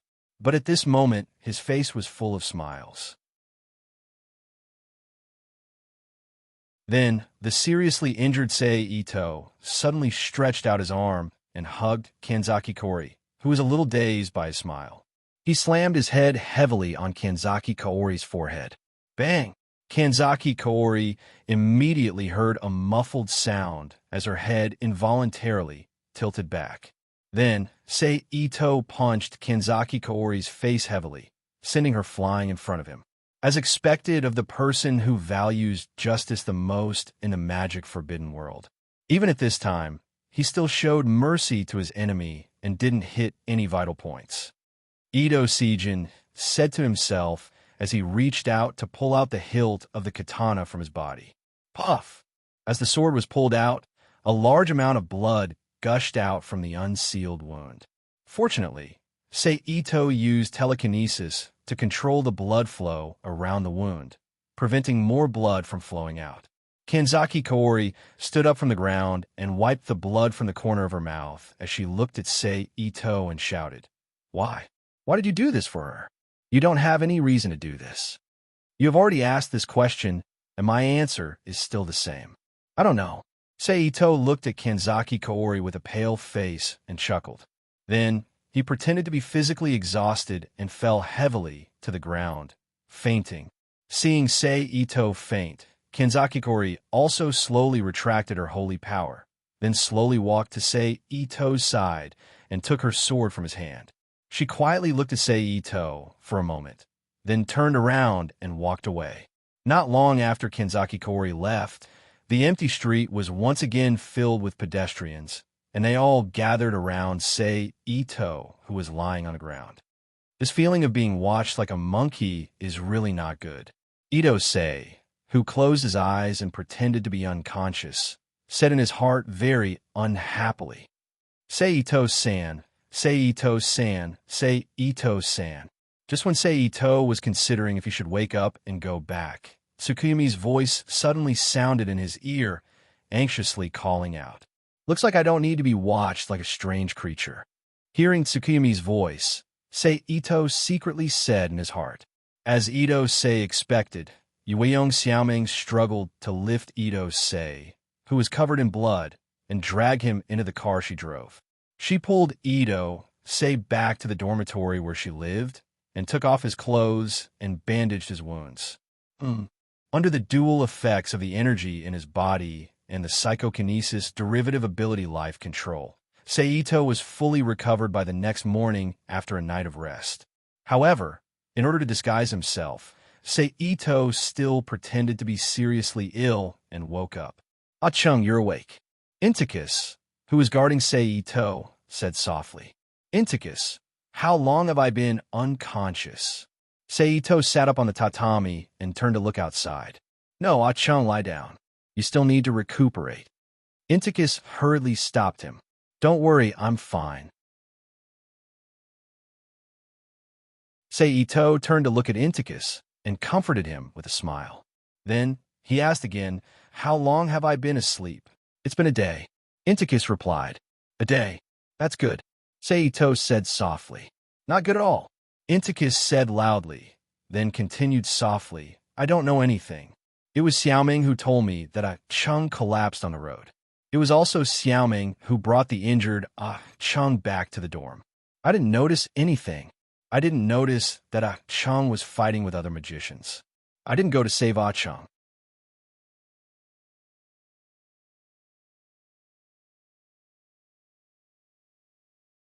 Chapter 835.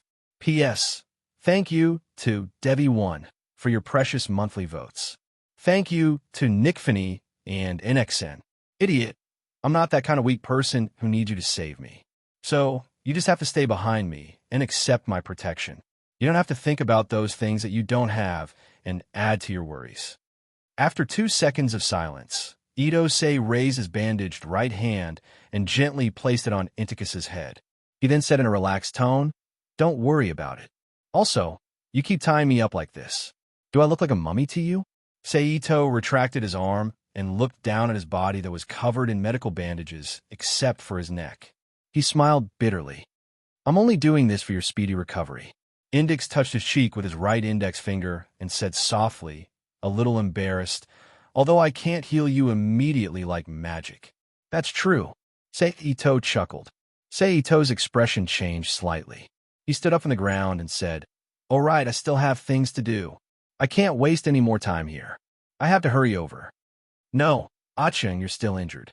Inticus hurriedly reached out to stop Ito-sei. But I've already promised them. I can't not go. Seito looked at Index apologetically. No, you're so badly injured. I won't let you go out. Index stared at Seito angrily and said loudly, Now, you have to listen to my instructions as a nun. Lie down and rest until I think it's okay. But, Seito said hesitantly, No buts. Lie down and rest. Index put his hands on his waist. He glared at Seito and ordered. Under the strong opposition of the stubborn Index, Seito had to give up his original plan. He compromised and listened to Index's instructions. He sat back on the bed and began to rest. At the same time, he received Index's treatment that was enough to make one's injuries worsen. And under such circumstances, in the end, Seito wasn't able to make it to the scene and participate in the ending of Fantasy Mitru. Just like that, Seito spent 3 long and painful days under Index's care. It was now July 27th. All right, Inticus, my psychokinesis has the ability to accelerate the body's recovery, so don't worry, I'll be fine. When it was close to noon, Seito, who could no longer keep up the pretense, stood up. Ignoring Inticus's dissuasion, he removed the bandages on his body and comforted Seito. Is that so? Inticus asked in disbelief. Of course. Seito nodded affirmatively. Then he took off half of the bandages and showed most of the skin on his arm to Inticus and said, Look, you can't see the wound anymore, can you? Yes. Inticus nodded and admitted after taking a closer look. You can rest assured now, right? Seito smiled as he retracted his arm and continued to remove the bandages. Inticus nodded and didn't stop Seito from doing what he was doing. Dang, dang, dang. Just then, a gentle knocking sound came from the door. Coming, Inticus, who heard the sound, turned to look at the door and responded loudly.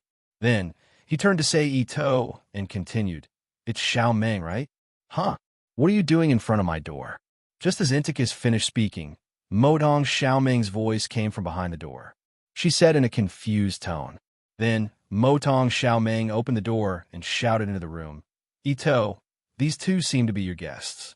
After Modong Xiaoming finished speaking, she moved to the side, allowing Kenzaki Kori, who was holding a long sword, and the red-haired man, Steel Magnus, who was wearing a black coat, to be in front of Sei Ito and Inticus. "It's you? What? Do you want to attack me together and take Inticus away by force?" Sei Ito stopped removing the bandages and pulled Inticus behind him as he looked at Kenzaki Kaori and Steel. "Look at your body. You probably won't be able to escape easily," Steel said with a smile as he looked at the bandages wrapped around Sei Ito's chest. "You can try," Sei Ito said calmly as he looked at Steel. "Go back." Just as the atmosphere became tense, Inticus rushed from behind Sei Ito and stood in front of him. He opened his arms and looked at Kenzaki Kaori and Steel with a serious expression as he said loudly, "Please, I beg you. You can take me anywhere. You can do whatever you want to me. Really, really. Please, please don't hurt Ah-chang. There are still 12 hours and 38 minutes before the final time limit. We're just here to see if anyone has escaped and to confirm the effect of leg shackles." "It seems to be better than expected," Steel, who had a cigarette in his mouth, said softly after a moment of silence. "If you don't want this toy to be taken away, it's better to give up the idea of escaping, understand?" After that, he ignored Ito Sei, turned around, and walked out of Mito Xiaoming's apartment with Kenzaki Kaori, ready to walk away. "Wait!" At this time, Sei Ito, who had been silent all this time, suddenly called out. Hearing Sei Ito's call, Steel and Kenzaki Kaori stopped and turned to look at Sei Ito. "Inticus, wait for me in the room. I have something to ask them." Seeing the two stopped, Sei Ito didn't pay attention to them immediately. Instead, he reached out and moved Inticus's body and whispered to her. "No." Hearing this, Inticus, who suddenly showed a frightened expression, reached out and hugged Sei Ito. "Don't worry, I really just have something to ask them. I won't fight with them. I promise," Sei Ito said softly. "Really?" Inticus asked in disbelief. "Really, I promise that when I come back later, it will be the same as it is now. There won't be any changes," Sei Ito said with a smile. "You promise?" Inticus begged. "I promise." Sei Ito nodded. "Okay then." Inticus let go of her hands and said. Then, she watched with a worried expression as Sei Ito, Steel, and Kenzaki Kaori left Moyang Xiaoming's apartment and walked away. Okay, let's stop here. If we go any further, it'll take too much time and make Inticus worry. After walking a certain distance, Ito Sei stopped and looked at Kenzaki Kaori and Steel, who were walking not far away from him. Seeing that there were no strangers around, Ito Sei stopped. "Tell me, what do you mean by 12 hours until the deadline?" Sei Ito asked Kenzaki Kaori and Steel, who had turned around to look at him. "You know the origin of the name Inticus, right?" After a moment of silence, Steel put away the cigarette between his fingers and exhaled a cloud of smoke to hide his face. *** directory, the abbreviation of Index Libribru, which is the literal translation of index, Ito Sei replied. "That's right, index." Steel, who had regained his clarity, spoke softly with a hint of mockery on his face. "The keeper of 103,000 grimoires, a moving library of magic. That child has a special constitution. She has the ability to record everything she sees, no matter how insignificant or boring it is," Steel continued. "Complete memory ability," Ito Sei continued, explaining Indicus's constitution and the ability it possessed. "Here, that ability is called perfect memory." Steel glanced at Sei Ito. Without waiting for Sei Ito's reply, he continued, "As the moving library of the Church of Necessary Evil, the keeper of 103,000 grimoires, 85% of her brain's capacity is taken up by the 103,000 grimoires. The remaining 15% is only enough for her to store the next year's worth of memories. So whenever the time limit is up, we will erase the irrelevant memories in her brain to ensure that the child can continue to live healthily. Do you understand now?" Steel looked at Sei Ito with a mocking expression. "You two will do it." Sei Ito looked at Steel and Kenzaki Kaori in surprise. "Steel and I are the same as that child. We all belong to the Church of Necessary Evil. As for why Inticus doesn't remember us, I think you should know by now," Kenzaki Kaori answered on behalf of Steel. "So for the child's safety, Please hand her over to us before midnight. We will do the necessary work. Kanzaki Kaori continued. Can I ask who told you that Inticus's brain can only store 1 year's worth of memories? Seito ignored Kanzaki Kaori's words and looked at Kanzaki Kaori and Steele with a mocking expression. The upper echelons of the church, Kanzaki Kaori answered with a frown. Then I can only say that the upper echelons of your church are all illiterate. They are primitive people living in an ancient society. Seito mocked without holding back. What do you mean? Steele asked with a frown. It's a new society now. You should read more scientific information when you have time. Don't be like the upper echelons of your church. They are all illiterate. Itose said sarcastically to Steele. When Steele was about to go berserk, Itose slowly explained, the human brain's memory is classified into different types. According to the type, it can be divided into image memory, abstract memory, emotional memory, and action memory. The location of each memory is also different in the brain. If you like this work, you are welcome to vote for it. Your support is my biggest motivation. Mobile users, please go to N.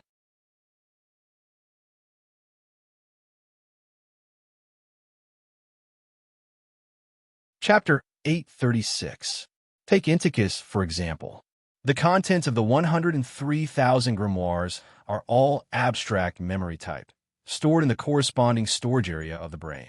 It's completely different from the emotional memory, movement memory, and visual memory that we experience in our daily lives.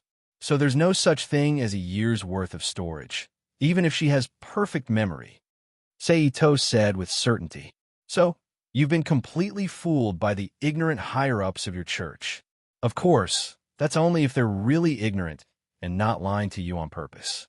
But since they can say things like 85%, 15% brain capacity, and so on, it's unlikely that they're ignorant. Seito looked at Steele as if he was looking at an idiot. Are you telling the truth? Kanzaki Kaori asked in shock. This information isn't classified. You can use your intelligence system to inquire about it in the outside world and see if I'm telling the truth. Seito shrugged and said, of course, if you don't trust the information in the outside world, you can also investigate the research reports in the Academy City. According to the research, if a person has perfect memory and records everything they see and hear every day, they'll be able to remember 140 years' worth of content. It's not like what you said, where the brain can only remember things that happened in the next year after the book was installed. All right, I've asked what I wanted to ask. It's time to go back. You can also use the time before midnight to investigate if what I said is true, and then decide if you want to delete Inticus's memory. Seito looked at Kanzaki Kaori and Steele and said. Then, ignoring the two who were in a mess, he turned around and walked back to Tsukiniong Xiaoming's apartment. A moment later, Seito returned to Tsukiniong Xiaoming's apartment. I'm back. Seito entered the apartment and shouted into the room. Achung. Hearing Seito's voice, Inticus, who was kneeling on the tatami in a daze, immediately stood up from the ground. She shouted and ran toward Seito, who was taking off some clothes at the entrance. See, I didn't lie to you, did I? Seito opened his arms to show Inticus that he was in perfect condition. Inticus nodded after taking a closer look at Seito. Since Ito is back, let's start eating. Yueyong Xiaoming said. As soon as she finished speaking, a gurgling sound came from Indix's abdomen. Subsequently, Inticus, who had entered his foodie mode, urged Momo to take out the food. Then, he and Seito began to enjoy the food together. I have an appointment with teacher Huang Quanchuan to go to the public bathhouse together. I might be back very late, so I'll have to trouble you to look after the house. In the evening, no one knew whether it was because he had an appointment with Huang Quanchuan or because he had heard Steer's words at noon. Knowing that Inticus might take the initiative to leave some space for the two of them, or both, Momomo said to Seito. Then, she left her apartment with a happy expression and walked slowly towards the public bathhouse, leaving Seito and Inticus alone in the room. However, Inticus's emotions were a little unstable today, and he had used up a lot of energy. In addition, the time limit was approaching, which affected his body. Also, he was sleepy after eating and drinking to his heart's content. He had fallen asleep in a daze after lunch, so Ito was the only one in the room right now. As expected, for someone like me who doesn't understand the magic of this world, it's too difficult to break the shackles of the collar. After an unknown amount of time, Ito, whose eyes had regained their vigor, sighed softly. Looks like I'll have to find Dangma again. After thinking about it, he took out his phone and turned it on. He opened Dangma's phone number and dialed it. Ah Chung. Soon, Kamiju Toma's voice came from the phone. It's me, Dangma. I'll have to trouble you to use your right hand again. Ito chuckled in a joking tone. Inticus. Although he was unlucky, Dangma wasn't stupid. He quickly realized why Ito needed his help and said with uncertainty, Yes, so I'll have to trouble you to come to Momo-sensei's place. Ito affirmed. Got it, I'll be right there. Dangma promised. Thanks. Ito thanked him. Then, he hung up the phone with Dangma and sat in the room in a daze again, waiting for Dangma, Kenzaki Kaori, or Steel to arrive. 20 minutes later, Dangma's figure appeared in the room first. Dangma, you're here. Hearing the sound, Ito turned to look at the door and said, Yes. Dangma took off his clothes and walked into the room, then looked at Inticus who was lying on the bed and said, What happened to her? She used too much energy and fell asleep. Ito explained, What are you going to call me for? Kamiju Toma nodded. Then, he turned to look at Ito who was sitting still and asked, I don't need you to do anything for the time being. Just sit there and accompany me for a while. Ito pointed to the empty tatami's seat on the side and said, What's wrong? Dangma sat down and asked in confusion, I'm waiting for someone in time. When the person I'm waiting for arrives, then I'll need your right hand. Ito explained with a smile. Oh, although Dangma was still a little confused, he still listened to Ito's words and sat there in a daze with Ito. During this period, Kamiju Toma, who couldn't stand the silence, tried to find some topics to talk to Ito's Sei, but after a few words, he found that it was awkward to talk to Ito's Sei, so he finally gave up his plan and quieted down. Ring, ring, ring. After an unknown amount of time, a phone rang from the old-fashioned rotary phone installed in Tsukumi's house. I'll answer it. Hearing the sound, Ito reached for the phone in his hand and said, then picked up the phone and put to his ear. It's me. Kenzaki Kaori's light voice came from the phone. Kenzaki, right? Ito said softly. We don't need to remember each other's names. Kenzaki Kaori said, Is she here? Resting. Ito replied. Then listen to me. The deadline is tonight at midnight. Our plan is to finish everything at that time. Kenzaki Kaori stated. No need. Ito Sei turned his head to look at Takaju Toma, and under his confused gaze, he said to the microphone, If possible, I hope you and the magician named Steel can come together. I have some things I want to verify in front of you. Okay. Kenzaki Kaori, who didn't expect Ito to make such a request, was stunned for a moment before she answered. Okay, I'll wait for you. Ito said, then put the phone back and hung up. Get ready, it's up to you. Ito looked at Dangma and said with a serious face. When Kamiju Toma heard this, he also nodded with a solemn face. He closed his eyes and took a deep breath, adjusting his state of mind. Kenzaki Kaori and Steer came quickly. Not long after the phone call ended, they appeared in Yueyong Xiaoming's apartment. Ready to give up struggling? As soon as he entered the room, Steer looked at Ito with a mocking expression. Idiot. Ito coldly glanced at Steer and said softly. Then he turned to look at Index, who was lying on the bed. When Steer became irritable because of his words, he said softly, Ever since I met you this afternoon, I've been thinking if what you said is true, then under normal circumstances, Index, who only has 15% of her brain capacity, can't use up all of her brain capacity just to memorize a year's worth of memories. It's also impossible for her to fill up her memory and put her life in danger. So, I speculate that the church you belong to, in order to prevent Index from betrayal, put something on her. It's probably the magic you used. Ito turned back to look at Steer and Kenzaki Kaori. At this time, Kanzaki Kaori and Steer, who were completely captivated by Sei Ito's words, didn't say anything. They quietly looked at Sei Ito, waiting for him to continue. The brain is a sophisticated instrument that controls the entire human body. Therefore, if you want to destroy the brain, you have to start from the brain itself. So I speculated that the magic cast on Index must be near the brain. Sei Ito said as he looked at Index again. Based on this speculation, I found a rune in Index's mouth that was similar to the one you stuck on the wall. Hearing this, Soul Crack Hikari and Steel looked at each other in shock. Now, let me verify if my speculation is correct in front of you. Sei Ito said softly. What are you going to do? Kanzaki Kaori asked. Hearing Kanzaki Kaori's question, Sei Ito immediately turned to Sei Ito and called out, Dangma. En?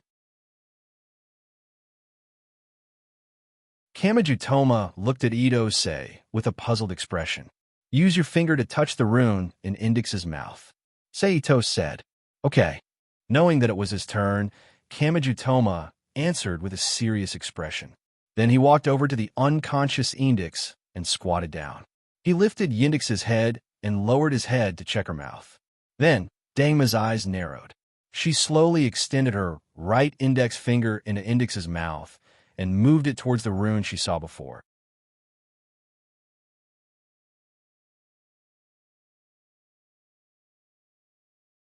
Chapter 837. Wait. At this moment, Steel suddenly called out. Hearing Steel's voice, Sei Ito, Kamijutoma, and Kanzaki Kaori all looked at him. What do you want to do to Index? Because Sei Ito had intervened, Steel, who didn't know about Kamijutoma's ability, asked in a deep voice. I'm sure you've already gotten the information about him when you investigated me. Sei Ito looked at Kanzaki Kaori and Steel, then pointed at Kamijutoma and said, But I'm sure you don't know that his right hand has a strange ability that can destroy anything that isn't real. The nun's outfit that Index was wearing was destroyed by his right hand.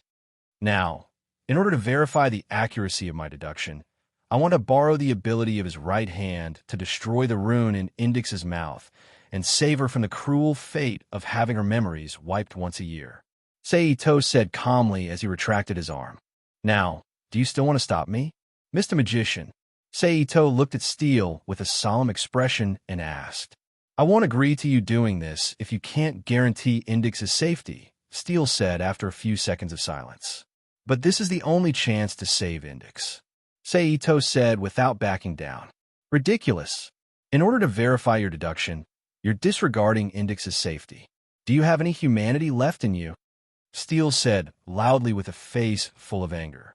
It's precisely because I have humanity left in me that I'm doing this. I don't want to see Index repeat her current life year after year, enduring the pain of forgetting the most precious memory in her heart again and again. Sei Ito also retorted loudly. And can you use your brain? Who is Index?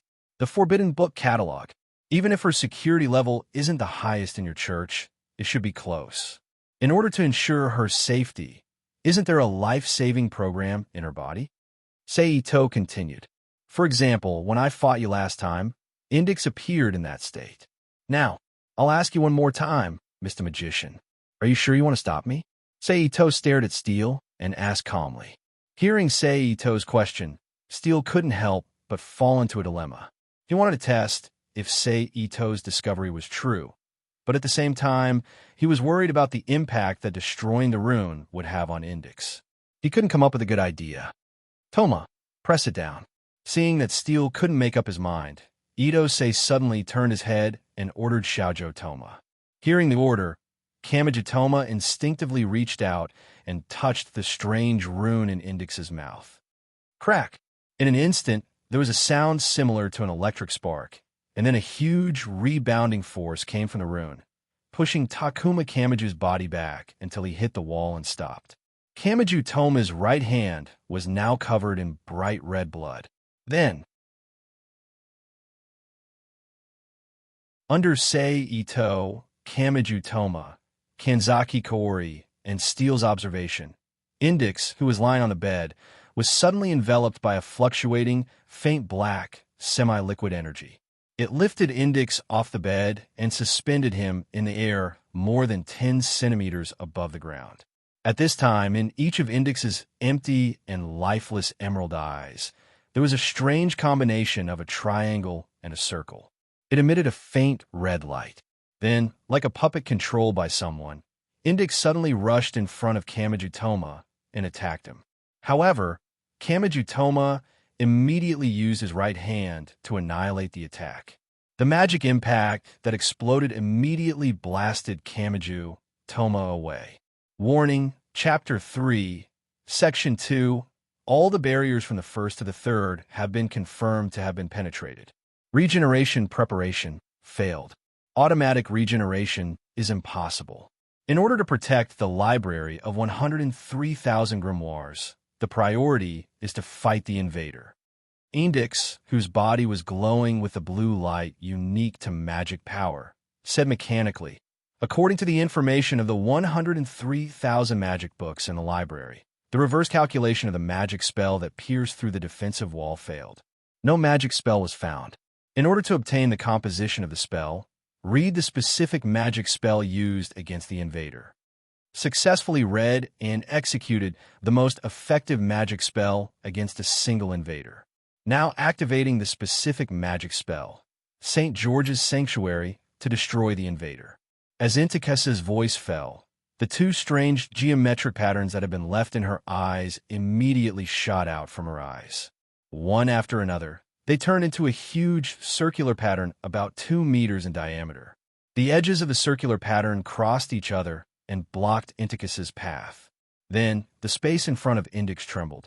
With the intersection of the two geometrical patterns as the center, a large area of irregular pitch-black cracks appeared in the space, emitting a strong sense of danger. The power of this magic spell is ridiculous. The effect of the magic alone has formed an independent domain, and it can even crack the solid space. In the main world, this level is definitely above A+. It's an attack that only someone half a step in a S-class can use. Sensing the sense of danger that Intikus brought to him at this time, Idose narrowed his eyes and sighed in his heart. At this time, after some calculations in her mind, Indix, who had completed the combination of spells, locked her gaze on Kamajutoma, who had just stood up from the ground. She opened her mouth and shot a dazzling white beam at him. Kamajutoma saw this and instinctively reached out his right hand to block Indix's attack.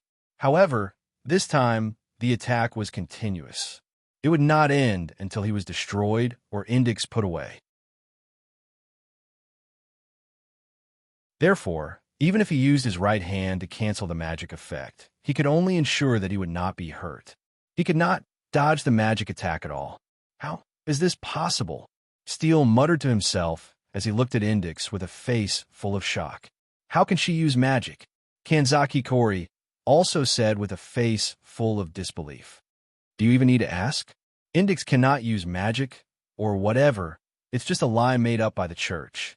Just like Indix will die if her memory is not cleared once a year. It's all a lie used by the church to deceive you.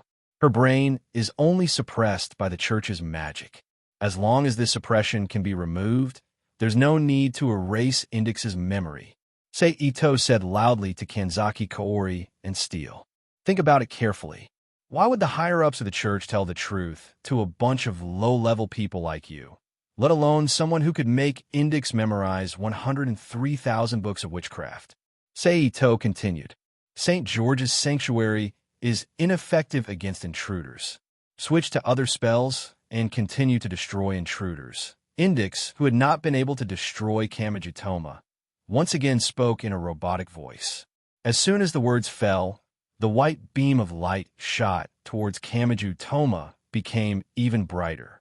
At the same time, the diameter of the beam also became thicker, and it bombarded Kamajutoma forcefully. Hey, Ah-chung, come and help me.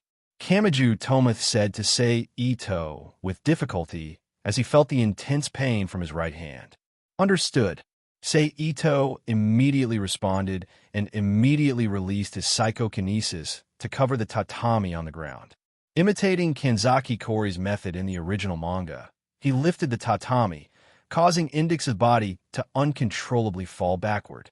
As Indix fell backward, The white beam of light that had been switched to the offensive spell Sai of the Dragon King was like a thick laser beam.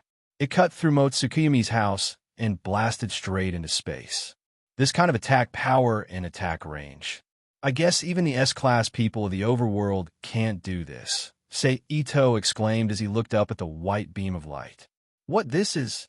Kamiju Toma, who was holding his right arm, said softly as he looked at the energy feathers falling from the sky. This is the Sai of the Dragon King. It's the equivalent of a blow from the legendary St. George's dragon. Even a slight touch from one of these shards will cause massive damage.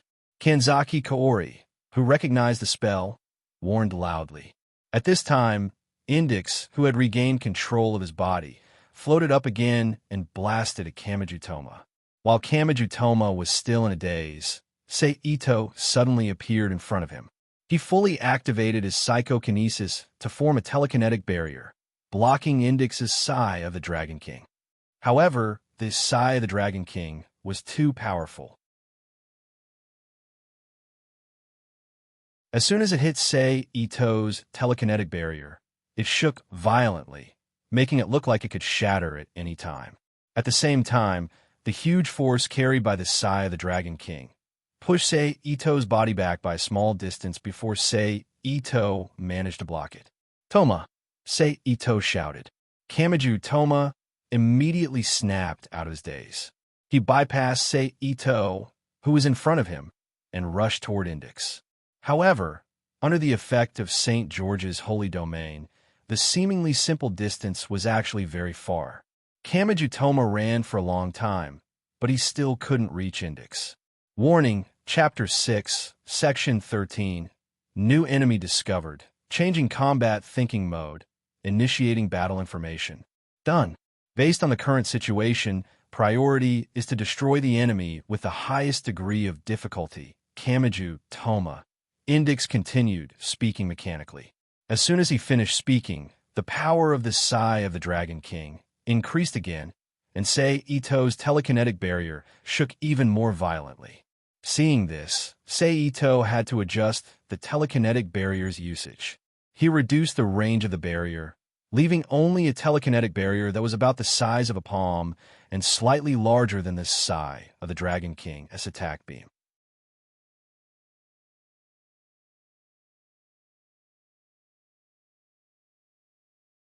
Chapter 838. P.S. Thanks to Yatsuki AS1 for the tip. Under the extremely condensed telekinetic barrier that gave up most of its defense and only kept a small part of its defense, Index's enhanced version of Dragon King's Lament was finally blocked. At the same time, it also delayed Index from changing his target. Seizing this opportunity, Kamiju Toma, who had finally reached Index, reached out his right hand with a determined expression and pressed his palm on Index's forehead. At this moment, a strange sound was heard. The spatial crack that appeared in front of Index due to St. George's holy domain suddenly disappeared, and the space in the apartment returned to its original state. With his defense mechanism destroyed, Index's body leaned back uncontrollably as he stuttered. Report. Final. Chapter. 0. Collar. Fatal damage. Regeneration. Can't. As soon as he finished speaking, Index, who had completely lost consciousness, fell heavily to the ground. At this time, Tsukiyang Xiaoming's apartment, which had been destroyed beyond recognition, was dimly lit. Only the energy feather produced by Dragon King's Lament was slowly falling, emitting a faint white light and providing some light to the apartment. Knowing the original author, Sei Ito knew that Kamiju Toma still had one more calamity to deal with. He did not dare to hesitate. He immediately retracted his telekinetic barrier and released his telekinesis to tear the tatame that he had pulled aside into pieces. He then controlled the tatama pieces to meet the slowly falling white feather, helping Kamiju Toma withstand the final calamity. With Sei Ito's efforts, Kamiju Toma finally got through the falling white feather without any trouble. He did not end up with his memory destroyed like the original author. With this, Index has escaped the sad fate of losing his memory once a year. He slowly walked up to Index and squatted down, reaching out to carry him in his arms. Seito said softly as he stood up and turned to look at Kanzaki Kaori and stare. Stare did not say anything. Instead, he walked up to Seito and lowered his head to examine Indix with a serious expression. After a few minutes, he confirmed that there was no problem with Indix's body. It was only after he had fainted that he relaxed. He turned to Soulcrack Kaori and nodded. Thank you. Kanzaki Kaori breathed a sigh of relief after receiving Steele's reply. She sincerely thanked Seito and Kamiju Toma. Forget about thanking me. After all, I'm not doing this for you. I'm only doing it for Inticus. However, it was getting late. Please leave. We're going to rest. Ito-sei said to Kanzaki Kaori and Steele as he cleaned up the room with telekinesis. Kanzaki Kaori and Steele didn't say anything. After taking another look at Inticus in Seito's arms, they turned around and walked out of the apartment, disappearing into the night. Dangma, thank you for today. If it wasn't for you, I really wouldn't know what to do. Seito, who was watching the two leave, turned around and said to Kamiju Toma, It's nothing, as long as I can help you. Kamiju Toma looked down at his right hand that had stopped bleeding, but there was still a lot of blood on his palm. It's getting late. You should go back and rest. Seito didn't say anything after seeing Kamiju Toma's reaction and nodded. Okay, Kamiju Toma replied. He then said goodbye to Seito and hurried back to his dorm. With no one else in his way, Seito let loose and increased the power of telekinesis to speed up the repair of Tsukiyong Xiaoming's apartment. It was just that some things were relatively simple to do. He just had to put the original things back in place. However, things like the roof that was cut by Sai of the Dragon King and the tatami that was torn to pieces by his telekinesis couldn't be repaired. He could only leave it there and wait for Tsukiyong Xiaoming to buy the materials to repair it tomorrow. However, after this renovation, the apartment could finally be temporarily habitable. Seito put the unconscious Inticus back into the newly repaired quilt and covered her with it. He then sat cross-legged and closed his eyes to rest. The next day, after apologizing to Tiang Xiaoming, who woke up from a hangover and found that her apartment had changed greatly, he offered to repair it for her. However, as a teacher, Tsukiyong Xiaoming didn't agree to Seito's request. Instead, she took on the task of repairing the apartment by herself. After that, she chased Seito out of the apartment after he finished a phone call. Why did you call me out? Seito asked casually when he saw Steele at the place they agreed to meet on the phone. Given the current situation, it won't be long before Inticus leaves. Inticus won't be able to leave your side anytime soon, so out of basic courtesy, I'll explain the situation around her to you. Otherwise, you'll have to return the favor to us in the future. Steele, who was sitting on a wooden bench built around a tree, took out a cigarette and put it in his mouth. He lit it with a lighter and said, But let me say this first. The next time we meet, we'll be enemies. Whatever. If you're still at this level, I don't mind beating you up again, Seito said calmly as he sat on the wooden bench. Although Steele was unhappy with Seito's words, he knew that he couldn't do anything to Seito for the time being, so he didn't refute him. Instead, to avoid awkwardness, he directly brought the topic back to the main topic. The upper echelons of the British Puritans have issued an order. On the surface, they want us to immediately bring back the child whose collar has been removed, but in fact, they're also waiting to see what happens in the future. Although personally, I really can't bear to let that child stay by your side for one more second. That child now has a record of using the knowledge of 103,000 grimoires to cast magic, Steele said as he exhaled a cloud of white smoke. Of course, strictly speaking, it wasn't the child who cast it. It was the automatic secretary that the church inserted into her body.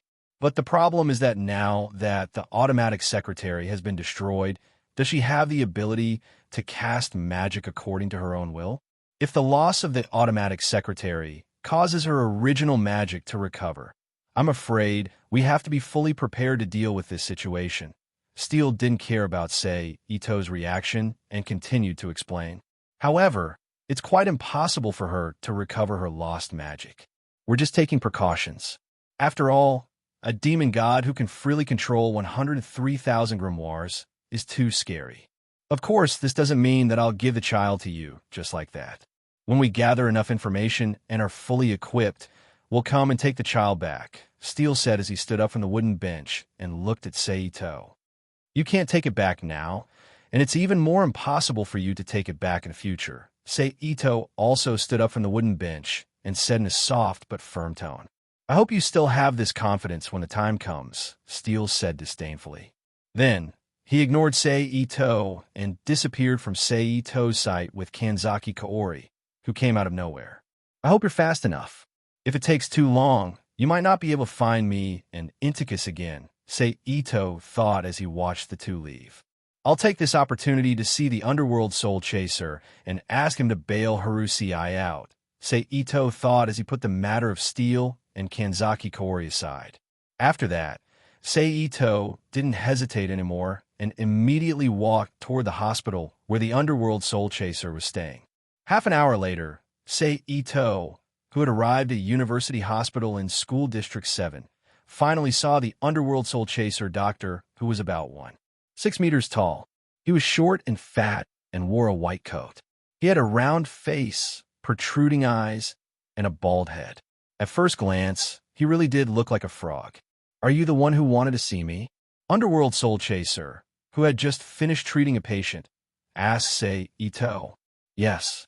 Seito didn't dare to be arrogant toward this old man who was at the pinnacle of medical technology in the magic forbidden world.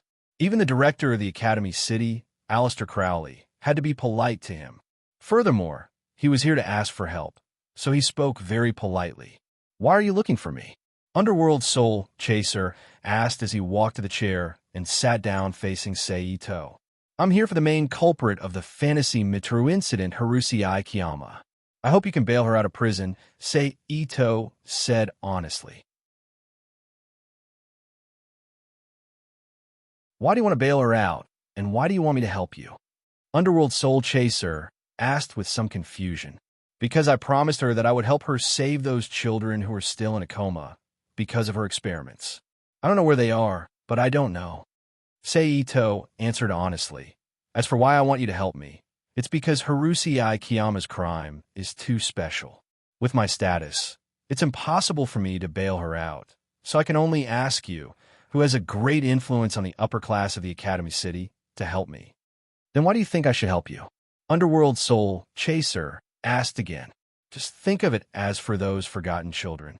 I believe you'll be willing to help after you know about those children, Seito replied. I see. You can go back first. I'll answer you after I figure it out, Underworld soul chaser said. Okay. Seito nodded when he heard the words and agreed very simply. Then I won't bother you anymore. Goodbye. Then, Seito got up from his seat and saluted Underworld soul chaser. Then, under the gaze of Underworld soul chaser, he turned and walked out of his office and left the university hospital. Shortly after Seito left, Underworld soul chaser also began to investigate Harusei Kiyama and Seito's information in his own way.